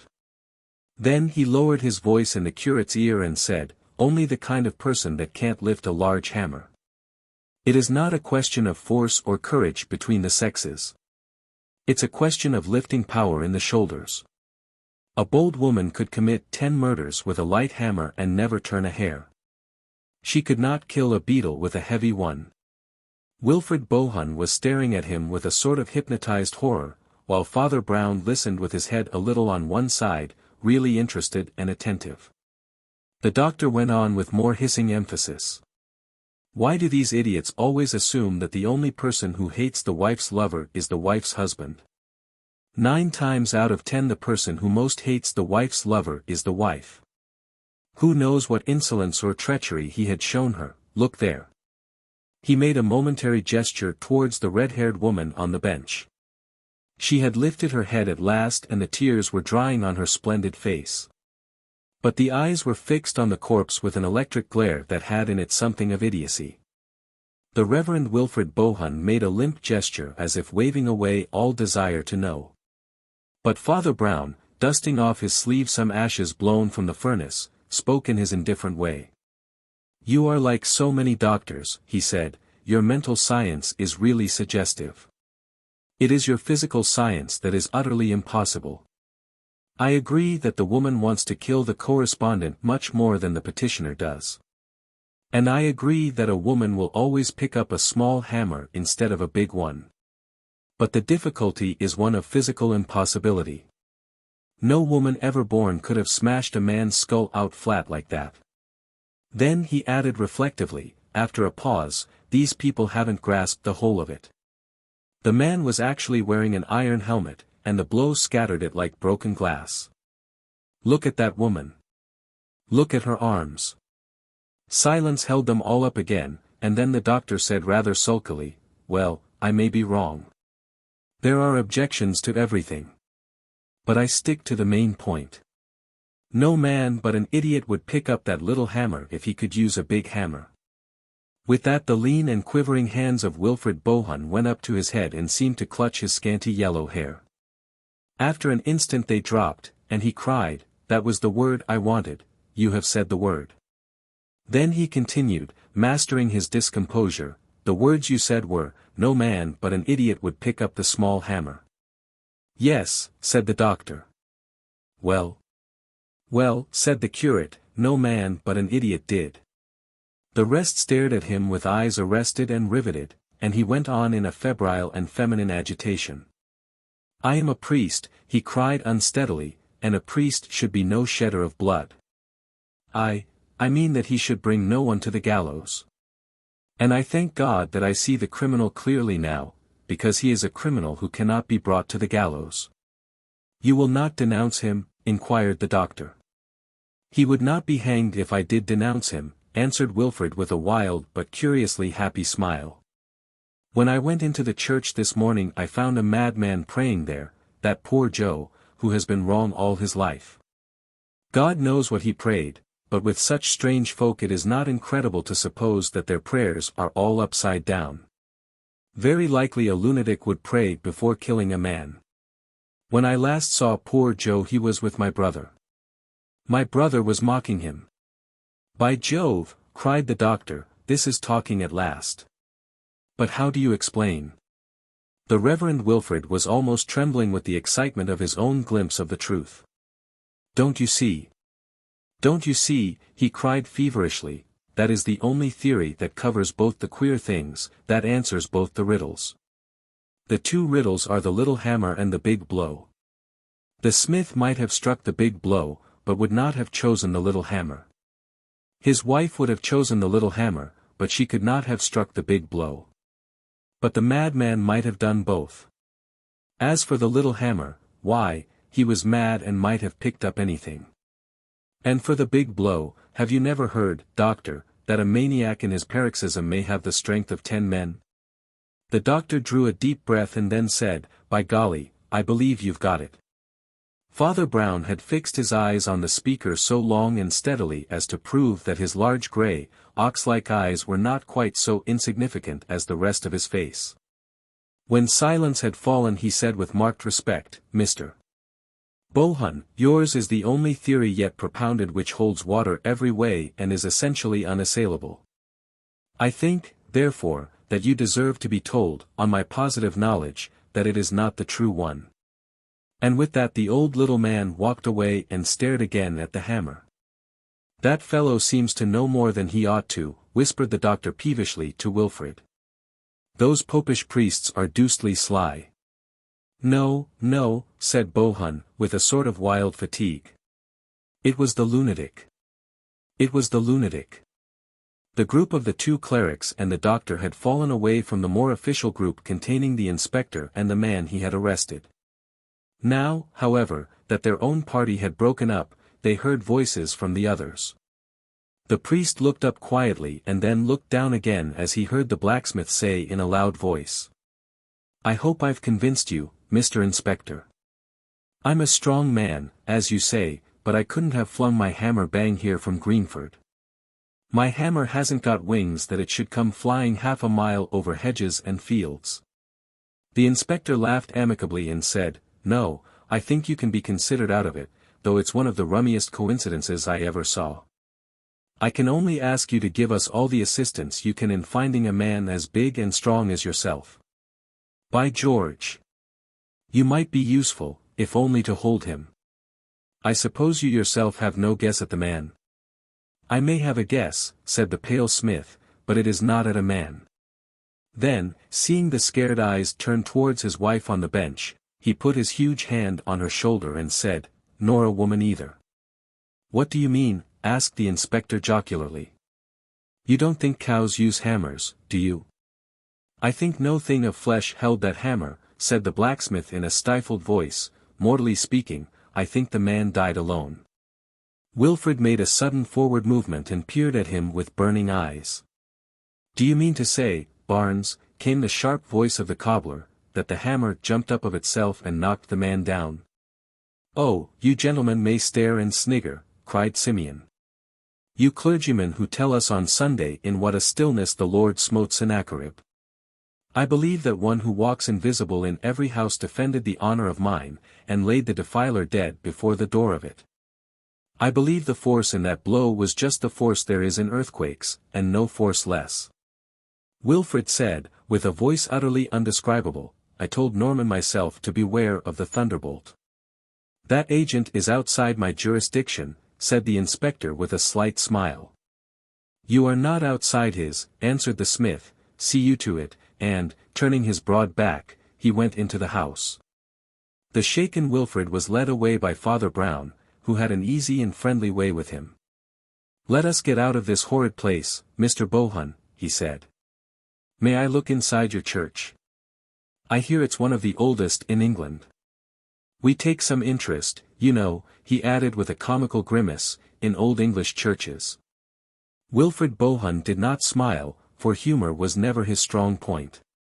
But he nodded rather eagerly, being only too ready to explain the Gothic splendors to someone more likely to be sympathetic than the Presbyterian blacksmith or the atheist cobbler.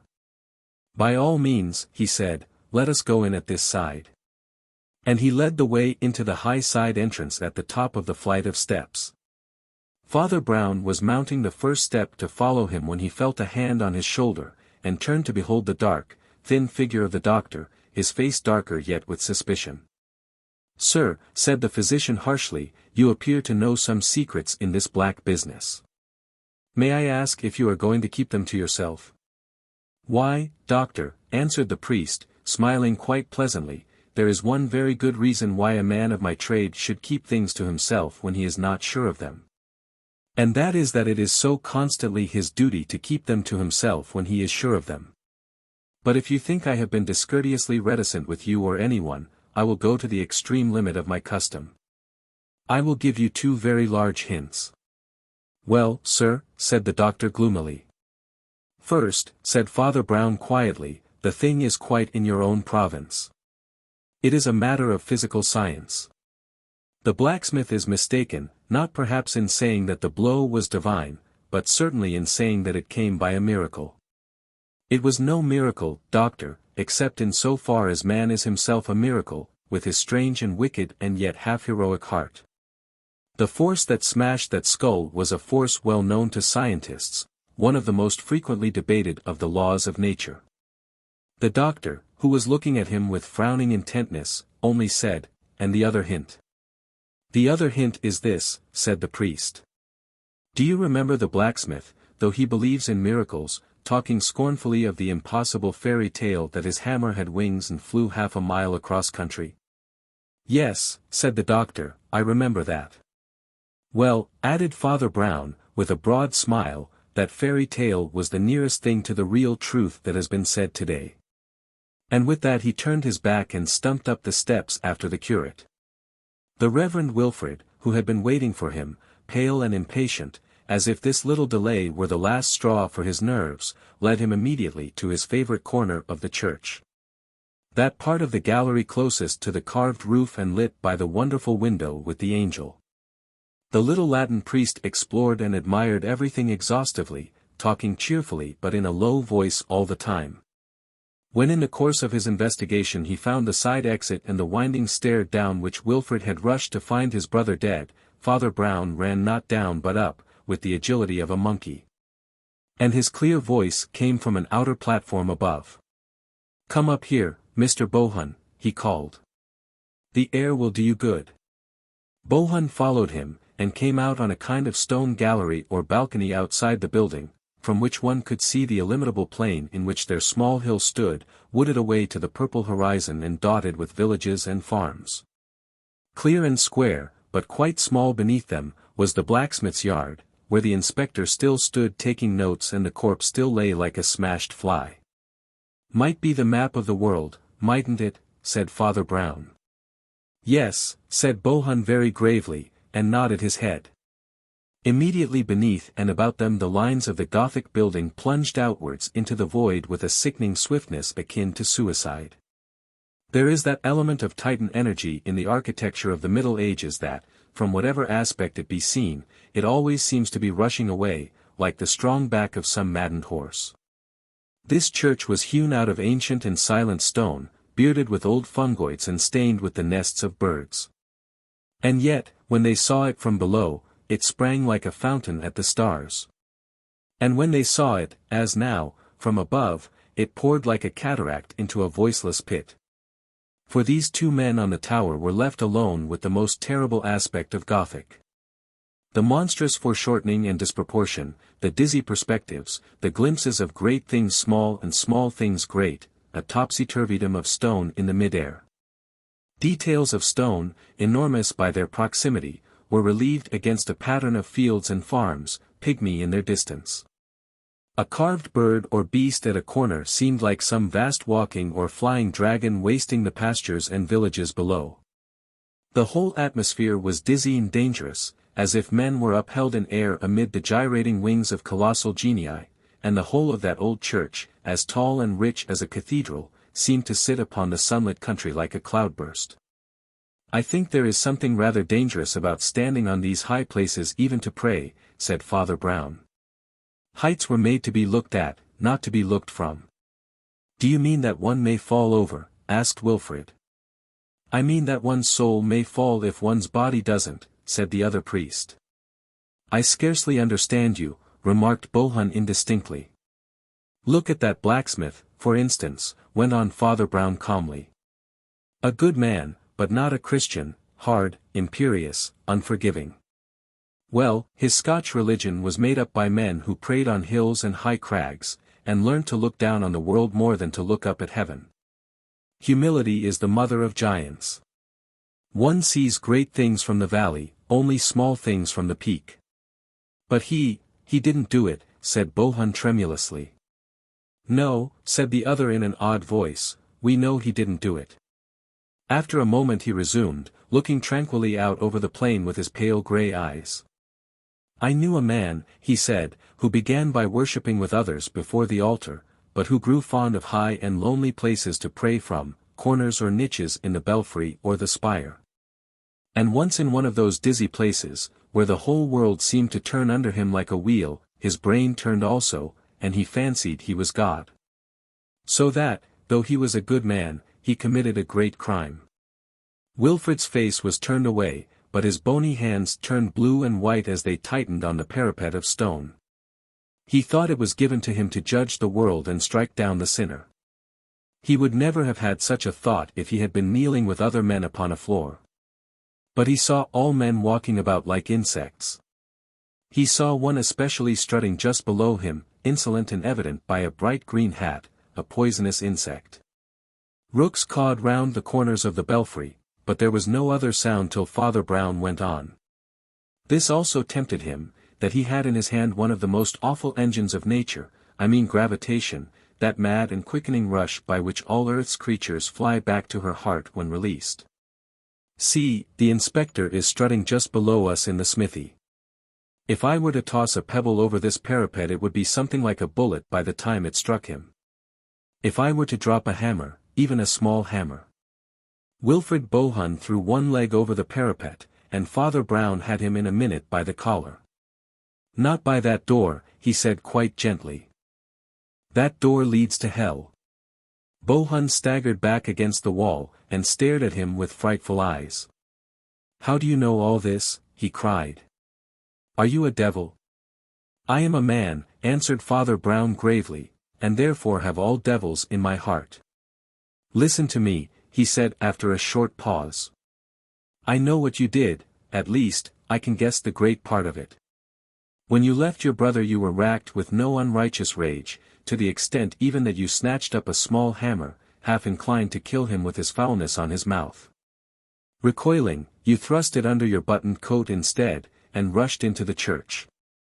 You pray wildly in many places, under the angel window, upon the platform above, and a higher platform still, from which you could see the colonel's Eastern hat like the back of a green beetle crawling about. Then something snapped in your soul, and you let God's thunderbolt fall. Wilfred put a weak hand to his head, and asked in a low voice, how did you know that his hat looked like a green beetle? Oh, that, said the other with the shadow of a smile, that was common sense. But hear me further. I say I know all this, but no one else shall know it. The next step is for you, I shall take no more steps. I will seal this with the seal of confession. If you ask me why, there are many reasons, and only one that concerns you. I leave things to you because you have not yet gone very far wrong, as assassins go.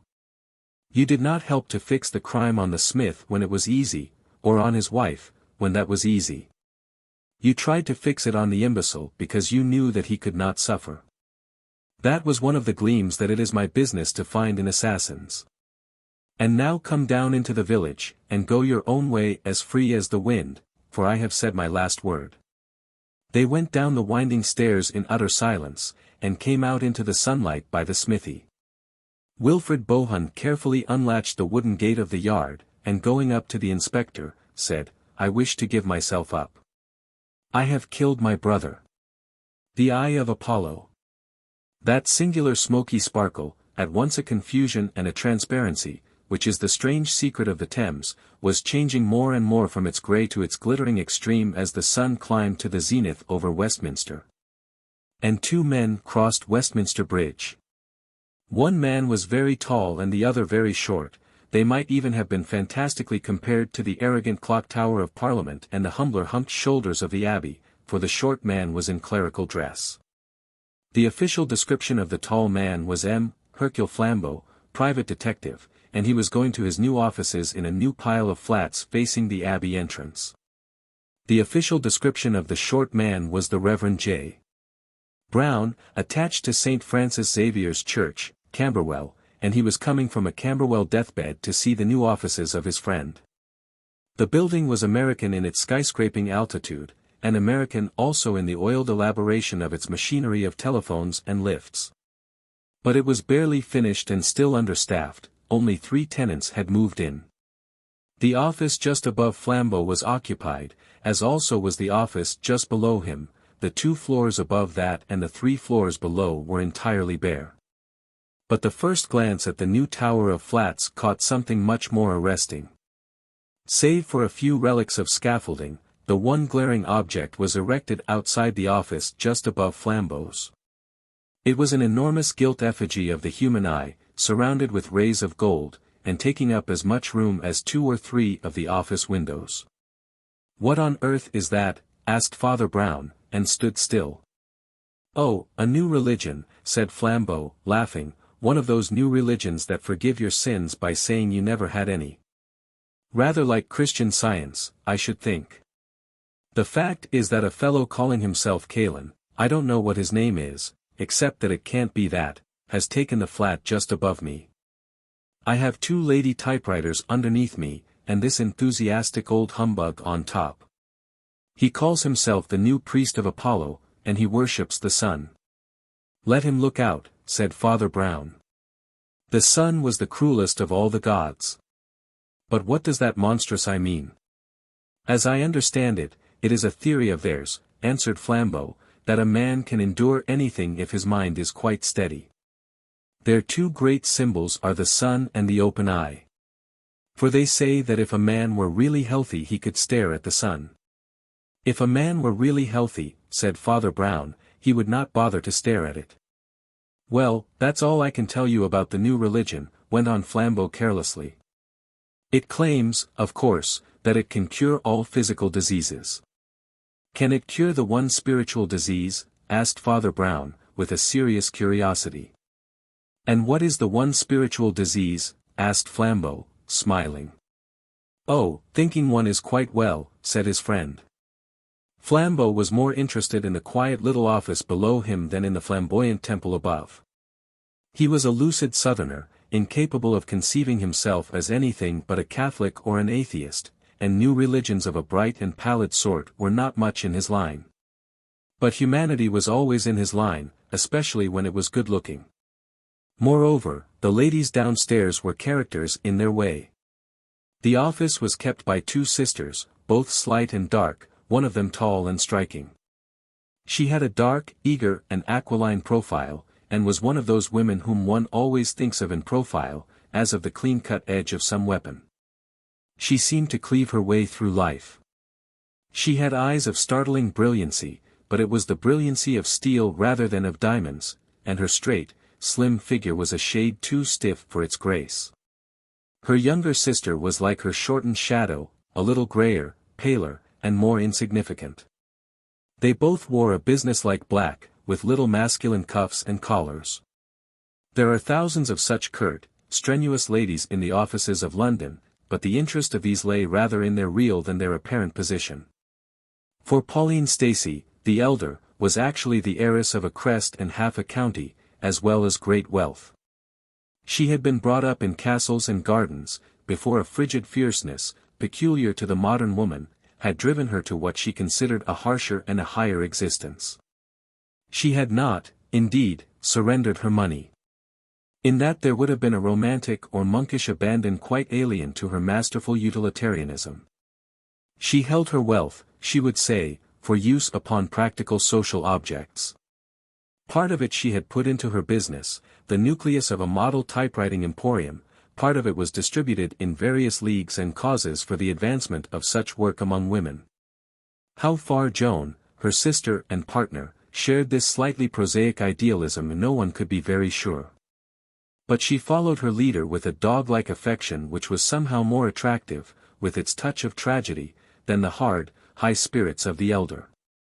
For Pauline Stacey had nothing to say to tragedy, she was understood to deny its existence. Her rigid rapidity and cold impatience had amused Flambeau very much on the first occasion of his entering the flats. He had lingered outside the lift in the entrance hall waiting for the lift boy, who generally conducts strangers to the various floors. But this bright-eyed falcon of a girl had openly refused to endure such official delay. She said sharply that she knew all about the lift, and was not dependent on boys, or men either. Though her flat was only 3 floors above, she managed in the few seconds of ascent to give Flambeau a great many of her fundamental views in an offhand manner. They were to the general effect that she was a modern working woman and loved modern working machinery. Her bright black eyes blazed with abstract anger against those who rebuke mechanic science and ask for the return of romance. Everyone, she said, ought to be able to manage machines, just as she could manage the lift. She seemed almost to resent the fact of Flambeau opening the lift door for her. And that gentleman went up to his own apartments smiling with somewhat mingled feelings at the memory of such spitfire self-dependence. She certainly had a temper, of a snappy, practical sort. The gestures of her thin, elegant hands were abrupt or even destructive. Once Flambeau entered her office on some typewriting business, and found she had just flung a pair of spectacles belonging to her sister into the middle of the floor and stamped on them. She was already in the rapids of an ethical tirade about the sickly medical notions, and the morbid admission of weakness implied in such an apparatus. She dared her sister to bring such artificial, unhealthy rubbish into the place again. She asked if she was expected to wear wooden legs or false hair or glass eyes, and as she spoke her eyes sparkled like the terrible crystal. Flambeau, quite bewildered with this fanaticism, could not refrain from asking Miss Pauline, with direct French logic, why a pair of spectacles was a more morbid sign of weakness than a lift, and why, if science might help us in the one effort, it might not help us in the other. "That is so different," said Pauline Stacey, loftily. "Batteries and motors and all those things are marks of the force of man, yes, Mr. Flambeau, and the force of woman, too. We shall take our turn at these great engines that devour distance and defy time. That is high and splendid, that is really science. But these nasty props and plasters the doctors sell, why, they are just badges of poltroonery. Doctors stick on legs and arms as if we were born cripples and sick slaves. But I was free-born, Mr. Flambeau. People only think they need these things because they have been trained in fear instead of being trained in power and courage, just as the silly nurses tell children not to stare at the sun, and so they can't do it without blinking. But why among the stars should there be one star I may not see? The sun is not my master, and I will open my eyes and stare at him whenever I choose." "Your eyes," said Flambeau, with a foreign bow, "will dazzle the sun."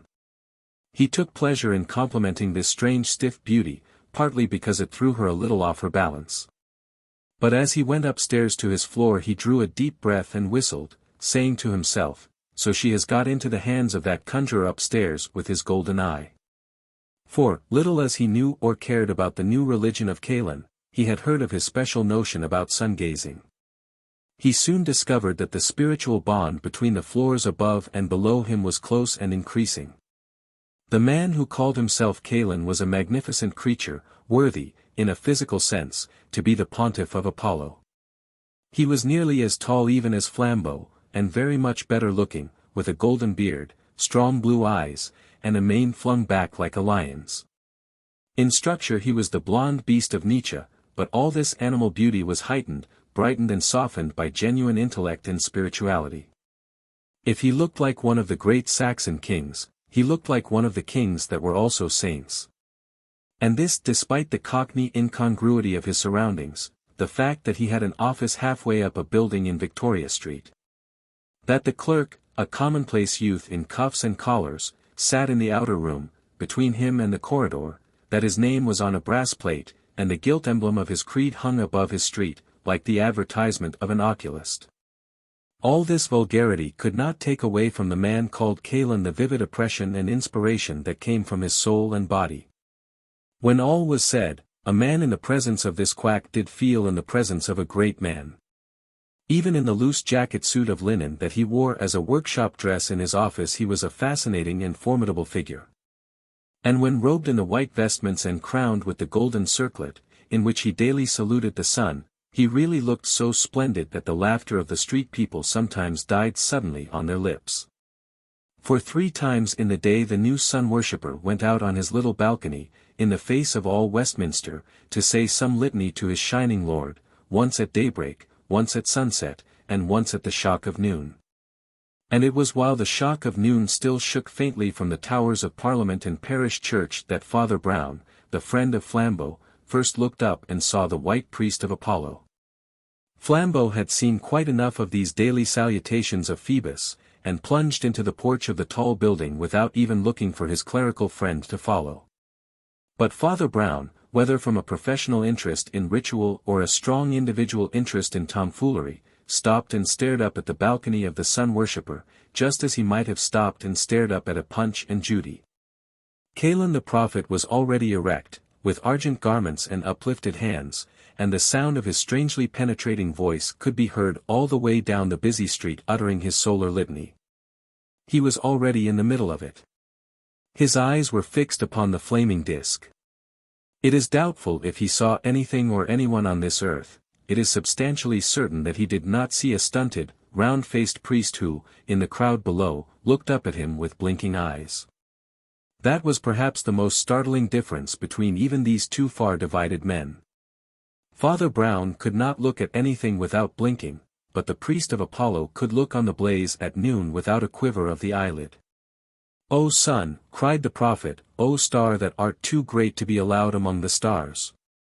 O fountain that flowest quietly in that secret spot that is called space. White father of all white unwearied things, white flames and white flowers and white peaks. Father, who art more innocent than all thy most innocent and quiet children. Primal purity, into the peace of which a rush and crash like the reversed rush of a rocket was cloven with a strident and incessant yelling. 5 people rushed into the gate of the mansions as 3 people rushed out, and for an instant they all deafened each other. The sense of some utterly abrupt horror seemed for a moment to fill half the street with bad news that was all the worse because no one knew what it was. 2 figures remained still after the crash of commotion, the fair priest of Apollo on the balcony above, and the ugly priest of Christ below him. At last the tall figure and titanic energy of Flambeau appeared in the doorway of the mansions and dominated the little mob. Talking at the top of his voice like a foghorn, he told somebody or anybody to go for a surgeon. And as he turned back into the dark and thronged entrance, his friend Father Brown dipped in insignificantly after him. Even as he ducked and dived through the crowd, he could still hear the magnificent melody and monotony of the solar priest still calling on the happy God who is the friend of fountains and flowers.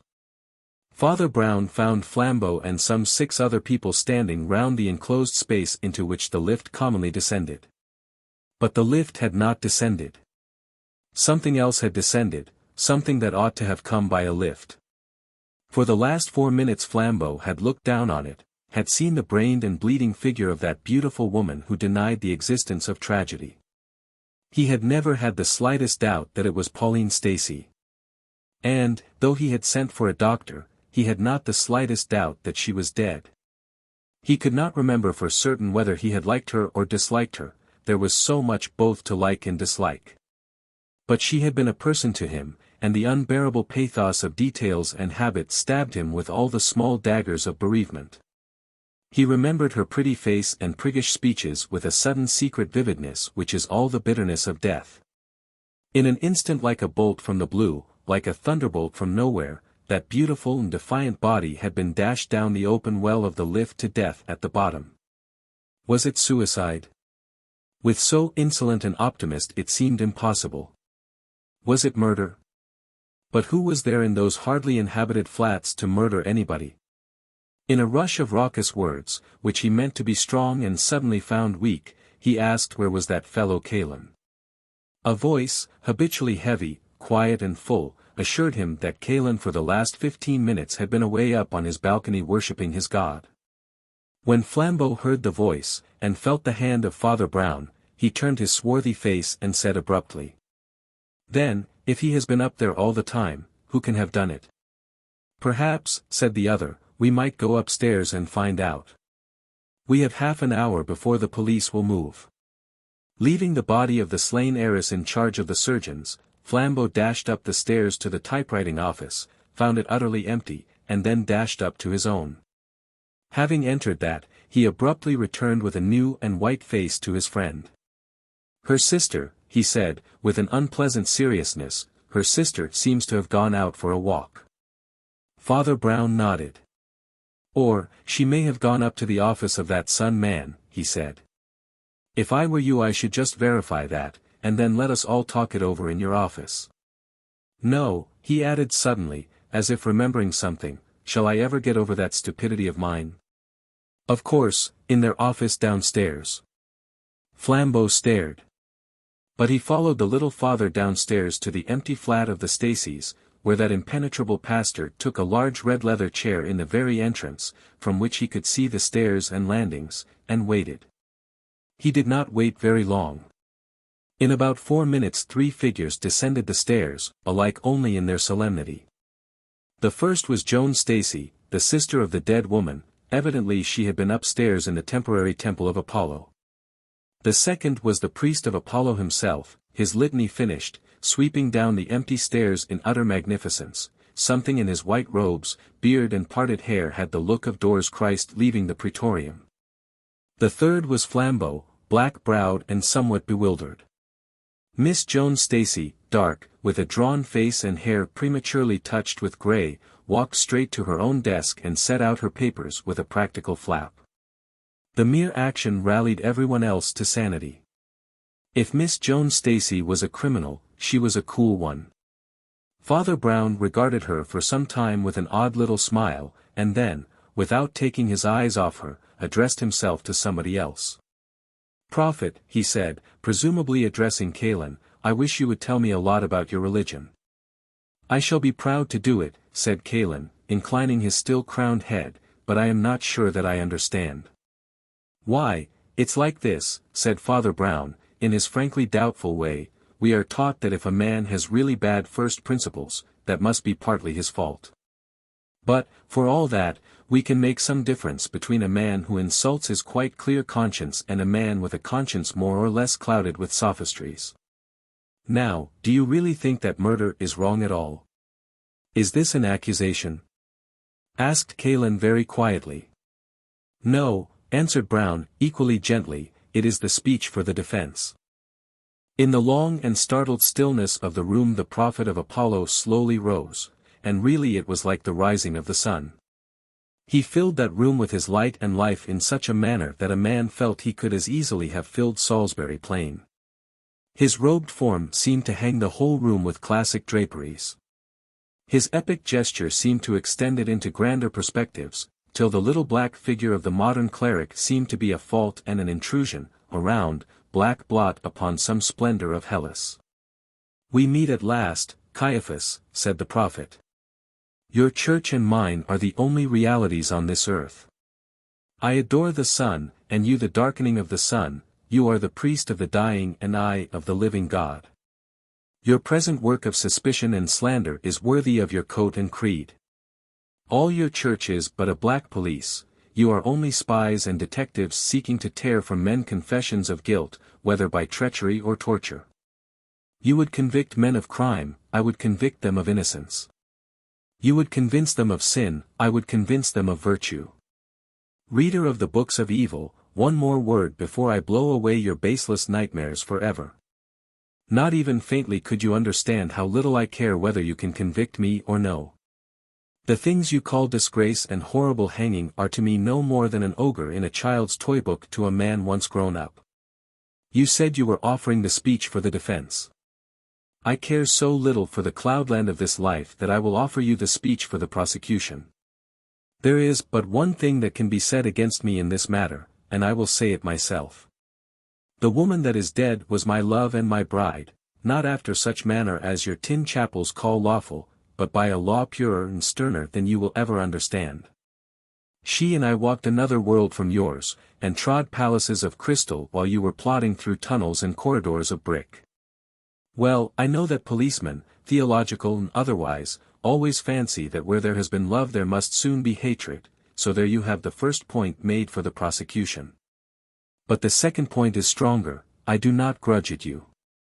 Not only is it true that Pauline loved me, but it is also true that this very morning, before she died, she wrote at that table a will leaving me and my new church $500,000. Come, where are the handcuffs? Do you suppose I care what foolish things you do with me? Penal servitude will only be like waiting for her at a wayside station. The gallows will only be going to her in a headlong car. He spoke with the brain-shaking authority of an orator, and Flambeau and Joan Stacy stared at him in amazed admiration. Father Brown's face seemed to express nothing but extreme distress. He looked at the ground with one wrinkle of pain across his forehead. The prophet of the sun leaned easily against the mantelpiece and resumed. In a few words I have put before you the whole case against me, the only possible case against me. In fewer words still I will blow it to pieces, so that not a trace of it remains. As to whether I have committed this crime, the truth is in one sentence, I could not have committed this crime. Pauline Stacy fell from this floor to the ground at 12. 100 people will go into the witness box and say that I was standing out upon the balcony of my own rooms above from just before the stroke of noon to a quarter past, the usual period of my public prayers. My clerk, a respectable youth from Clapham, with no sort of connection with me, will swear that he sat in my outer office all the morning, and that no communication passed through. He will swear that I arrived a full 10 minutes before the hour, 15 minutes before any whisper of the accident, and that I did not leave the office or the balcony all that time. No one ever had so complete an alibi. I could subpoena half Westminster. I think you had better put the handcuffs away again. The case is at an end. But last of all, that no breath of this idiotic suspicion remain in the air, I will tell you all you want to know. I believe I do know how my unhappy friend came by her death. You can, if you choose, blame me for it, or my faith and philosophy at least, but you certainly cannot lock me up. It is well known to all students of the higher truths that certain adepts and Illuminati have in history attained the power of levitation, that is, of being self-sustained upon the empty air. It is but a part of that general conquest of matter which is the main element in our occult wisdom. Poor Pauline was of an impulsive and ambitious temper. I think, to tell the truth, she thought herself somewhat deeper in the mysteries than she was. And she has often said to me, as we went down in the lift together, that if one's will were strong enough, one could float down as harmlessly as a feather. I solemnly believe that in some ecstasy of noble thoughts she attempted the miracle. Her will, or faith, must have failed her at the crucial instant, and the lower law of matter had its horrible revenge. There is the whole story, gentlemen, very sad and, as you think, very presumptuous and wicked, but certainly not criminal or in any way connected with me. In the shorthand of the police courts, you had better call it suicide. I shall always call it heroic failure for the advance of science and the slow scaling of heaven. It was the first time Flambeau had ever seen Father Brown vanquished. He still sat looking at the ground, with a painful and corrugated brow, as if in shame. It was impossible to avoid the feeling which the prophet's winged words had fanned, that here was a sullen, professional suspector of men overwhelmed by a prouder and purer spirit of natural liberty and health. At last he said, blinking as if in bodily distress, "Well, if that is so, sir, you need do no more than take the testamentary paper you spoke of and go. I wonder where the poor lady left it." "It will be over there on her desk by the door, I think," said Callan, with that massive innocence of manner that seemed to acquit him wholly. "She told me specially she would write it this morning, and I actually saw her writing as I went up in the lift to my own room." "Was her door open then?" asked the priest, with his eye on the corner of the matting. "Yes," said Callan calmly. "Ah! It has been open ever since," said the other, and resumed his silent study of the mat. "There is a paper over here," said the grim Miss Joan, in a somewhat singular voice. She had passed over to her sister's desk by the doorway, and was holding a sheet of blue foolscap in her hand. There was a sour smile on her face that seemed unfit for such a scene or occasion, and Flambeau looked at her with a darkening brow. Callan the prophet stood away from the paper with that loyal unconsciousness that had carried him through. But Flambeau took it out of the lady's hand, and read it with the utmost amazement. It did, indeed, begin in the formal manner of a will, but after the words, "I give and bequeath all of which I die possessed," the writing abruptly stopped with a set of scratches, and there was no trace of the name of any legatee. Flambeau, in wonder, handed this truncated testament to his clerical friend, who glanced at it and silently gave it to the priest of the Sun. An instant afterwards that pontiff, in his splendid sweeping draperies, had crossed the room in 2 great strides, and was towering over Joan Stacey, his blue eyes standing from his head. "What monkey tricks have you been playing here?" he cried. "That's not all Pauline wrote." They were startled to hear him speak in quite a new voice, with a Yankee shrillness in it. All his grandeur and good English had fallen from him like a cloak. "That is the only thing on her desk," said Joan, and confronted him steadily with the same smile of evil favor. Of a sudden the man broke out into blasphemies and cataracts of incredulous words. There was something shocking about the dropping of his mask, it was like a man's real face falling off. "See here," he cried in broad American, when he was breathless with cursing, "I may be an adventurer, but I guess you're a murderess. Yes, gentlemen, here's your death explained, and without any levitation. The poor girl is writing a will in my favor, her cursed sister comes in, struggles for the pen, drags her to the well, and throws her down before she can finish it. Sakes! I reckon we want the handcuffs after all." "As you have truly remarked," replied Joan, with ugly calm, "your clerk is a very respectable young man, who knows the nature of an oath. And he will swear in any court that I was up in your office arranging some typewriting work for 5 minutes before and 5 minutes after my sister fell. Mr. Flambeau will tell you that he found me there." There was a silence. "Why, then," cried Flambeau, "Pauline was alone when she fell, and it was suicide." "She was alone when she fell," said Father Brown, "but it was not suicide." "Then how did she die?" asked Flambeau impatiently. "She was murdered." "But she was alone," objected the detective. "She was murdered when she was all alone," answered the priest.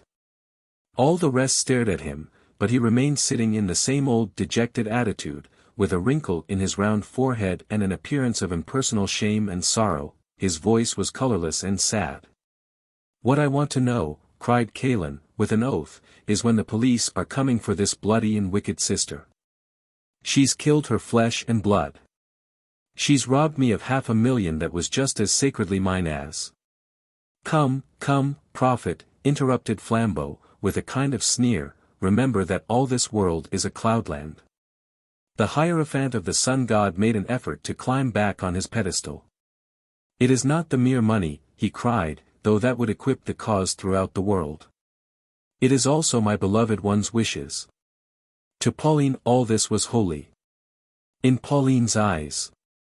Father Brown suddenly sprang erect, so that his chair fell over flat behind him. He was deathly pale, yet he seemed fired with a hope, his eyes shone. "That's it," he cried in a clear voice. "That's the way to begin." In Pauline's eyes. The tall prophet retreated before the tiny priest in an almost mad disorder. "What do you mean? How dare you?" he cried repeatedly. In Pauline's eyes, repeated the priest, his own shining more and more. "Go on, in God's name, go on. The foulest crime the fiends ever prompted feels lighter after confession, and I implore you to confess. Go on, in Pauline's eyes." "Let me go, you devil," thundered Callan, struggling like a giant in bonds. "Who are you, you cursed spy, to weave your spider's webs round me, and peep and peer? Let me go." "Shall I stop him?" asked Flambeau, bounding towards the exit, for Callan had already thrown the door wide open. "No.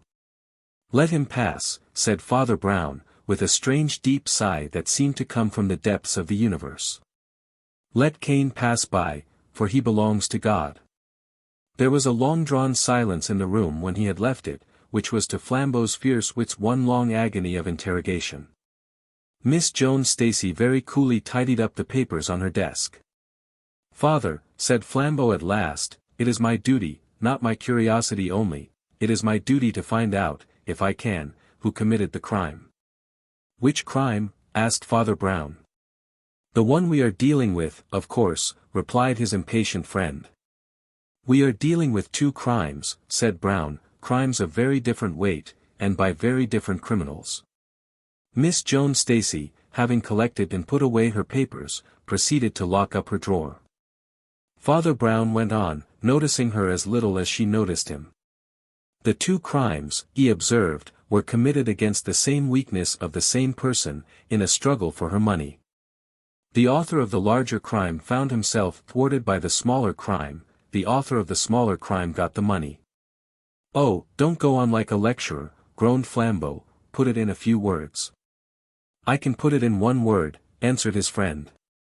Miss Joan Stacy skewered her businesslike black hat onto her head with a businesslike black frown before a little mirror, and, as the conversation proceeded, took her handbag and umbrella in an unhurried style, and left the room. "The truth is one word, and a short one," said Father Brown. Pauline Stacey was blind. Blind, repeated Flambeau, and rose slowly to his whole huge stature. She was subject to it by blood, Brown proceeded. Her sister would have started eyeglasses if Pauline would have let her, but it was her special philosophy or fad that one must not encourage such diseases by yielding to them. She would not admit the cloud, or she tried to dispel it by will. So her eyes got worse and worse with straining, but the worst strain was to come. It came with this precious prophet, or whatever he calls himself, who taught her to stare at the hot sun with the naked eye. It was called accepting Apollo. Oh, if these new pagans would only be old pagans, they would be a little wiser. The old pagans knew that mere naked nature worship must have a cruel side. They knew that the eye of Apollo can blast and blind. There was a pause, and the priest went on in a gentle and even broken voice. Whether or no that devil deliberately made her blind, there is no doubt that he deliberately killed her through her blindness.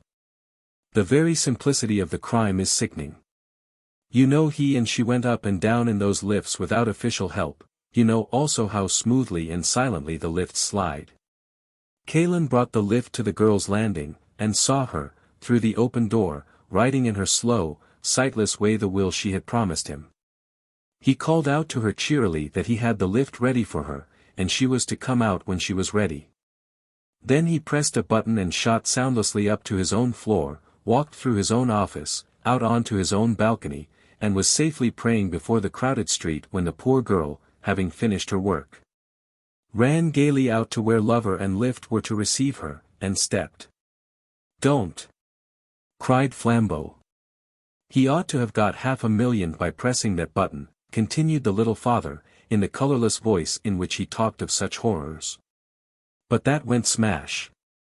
It went smash because there happened to be another person who also wanted the money, and who also knew the secret about poor Pauline's sight. There was one thing about that will that I think nobody noticed, although it was unfinished and without signature. The other Miss Stacey and some servant of hers had already signed it as witnesses. Joan had signed first, saying Pauline could finish it later, with a typical feminine contempt for legal forms. Therefore, Joan wanted her sister to sign the will without real witnesses. Why? I thought of the blindness, and felt sure she had wanted Pauline to sign in solitude because she had wanted her not to sign at all. People like the Staceys always use fountain pens, but this was specially natural to Pauline. By habit and her strong will and memory she could still write almost as well as if she saw, but she could not tell when her pen needed dipping. Therefore, her fountain pens were carefully filled by her sister, all except this fountain pen. This was carefully not filled by her sister, the remains of the ink held out for a few lines and then failed altogether. And the prophet lost £500,000 and committed one of the most brutal and brilliant murders in human history for nothing. Flambeau went to the open door and heard the official police ascending the stairs. He turned and said, "You must have followed everything devilish close to have traced the crime to Kalin in 10 minutes. Father Brown gave a sort of start. "Oh. To him," he said. "No. I had to follow rather close to find out about Miss Joan and the fountain pen. But I knew Kalin was the criminal before I came into the front door." "You must be joking," cried Flambeau. "I'm quite serious," answered the priest. "I tell you I knew he had done it, even before I knew what he had done." "But why?" "These pagan Stoics," said Brown reflectively, "always fail by their strength." There came a crash and a scream down the street, and the priest of Apollo did not start or look round. I did not know what it was. But I knew that he was expecting it. The sign of the broken sword. The 1,000 arms of the forest were grey, and its million fingers silver. In a sky of dark green-blue like slate the stars were bleak and brilliant like splintered ice. All that thickly wooded and sparsely tenanted countryside was stiff with a bitter and brittle frost. The black hollows between the trunks of the trees looked like bottomless, black caverns of that Scandinavian hell, a hell of incalculable cold. Even the square stone tower of the church looked northern to the point of Heath Henry, as if it were some barbaric tower among the sea rocks of Iceland. It was a queer night for anyone to explore a churchyard. But, on the other hand, perhaps it was worth exploring. It rose abruptly out of the ashen wastes of forest in a sort of hump or shoulder of green turf that looked grey in the starlight. Most of the graves were on a slant, and the path leading up to the church was as steep as a staircase. On the top of the hill, in the one flat and prominent place, was the monument for which the place was famous. It contrasted strangely with the featureless graves all round, for it was the work of one of the greatest sculptors of modern Europe, and yet his fame was at once forgotten in the fame of the man whose image he had made. It showed, by touches of the small silver pencil of starlight, the massive metal figure of a soldier recumbent, the strong hands sealed in an everlasting worship, the great head pillowed upon a gun. The venerable face was bearded, or rather whiskered, in the old, heavy Colonel Newcome fashion. The uniform, though suggested with the few strokes of simplicity, was that of modern war. By his right side lay a sword, of which the tip was broken off. On the left side lay a Bible. On glowing summer afternoons wagonettes came full of Americans and cultured suburbans to see the sepulchre. But even then they felt the vast forest land with its one dumpy dome of churchyard and church as a place oddly dumb and neglected. In this freezing darkness of midwinter one would think he might be left alone with the stars. Nevertheless, in the stillness of those stiff woods a wooden gate creaked, and two dim figures dressed in black climbed up the little path to the tomb. So faint was that frigid starlight that nothing could have been traced about them except that while they both wore black, one man was enormously big, and the other, perhaps by contrast, almost startlingly small. They went up to the great graven tomb of the historic warrior, and stood for a few minutes staring at it. There was no human, perhaps no living, thing for a wide circle, and a morbid fancy might well have wondered if they were human themselves. In any case, the beginning of their conversation might have seemed strange. After the first silence the small man said to the other, "Where does a wise man hide a pebble?" And the tall man answered in a low voice, "On the beach." The small man nodded, and after a short silence said, "Where does a wise man hide a leaf?" And the other answered, "In the forest." There was another stillness, and then the tall man resumed, "Do you mean that when a wise man has to hide a real diamond he has been known to hide it among sham ones?" "No, no," said the little man with a laugh, "we will let bygones be bygones." He stamped his cold feet for a second or two, and then said, "I'm not thinking of that at all, but of something else, something rather peculiar. Just strike a match, will you?" The big man fumbled in his pocket, and soon a scratch and a flare painted gold the whole flat side of the monument. On it was cut in black letters the well-known words which so many Americans had reverently read, "Sacred to the memory of General Sir Arthur St. Clair, hero and martyr, who always vanquished his enemies and always spared them, and was treacherously slain by them at last. May God in whom he trusted both reward and revenge him." The match burnt the big man's fingers, blackened, and dropped. He was about to strike another, but his small companion stopped him. "That's all right, Flambeau, old man, I saw what I wanted. Or, rather, I didn't see what I didn't want. And now we must walk a mile and a half along the road to the next inn, and I will try to tell you all about it. For heaven knows a man should have a fire and ale when he dares tell such a story." They descended the precipitous path, they relatched the rusty gate, and set off at a stamping, ringing walk down the frozen forest road. They had gone a full quarter of a mile before the smaller man spoke again. He said, "Yes. The wise man hides a pebble on the beach. But what does he do if there is no beach? Do you know anything of that great St. Clair trouble?" "I know nothing about English generals, Father Brown," answered the large man, laughing, "though a little about English policemen. I only know that you have dragged me a precious long dance to all the shrines of this fellow, whoever he is. One would think he got buried in 6 different places. I've seen a memorial to General St. Clair in Westminster Abbey. I've seen a ramping equestrian statue of General St. Clair on the embankment. I've seen a medallion of St. Clair in the street he was born in, and another in the street he lived in, and now you drag me after dark to his coffin in the village churchyard. I am beginning to be a bit tired of his magnificent personality, especially as I don't in the least know who he was. What are you hunting for in all these crypts and effigies? I am only looking for one word, said Father Brown. A word that isn't there. Well, asked Flambeau, are you going to tell me anything about it? I must divide it into two parts, remarked the priest. First there is what everybody knows, and then there is what I know. Now, what everybody knows is short and plain enough. It is also entirely wrong. Right you are, said the big man called Flambeau cheerfully. Let's begin at the wrong end. Let's begin with what everybody knows, which isn't true. If not wholly untrue, it is at least very inadequate, continued Brown, for in point of fact, all that the public knows amounts precisely to this: the public knows that Arthur St. Clair was a great and successful English general. It knows that after splendid yet careful campaigns both in India and Africa he was in command against Brazil when the great Brazilian patriot Olivier issued his ultimatum.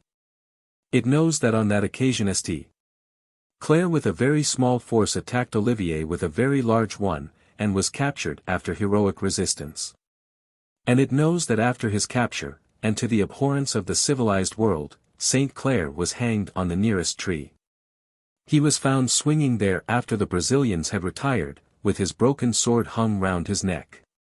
And that popular story is untrue, suggested Flambeau. No, said his friend quietly, that story is quite true, so far as it goes. Well, I think it goes far enough, said Flambeau, but if the popular story is true, what is the mystery? They had passed many hundreds of grey and ghostly trees before the little priest answered. Then he bit his finger reflectively and said, why, the mystery is a mystery of psychology. Or, rather, it is a mystery of two psychologies. In that Brazilian business two of the most famous men of modern history acted flat against their characters. Mind you, Olivier and St. Clair were both heroes, the old thing, and no mistake, it was like the fight between Hector and Achilles. Now, what would you say to an affair in which Achilles was timid and Hector was treacherous? Go on, said the large man impatiently as the other bit his finger again. Sir Arthur St. Clair was a soldier of the old religious type, the type that saved us during the mutiny, continued Brown. He was always more for duty than for dash. And with all his personal courage was decidedly a prudent commander, particularly indignant at any needless waste of soldiers. Yet in this last battle he attempted something that a baby could see was absurd. One need not be a strategist to see it was as wild as wind, just as one need not be a strategist to keep out of the way of a motor bus. Well, that is the first mystery, what had become of the English general's head? The second riddle is, what had become of the Brazilian general's heart? President Olivier might be called a visionary or a nuisance, but even his enemies admitted that he was magnanimous to the point of knight-errantry. Almost every other prisoner he had ever captured had been set free or even loaded with benefits. Men who had really wronged him came away touched by his simplicity and sweetness. Why the deuce should he diabolically revenge himself only once in his life, and that for the one particular blow that could not have hurt him? Well, there you have it. One of the wisest men in the world acted like an idiot for no reason. One of the best men in the world acted like a fiend for no reason. That's the long and the short of it, and I leave it to you, my boy. No, you don't, said the other with a snort. I leave it to you, and you jolly well tell me all about it. Well, resumed Father Brown, it's not fair to say that the public impression is just what I've said, without adding that two things have happened since. I can't say they threw a new light, for nobody can make sense of them. But they threw a new kind of darkness, they threw the darkness in new directions. The first was this. The family physician of the St. Clairs quarrelled with that family, and began publishing a violent series of articles, in which he said that the late general was a religious maniac, but as far as the tale went, this seemed to mean little more than a religious man. Anyhow, the story fizzled out. Everyone knew, of course, that St. Clair had some of the eccentricities of Puritan piety. The second incident was much more arresting. In the luckless and unsupported regiment which made that rash attempt at the Black River there was a certain Captain Keith, who was at that time engaged to St. Clair's daughter, and who afterwards married her. He was one of those who were captured by Olivier, and, like all the rest except the general, appears to have been bounteously treated and promptly set free. Some 20 years afterwards this man, then Lieutenant Colonel Keith, published a sort of autobiography called A British Officer in Burma and Brazil. In the place where the reader looks eagerly for some account of the mystery of St. Clair's disaster may be found the following words: "Everywhere else in this book I have narrated things exactly as they occurred, holding as I do the old-fashioned opinion that the glory of England is old enough to take care of itself. The exception I shall make is in this matter of the defeat by the Black River, and my reasons, though private, are honorable and compelling. I will, however, add this in justice to the memories of two distinguished men. General St. Clair has been accused of incapacity on this occasion. I can at least testify that this action, properly understood, was one of the most brilliant and sagacious of his life. President Olivier by similar report is charged with savage injustice. I think it due to the honor of an enemy to say that he acted on this occasion with even more than his characteristic good feeling. To put the matter popularly, I can assure my countrymen that St. Clair was by no means such a fool nor Olivier such a brute as he looked. This is all I have to say, nor shall any earthly consideration induce me to add a word to it." A large frozen moon like a lustrous snowball began to show through the tangle of twigs in front of them, and by its light the narrator had been able to refresh his memory of Captain Keith's text from a scrap of printed paper. As he folded it up and put it back in his pocket, Flambeau threw up his hand with a French gesture. Wait a bit, he cried excitedly. "I believe I can guess it at the first go." He strode on, breathing hard, his black head and bull neck forward, like a man winning a walking race. The little priest, amused and interested, had some trouble in trotting beside him. Just before them the trees fell back a little to left and right, and the road swept downwards across a clear, moonlit valley, till it dived again like a rabbit into the wall of another wood. The entrance to the farther forest looked small and round, like the black hole of a remote railway tunnel. But it was within some 100 yards, and gaped like a cavern before Flambeau spoke again. "I've got it," he cried at last, slapping his thigh with his great hand. "For minutes thinking, and I can tell your whole story myself." "All right," assented his friend. "You tell it." Flambeau lifted his head, but lowered his voice. "General Sir Arthur St. Clair," he said, "came of a family in which madness was hereditary, and his whole aim was to keep this from his daughter, and even, if possible, from his future son-in-law. Rightly or wrongly, he thought the final collapse was close, and resolved on suicide. Yet ordinary suicide would blazon the very idea he dreaded. As the campaign approached the clouds came thicker on his brain. And at last in a mad moment he sacrificed his public duty to his private. He rushed rashly into battle, hoping to fall by the first shot. When he found that he had only attained capture and discredit, the sealed bomb in his brain burst, and he broke his own sword and hanged himself. He stared firmly at the grey facade of forest in front of him, with the one black gap in it, like the mouth of the grave, into which their path plunged. Perhaps something menacing in the road thus suddenly swallowed reinforced his vivid vision of the tragedy, for he shuddered. "A horrid story," he said. "A horrid story," repeated the priest with bent head. "But not the real story." Then he threw back his head with a sort of despair and cried, "Oh, I wish it had been." The tall Flambeau faced round and stared at him. "Yours is a clean story," cried Father Brown, deeply moved. "A sweet, pure, honest story, as open and white as that moon. Madness and despair are innocent enough. There are worse things, Flambeau." Flambeau looked up wildly at the moon thus invoked. And from where he stood one black tree bough curved across it exactly like a devil's horn.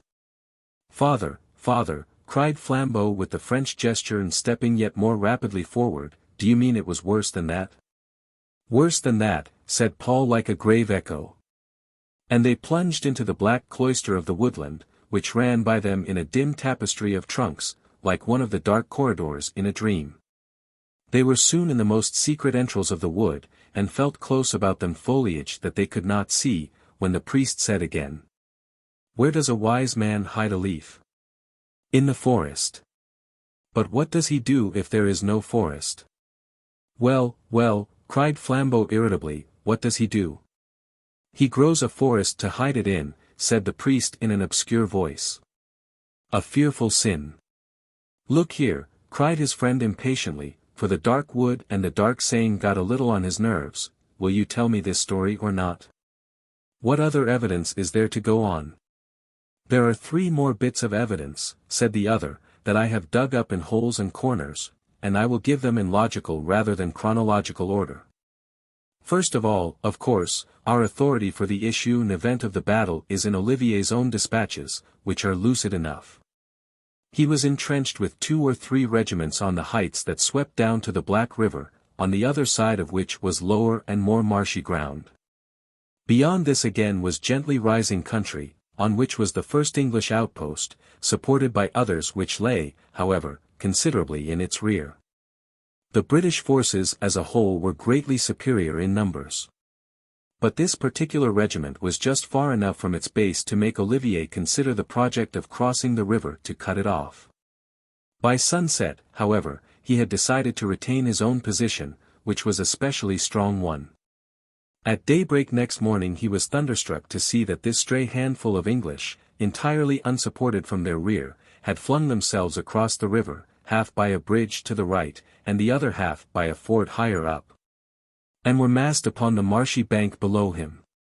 That they should attempt an attack with such numbers against such a position was incredible enough, but Olivier noticed something yet more extraordinary.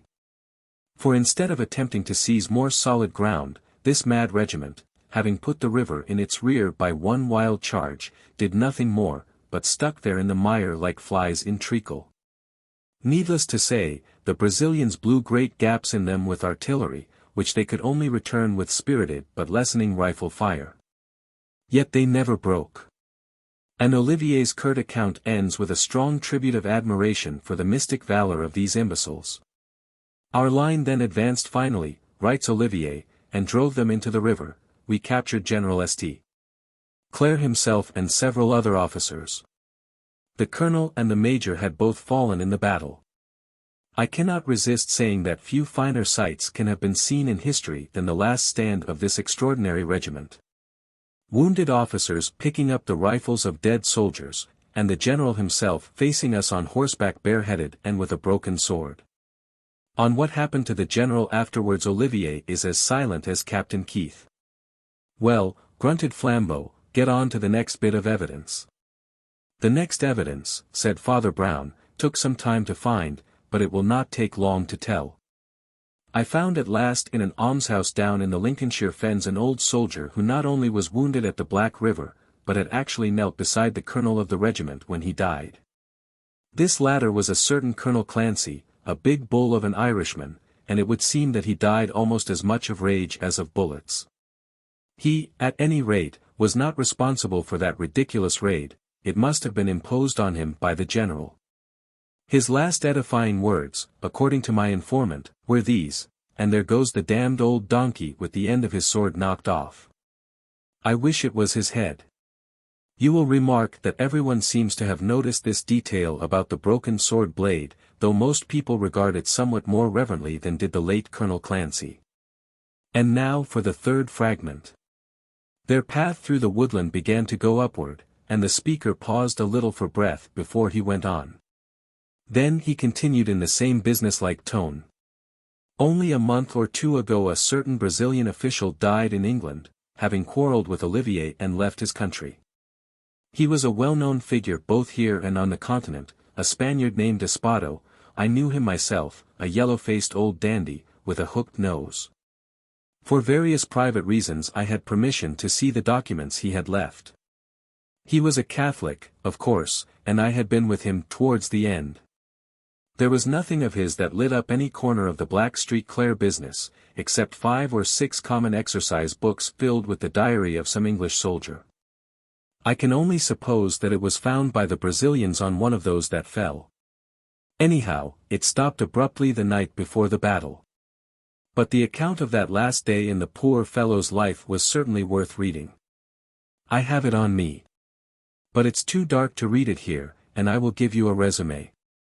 The first part of that entry is full of jokes, evidently flung about among the men, about somebody called the Vulture. It does not seem as if this person, whoever he was one of themselves, nor even an Englishman, neither is he exactly spoken of as one of the enemy. It sounds rather as if he were some local go-between and non-combatant. Perhaps a guide or a journalist. He has been closeted with old Colonel Clancy, but is more often seen talking to the Major. Indeed, the Major is somewhat prominent in this soldier's narrative. A lean, dark-haired man, apparently, of the name of Murray, a North of Ireland man and a Puritan. There are continual jests about the contrast between this Ulsterman's austerity and the conviviality of Colonel Clancy. There is also some joke about the Vulture wearing bright-colored clothes.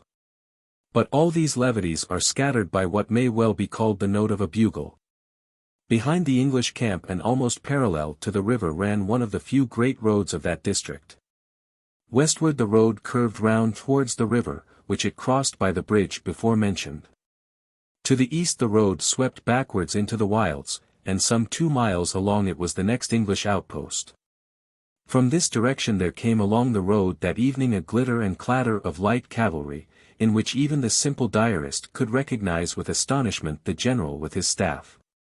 He rode the great white horse which you have seen so often in illustrated papers and academy pictures, and you may be sure that the salute they gave him was not merely ceremonial. He, at least, wasted no time on ceremony, but, springing from the saddle immediately, mixed with the group of officers, and fell into emphatic though confidential speech. What struck our friend the diarist most was his special disposition to discuss matters with Major Murray, but, indeed, such a selection, so long as it was not marked, was in no way unnatural. The 2 men were made for sympathy. They were men who read their Bibles, they were both the old evangelical type of officer. However this may be, it is certain that when the general mounted again he was still talking earnestly to Murray. And that as he walked his horse slowly down the road towards the river, the tall Ulsterman still walked by his bridle rein in earnest debate. The soldiers watched the two until they vanished behind a clump of trees where the road turned towards the river. The colonel had gone back to his tent, and the men to their pickets. The man with the diary lingered for another 4 minutes, and saw a marvelous sight. The great white horse which had marched slowly down the road, as it had marched in so many processions, flew back, galloping up the road towards them as if it were mad to win a race. At first they thought it had run away with the man on its back. But they soon saw that the general, a fine rider, was himself urging it to full speed. Horse and man swept up to them like a whirlwind. And then, reining up the reeling charger, the general turned on them a face like flame, and called for the colonel like the trumpet that wakes the dead. I conceive that all the earthquake events of that catastrophe tumbled on top of each other rather like lumber in the minds of men such as our friend with the diary. With the dazed excitement of a dream, they found themselves falling, literally falling, into their ranks, and learned that an attack was to be led at once across the river. The general and the major, it was said, had found out something at the bridge, and there was only just time to strike for life. The major had gone back at once to call up the reserve along the road behind. It was doubtful if even with that prompt appeal help could reach them in time. But they must pass the stream that night, and seize the heights by morning. It is with the very stir and throb of that romantic nocturnal march that the diary suddenly ends. Father Brown had mounted ahead. For the woodland path grew smaller, steeper, and more twisted, till they felt as if they were ascending a winding staircase. The priest's voice came from above out of the darkness. There was one other little and enormous thing. When the general urged them to their chivalric charge he half drew his sword from the scabbard, and then, as if ashamed of such melodrama, thrust it back again. The sword again, you see. A half-light broke through the network of boughs above them, flinging the ghost of a net about their feet, for they were mounting again to the faint luminosity of the naked night. Flambeau felt truth all round him as an atmosphere, but not as an idea. He answered with bewildered brain, "Well, what's the matter with the sword? Officers generally have swords, don't they?" "They are not often mentioned in modern war," said the other dispassionately, "but in this affair one falls over the blessed sword everywhere." "Well, what is there in that?" growled Flambeau. "It was a tuppence-coloured sort of incident. The old man's blade breaking in his last battle. Anyone might bet the papers would get hold of it, as they have. On all these tombs and things it's shown broken at the point. I hope you haven't dragged me through this polar expedition merely because two men with an eye for a picture saw St. Clair's broken sword." "No," cried Father Brown, with a sharp voice like a pistol shot, "but who saw his unbroken sword?" "What do you mean?" cried the other, and stood still under the stars. They had come abruptly out of the grey gates of the wood. "I say, who saw his unbroken sword?" repeated Father Brown obstinately. "Not the writer of the diary, anyhow. The general sheathed it in time." Flambeau looked about him in the moonlight, as a man struck blind might look in the sun. And his friend went on, for the first time with eagerness. "Flambeau," he cried, "I cannot prove it, even after hunting through the tombs. But I am sure of it. Let me add just one more tiny fact that tips the whole thing over. The colonel, by a strange chance, was one of the first struck by a bullet. He was struck long before the troops came to close quarters. But he saw St. Clair's sword broken. Why was it broken? How was it broken? My friend, it was broken before the battle." "Oh," said his friend, with a sort of forlorn jocularity, "and pray where is the other piece?" "I can tell you," said the priest promptly. "In the northeast corner of the cemetery of the Protestant cathedral at Belfast." "Indeed?" inquired the other. "Have you looked for it?" "I couldn't," replied Brown, with frank regret. "There's a great marble monument on top of it. A monument to the heroic Major Murray, who fell fighting gloriously at the famous Battle of the Black River." Flambeau seemed suddenly galvanized into existence. "You mean," he cried hoarsely, "that General St. Clair hated Murray, and murdered him on the field of battle because—" "You are still full of good and pure thoughts," said the other. "It was worse than that." "Well," said the large man, "my stock of evil imagination is used up." The priest seemed really doubtful where to begin, and at last he said again, "Where would a wise man hide a leaf?" "In the forest." The other did not answer. If there were no forest, he would make a forest. And if he wished to hide a dead leaf, he would make a dead forest. There was still no reply, and the priest added still more mildly and quietly, "And if a man had to hide a dead body, he would make a field of dead bodies to hide it in." Flambeau began to stamp forward with an intolerance of delay in time or space, but Father Brown went on as if he were continuing the last sentence. "Sir Arthur St. Clair, as I have already said, was a man who read his Bible. That was what was the matter with him. When will people understand that it is useless for a man to read his Bible unless he also reads everybody else's Bible? A printer reads a Bible for misprints. A Mormon reads his Bible, and finds polygamy. A Christian Scientist reads his, and finds we have no arms and legs. St. Clair was an old Anglo-Indian Protestant soldier. Now, just think what that might mean, and, for heaven's sake, don't cant about it. It might mean a man physically formidable living under a tropic sun in an Oriental society, and soaking himself without sense or guidance in an Oriental book. Of course, he read the Old Testament rather than the New. Of course, he found in the Old Testament anything that he wanted: lust, tyranny, treason.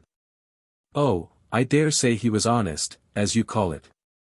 But what is the good of a man being honest in his worship of dishonesty?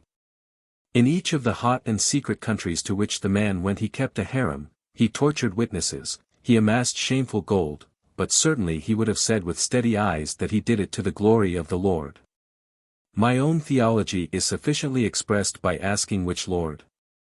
Anyhow, there is this about such evil, that it opens door after door in hell, and always into smaller and smaller chambers. This is the real case against crime, that a man does not become wilder and wilder, but only meaner and meaner. St. Clair was soon suffocated by difficulties of bribery and blackmail, and needed more and more cash.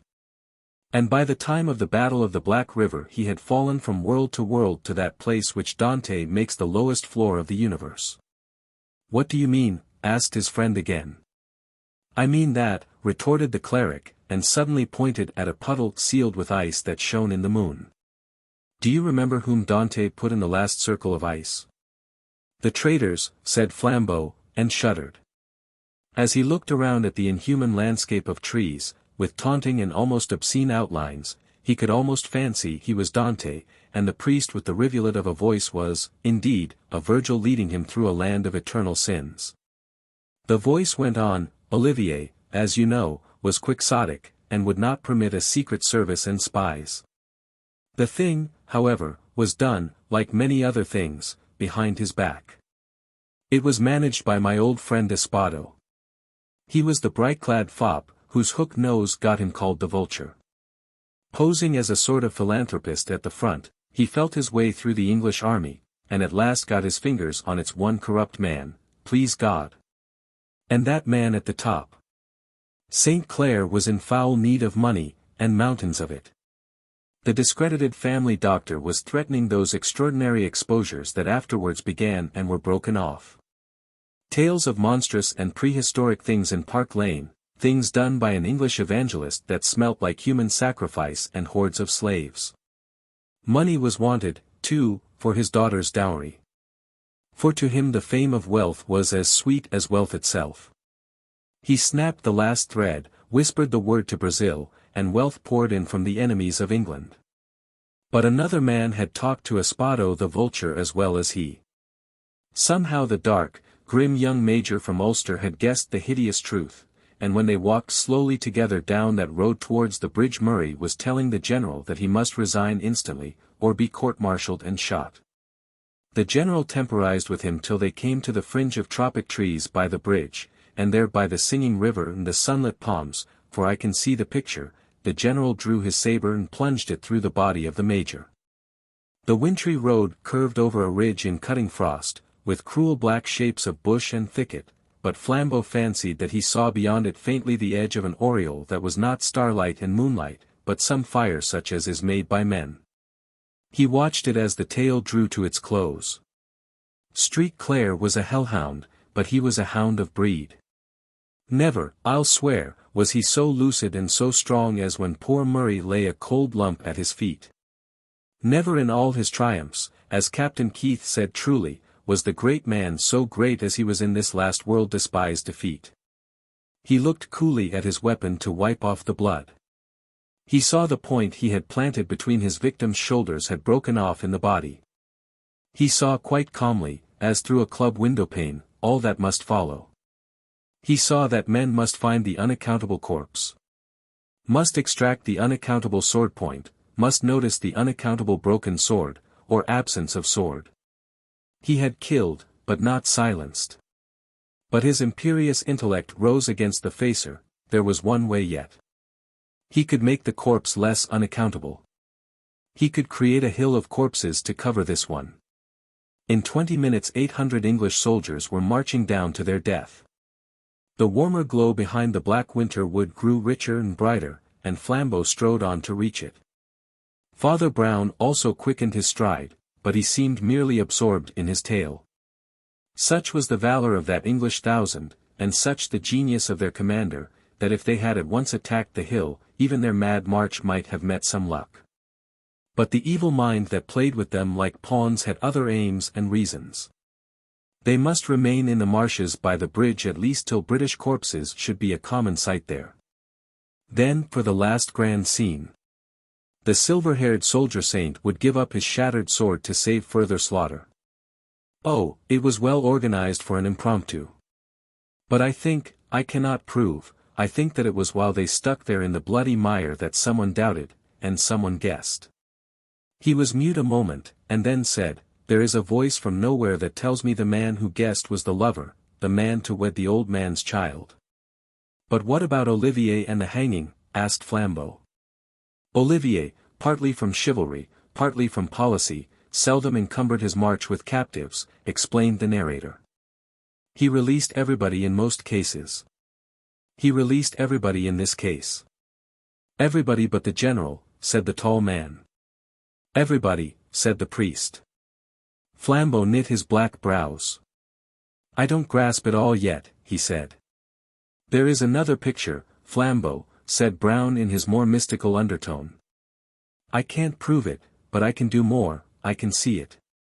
There is a camp breaking up on the bare, torrid hills at morning, and Brazilian uniforms massed in blocks and columns to march. There is the red shirt and long black beard of Olivier, which blows as he stands, his broad-brimmed hat in his hand. He is saying farewell to the great enemy he is setting free, the simple, snow-headed English veteran, who thanks him in the name of his men. The English remnant stand behind at attention, beside them are stores and vehicles for the retreat. The drums roll, the Brazilians are moving, the English are still like statues. So they abide till the last hum and flash of the enemy have faded from the tropic horizon. Then they alter their postures all at once, like dead men coming to life. They turn their 50 faces upon the general, faces not to be forgotten. Flambeau gave a great jump. Ah, he cried, you don't mean. Yes, said Father Brown in a deep, moving voice. It was an English hand that put the rope round St. Clare's neck, I believe the hand that put the ring on his daughter's finger. They were English hands that dragged him up to the tree of shame, the hands of men that had adored him and followed him to victory. And they were English souls, God pardon and endure us all, who stared at him swinging in that foreign sun on the green gallows of palm, and prayed in their hatred that he might drop off it into hell. As the two topped the ridge there burst on them the strong scarlet light of a red-curtained English inn. It stood sideways in the road, as if standing aside in the amplitude of hospitality. Its 3 doors stood open with invitation. And even where they stood they could hear the hum and laughter of humanity happy for a night. I need not tell you more, said Father Brown. They tried him in the wilderness and destroyed him. And then, for the honor of England and of his daughter, they took an oath to seal up forever the story of the traitor's purse and the assassin's sword blade. Perhaps, heaven help them, they tried to forget it. Let us try to forget it, anyhow. Here is our inn. With all my heart, said Flambeau, and was just striding into the bright, noisy bar when he stepped back and almost fell on the road. Look there, in the devil's name. He cried, and pointed rigidly at the square wooden sign that overhung the road. It showed dimly the crude shape of a saber hilt and a shortened blade, and was inscribed in false archaic lettering, the sign of the broken sword. Were you not prepared? Asked Father Brown gently. He is the god of this country, half the inns and parks and streets are named after him and his story. I thought we had done with the leper, cried Flambeau, and spat on the road. You will never have done with him in England, said the priest, looking down, while brass is strong and stone abides. His marble statues will erect the souls of proud, innocent boys for centuries, his village tomb will smell of loyalty as of lilies. Millions who never knew him shall love him like a father, this man whom the last few that knew him dealt with like dung. He shall be a saint, and the truth shall never be told of him, because I have made up my mind at last. There is so much good and evil in breaking secrets, that I put my conduct to a test. All these newspapers will perish, the anti-Brazil boom is already over, Olivier is already honored everywhere. But I told myself that if anywhere, by name, in metal or marble that will endure like the pyramids, Colonel Clancy, or Captain Keith, or President Olivier, or any innocent man was wrongly blamed, then I would speak. If it were only that St. Clare was wrongly praised, I would be silent. And I will. They plunged into the Red Curtain Tavern, which was not only cozy, but even luxurious inside. On a table stood a silver model of the tomb of St. Clare, the silver head bowed, the silver sword broken. On the walls were colored photographs of the same scene, and of the system of wagonettes that took tourists to see it. They sat down on the comfortable padded benches. "Come, it's cold," cried Father Brown, "let's have some wine or beer." "Or brandy," said Flambeau. The three tools of death. Both by calling and conviction Father Brown knew better than most of us, that every man is dignified when he is dead. But even he felt a pang of incongruity when he was knocked up at daybreak and told that Sir Aaron Armstrong had been murdered. There was something absurd and unseemly about secret violence in connection with so entirely entertaining and popular a figure. For Sir Aaron Armstrong was entertaining to the point of being comic. And popular in such a manner as to be almost legendary. It was like hearing that Sonny Jim had hanged himself, or that Mr. Pickwick had died in Hanwell. For though Sir Aaron was a philanthropist, and thus dealt with the darker side of our society, he prided himself on dealing with it in the brightest possible style. His political and social speeches were cataracts of anecdotes and loud laughter. His bodily health was of a bursting sort, his ethics were all optimism, and he dealt with the drink problem, his favorite topic, with that immortal or even monotonous gaiety which is so often a mark of the prosperous total abstainer. The established story of his conversion was familiar on the more puritanic platforms and pulpits, how he had been, when only a boy, drawn away from Scotch theology to Scotch whiskey. And how he had risen out of both and become, as he modestly put it, what he was.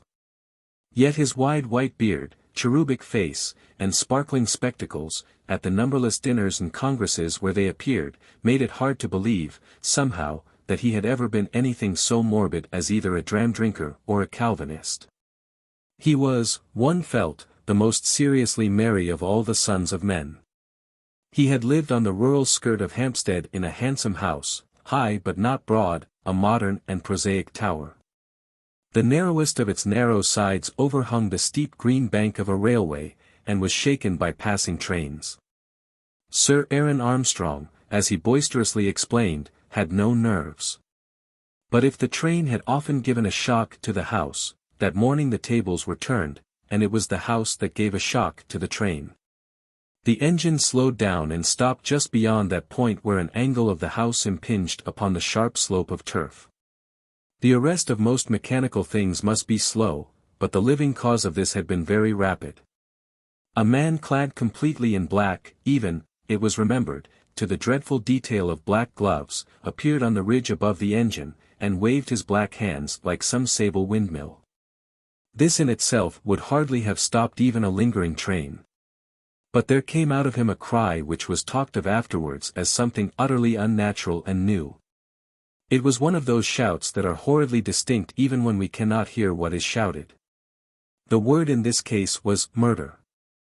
But the engine driver swears he would have pulled up just the same if he had heard only the dreadful and definite accent and not the word. The train once arrested, the most superficial stare could take in many features of the tragedy. The man in black on the green bank was Sir Aaron Armstrong's manservant Magnus. The baronet in his optimism had often laughed at the black gloves of this dismal attendant, but no one was likely to laugh at him just now. So soon as an inquirer or two had stepped off the line and across the smoky hedge, they saw, rolled down almost to the bottom of the bank, the body of an old man in a yellow dressing gown with a very vivid scarlet lining. A scrap of rope seemed caught about his leg, entangled presumably in a struggle. There was a smear or so of blood, though very little, but the body was bent or broken into a posture impossible to any living thing. It was Sir Aaron Armstrong. A few more bewildered moments brought out a big fair-bearded man, whom some travellers could salute as the dead man's secretary, Patrick Royce, once well known in Bohemian society and even famous in the Bohemian arts. In a manner more vague, but even more convincing, he echoed the agony of the servant. By the time the third figure of that household, Alice Armstrong, daughter of the dead man, had come already tottering and waving into the garden, the engine driver had put a stop to his stoppage. The whistle had blown and the train had panted on to get help from the next station. Father Brown had been thus rapidly summoned at the request of Patrick Royce, the big ex-Bohemian secretary. Royce was an Irishman by birth. And that casual kind of Catholic that never remembers his religion until he is really in a hole. But Royce's request might have been less promptly complied with if one of the official detectives had not been a friend and admirer of the unofficial Flambeau. And it was impossible to be a friend of Flambeau without hearing numberless stories about Father Brown. Hence, while the young detective, whose name was Merton, led the little priest across the fields to the railway, their talk was more confidential than could be expected between two total strangers. "As far as I can see," said Mr. Merton candidly, "there is no sense to be made of it at all. There is nobody one can suspect. Magnus is a solemn old fool, far too much of a fool to be an assassin. Royce has been the baronet's best friend for years. And his daughter undoubtedly adored him. Besides, it's all too absurd. Who would kill such a cheery old chap as Armstrong? Who could dip his hands in the gore of an after-dinner speaker? It would be like killing Father Christmas." "Yes, it was a cheery house," assented Father Brown. "It was a cheery house while he was alive. Do you think it will be cheery now he is dead?" Merton started a little and regarded his companion with an enlivened eye. "Now he is dead," he repeated. "Yes," continued the priest stolidly, "he was cheerful. But did he communicate his cheerfulness? Frankly, was anyone else in the house cheerful but he?" A window in Merton's mind let in that strange light of surprise in which we see for the first time things we have known all along. He had often been to the Armstrongs, on little police jobs of the philanthropist. And, now he came to think of it, it was in itself a depressing house. The rooms were very high and very cold, the decoration mean and provincial, the draughty corridors were lit by electricity that was bleaker than moonlight. And though the old man's scarlet face and silver beard had blazed like a bonfire in each room or passage in turn, it did not leave any warmth behind it. Doubtless this spectral discomfort in the place was partly due to the very vitality and exuberance of its owner. He needed no stoves or lamps, he would say, but carried his own warmth with him. But when Merton recalled the other inmates, he was compelled to confess that they also were as shadows of their lord. The moody manservant, with his monstrous black gloves, was almost a nightmare. Royce, the secretary, was solid enough, a big bull of a man, in tweeds, with a short beard, but the straw-colored beard was startlingly salted with grey like the tweeds, and the broad forehead was barred with premature wrinkles. He was good-natured enough also, but it was a sad sort of good nature, almost a heartbroken sort. He had the general air of being some sort of failure in life. As for Armstrong's daughter, it was almost incredible that she was his daughter. She was so pallid in color and sensitive in outline. She was graceful, but there was a quiver in the very shape of her that was like the lines of an aspen. Merton had sometimes wondered if she had learnt to quail at the crash of the passing trains. "You see," said Father Brown, blinking modestly, "I'm not sure that the Armstrong cheerfulness is so very cheerful, for other people. You say that nobody could kill such a happy old man, but I'm not sure, any nos inducas in tentationem. If ever I murdered somebody," he added quite simply, "I dare say it might be an optimist." "Why?" cried Merton amused. "Do you think people dislike cheerfulness?" "People like frequent laughter," answered Father Brown, "but I don't think they like a permanent smile. Cheerfulness without humor is a very trying thing." They walked some way in silence along the windy grassy bank by the rail, and just as they came under the far-flung shadow of the tall Armstrong house, Father Brown said suddenly, like a man throwing away a troublesome thought rather than offering it seriously, "Of course, drink is neither good nor bad in itself. But I can't help sometimes feeling that men like Armstrong want an occasional glass of wine to sadden them." Merton's official superior, a grizzled and capable detective named Gilder, was standing on the green bank waiting for the coroner, talking to Patrick Royce, whose big shoulders and bristly beard and hair towered above him. This was the more noticeable because Royce walked always with a sort of powerful stoop, and seemed to be going about his small clerical and domestic duties in a heavy and humbled style, like a buffalo drawing a go-cart. He raised his head with unusual pleasure at the sight of the priest, and took him a few paces apart. Meanwhile Merton was addressing the older detective respectfully indeed, but not without a certain boyish impatience. "Well, Mr. Gilder, have you got much farther with the mystery?"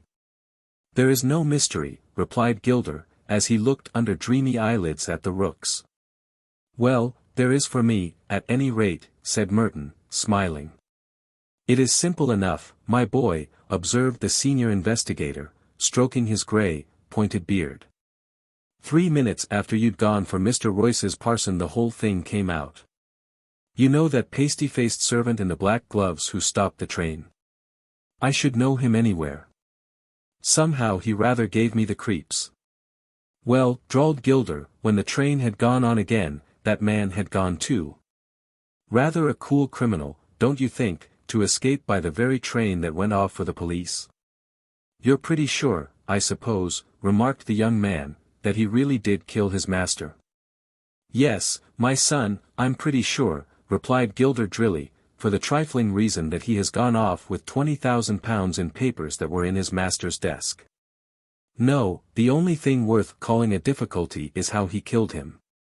The skull seems broken as with some big weapon, but there's no weapon at all lying about, and the murderer would have found it awkward to carry it away, unless the weapon was too small to be noticed." "Perhaps the weapon was too big to be noticed," said the priest, with an odd little giggle. Gilder looked round at this wild remark, and rather sternly asked Brown what he meant. "Silly way of putting it, I know," said Father Brown apologetically. "Sounds like a fairy tale. But poor Armstrong was killed with a giant's club, a great green club, too big to be seen, and which we call the earth. He was broken against this green bank we are standing on." "How do you mean?" asked the detective quickly. Father Brown turned his moon face up to the narrow facade of the house and blinked hopelessly up. Following his eyes, they saw that right at the top of this otherwise blind back quarter of the building, an attic window stood open. "Don't you see," he explained, pointing a little awkwardly like a child, "he was thrown down from there." Gilder frowningly scrutinized the window, and then said, "Well, it is certainly possible. But I don't see why you are so sure about it." Brown opened his grey eyes wide. "Why," he said, "there's a bit of rope round the dead man's leg. Don't you see that other bit of rope up there caught at the corner of the window? At that height the thing looked like the faintest particle of dust or hair, but the shrewd old investigator was satisfied. "You're quite right, sir," he said to Father Brown, "that is certainly one to you." Almost as he spoke a special train with one carriage took the curve of the line on their left, and, stopping, disgorged another group of policemen, in whose midst was the hangdog visage of Magnus, the absconded servant. "By Jove! They've got him," cried Gilder, and stepped forward with quite a new alertness. "Have you got the money?" he cried to the first policeman. The man looked him in the face with a rather curious expression and said, "No." Then he added, "At least, not here." "Which is the inspector, please?" asked the man called Magnus. When he spoke everyone instantly understood how this voice had stopped a train. He was a dull-looking man with flat black hair, a colorless face, and a faint suggestion of the East in the level slits in his eyes and mouth. His blood and name, indeed, had remained dubious, ever since Sir Aaron had rescued him from a waitership in a London restaurant, and, as some said, from more infamous things. But his voice was as vivid as his face was dead. Whether through exactitude in a foreign language, or in deference to his master, who had been somewhat deaf, Magnus' tones had a peculiarly ringing and piercing quality, and the whole group quite jumped when he spoke. "I always knew this would happen," he said aloud with brazen blandness. "My poor old master made game of me for wearing black, but I always said I should be ready for his funeral." And he made a momentary movement with his two dark-gloved hands. "Sergeant," said Inspector Gilder, eyeing the black hands with wrath, "aren't you putting the bracelets on this fellow? He looks pretty dangerous." "Well, sir," said the sergeant, with the same odd look of wonder, "I don't know that we can." "What do you mean?" asked the other sharply. "Haven't you arrested him?" A faint scorn widened the slit-like mouth, and the whistle of an approaching train seemed oddly to echo the mockery. "We arrested him, replied the sergeant gravely, just as he was coming out of the police station at Highgate, where he had deposited all his master's money in the care of Inspector Robinson. Gilder looked at the manservant in utter amazement. "Why on earth did you do that?" he asked of Magnus. "To keep it safe from the criminal, of course," replied that person placidly. "Surely," said Gilder, "Sir Aaron's money might have been safely left with Sir Aaron's family." The tail of his sentence was drowned in the roar of the train as it went rocking and clanking. But through all the hell of noises to which that unhappy house was periodically subject, they could hear the syllables of Magnus' answer, in all their bell-like distinctness: "I have no reason to feel confidence in Sir Aaron's family."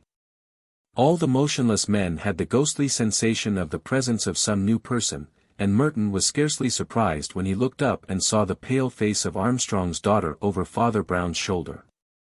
She was still young and beautiful in a silvery style, but her hair was of so dusty and hueless a brown that in some shadows it seemed to have turned totally grey.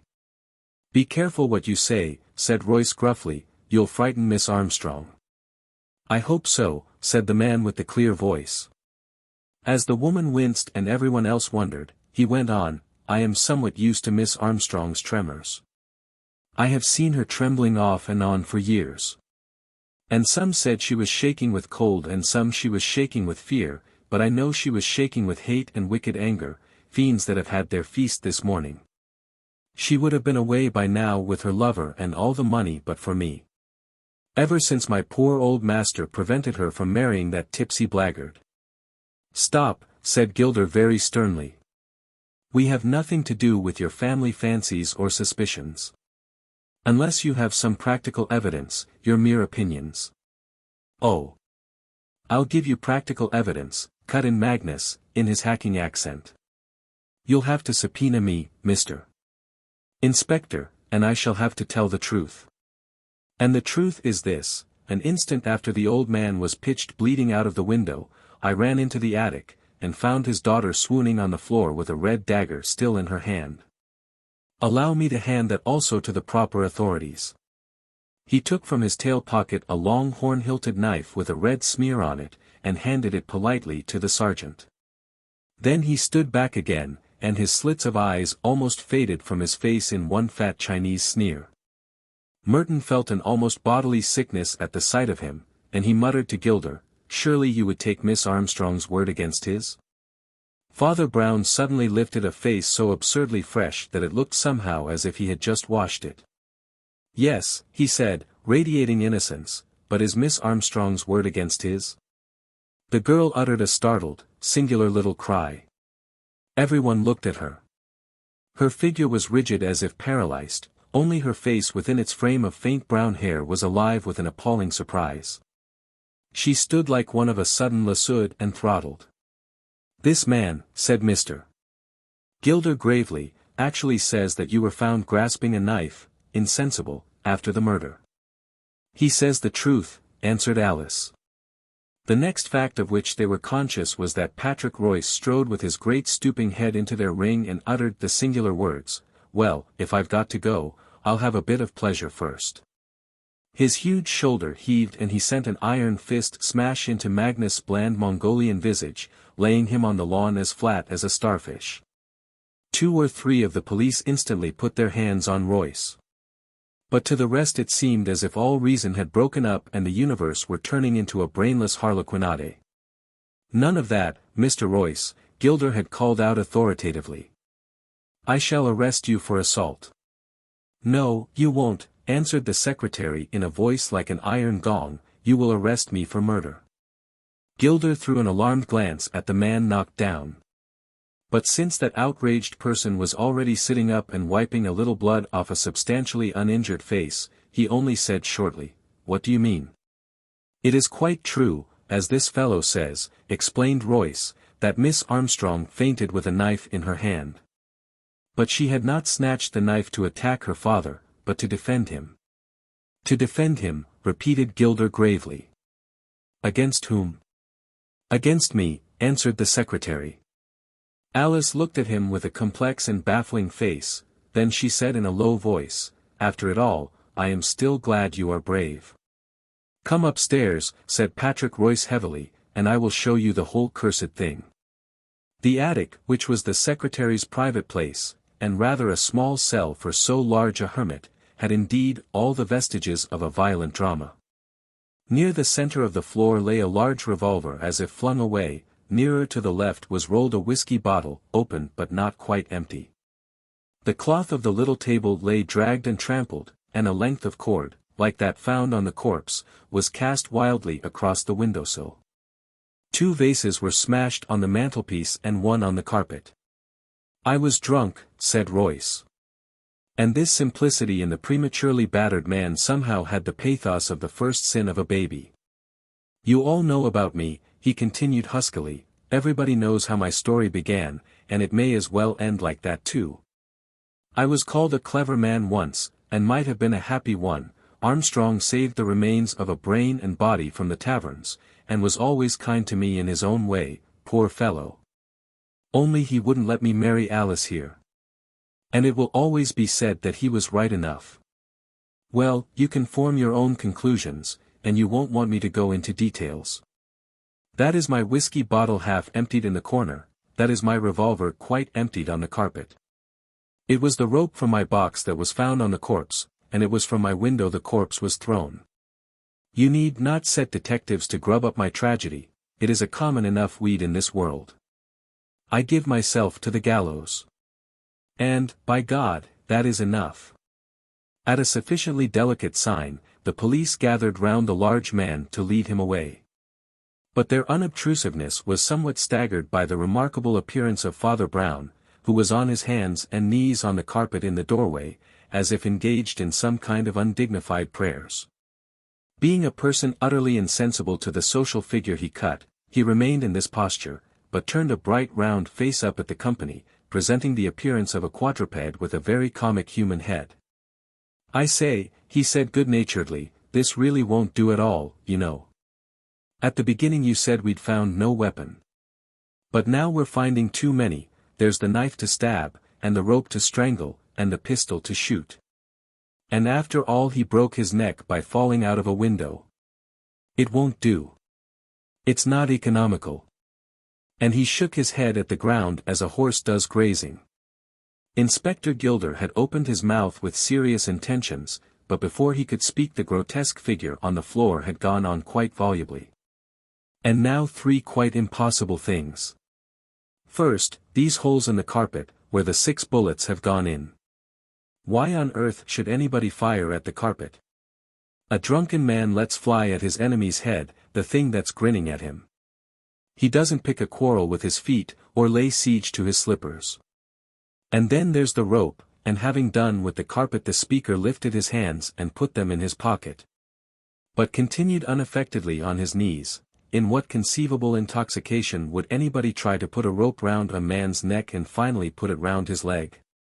Royce, anyhow, was not so drunk as that, or he would be sleeping like a log by now. And, plainest of all, the whiskey bottle. You suggest a dipsomaniac fought for the whiskey bottle, and then having won, rolled it away in a corner, spilling one half and leaving the other. That is the very last thing a dipsomaniac would do."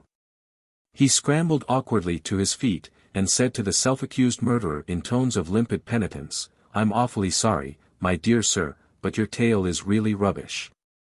"Sir," said Alice Armstrong in a low tone to the priest, "can I speak to you alone for a moment?"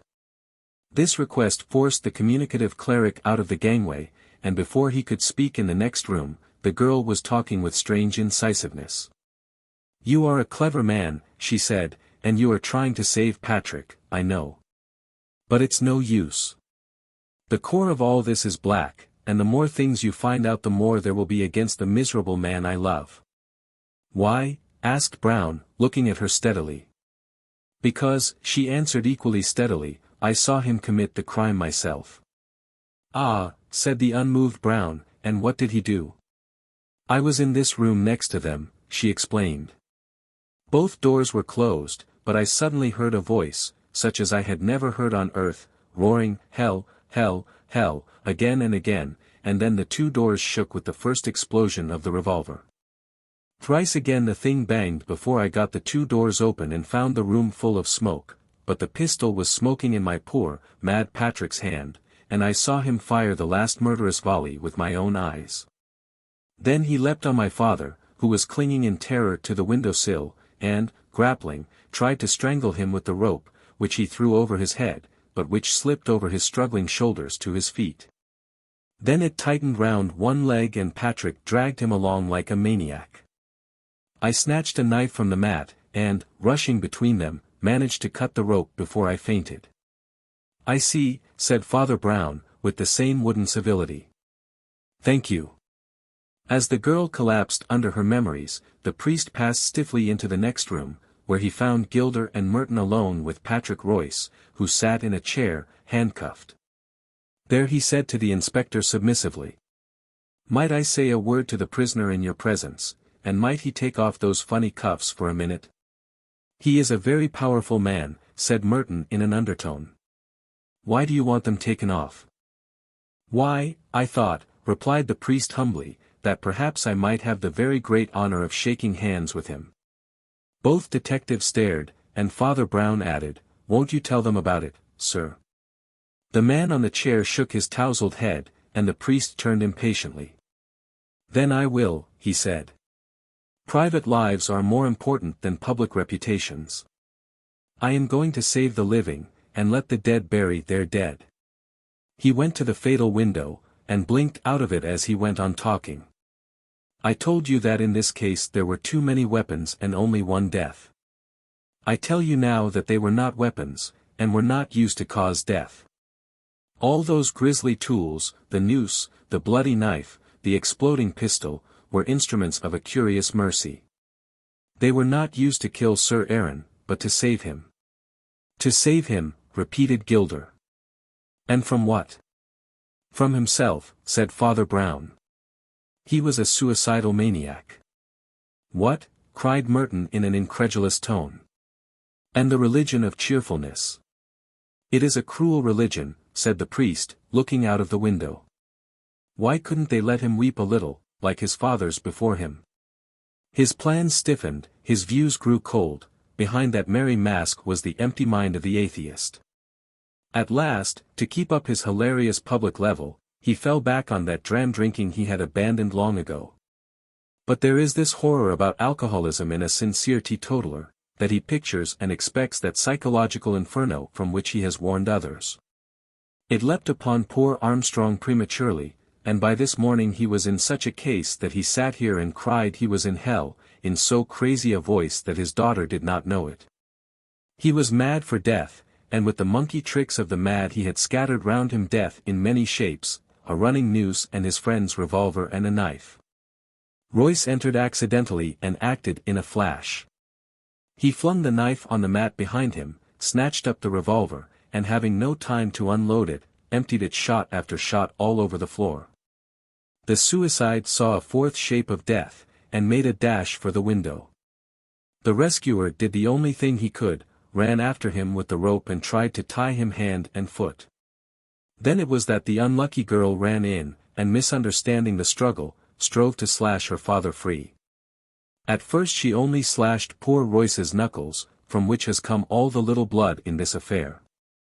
But, of course, you noticed that he left blood, but no wound, on that servant's face. Only before the poor woman swooned, she did hack her father loose, so that he went crashing through that window into eternity.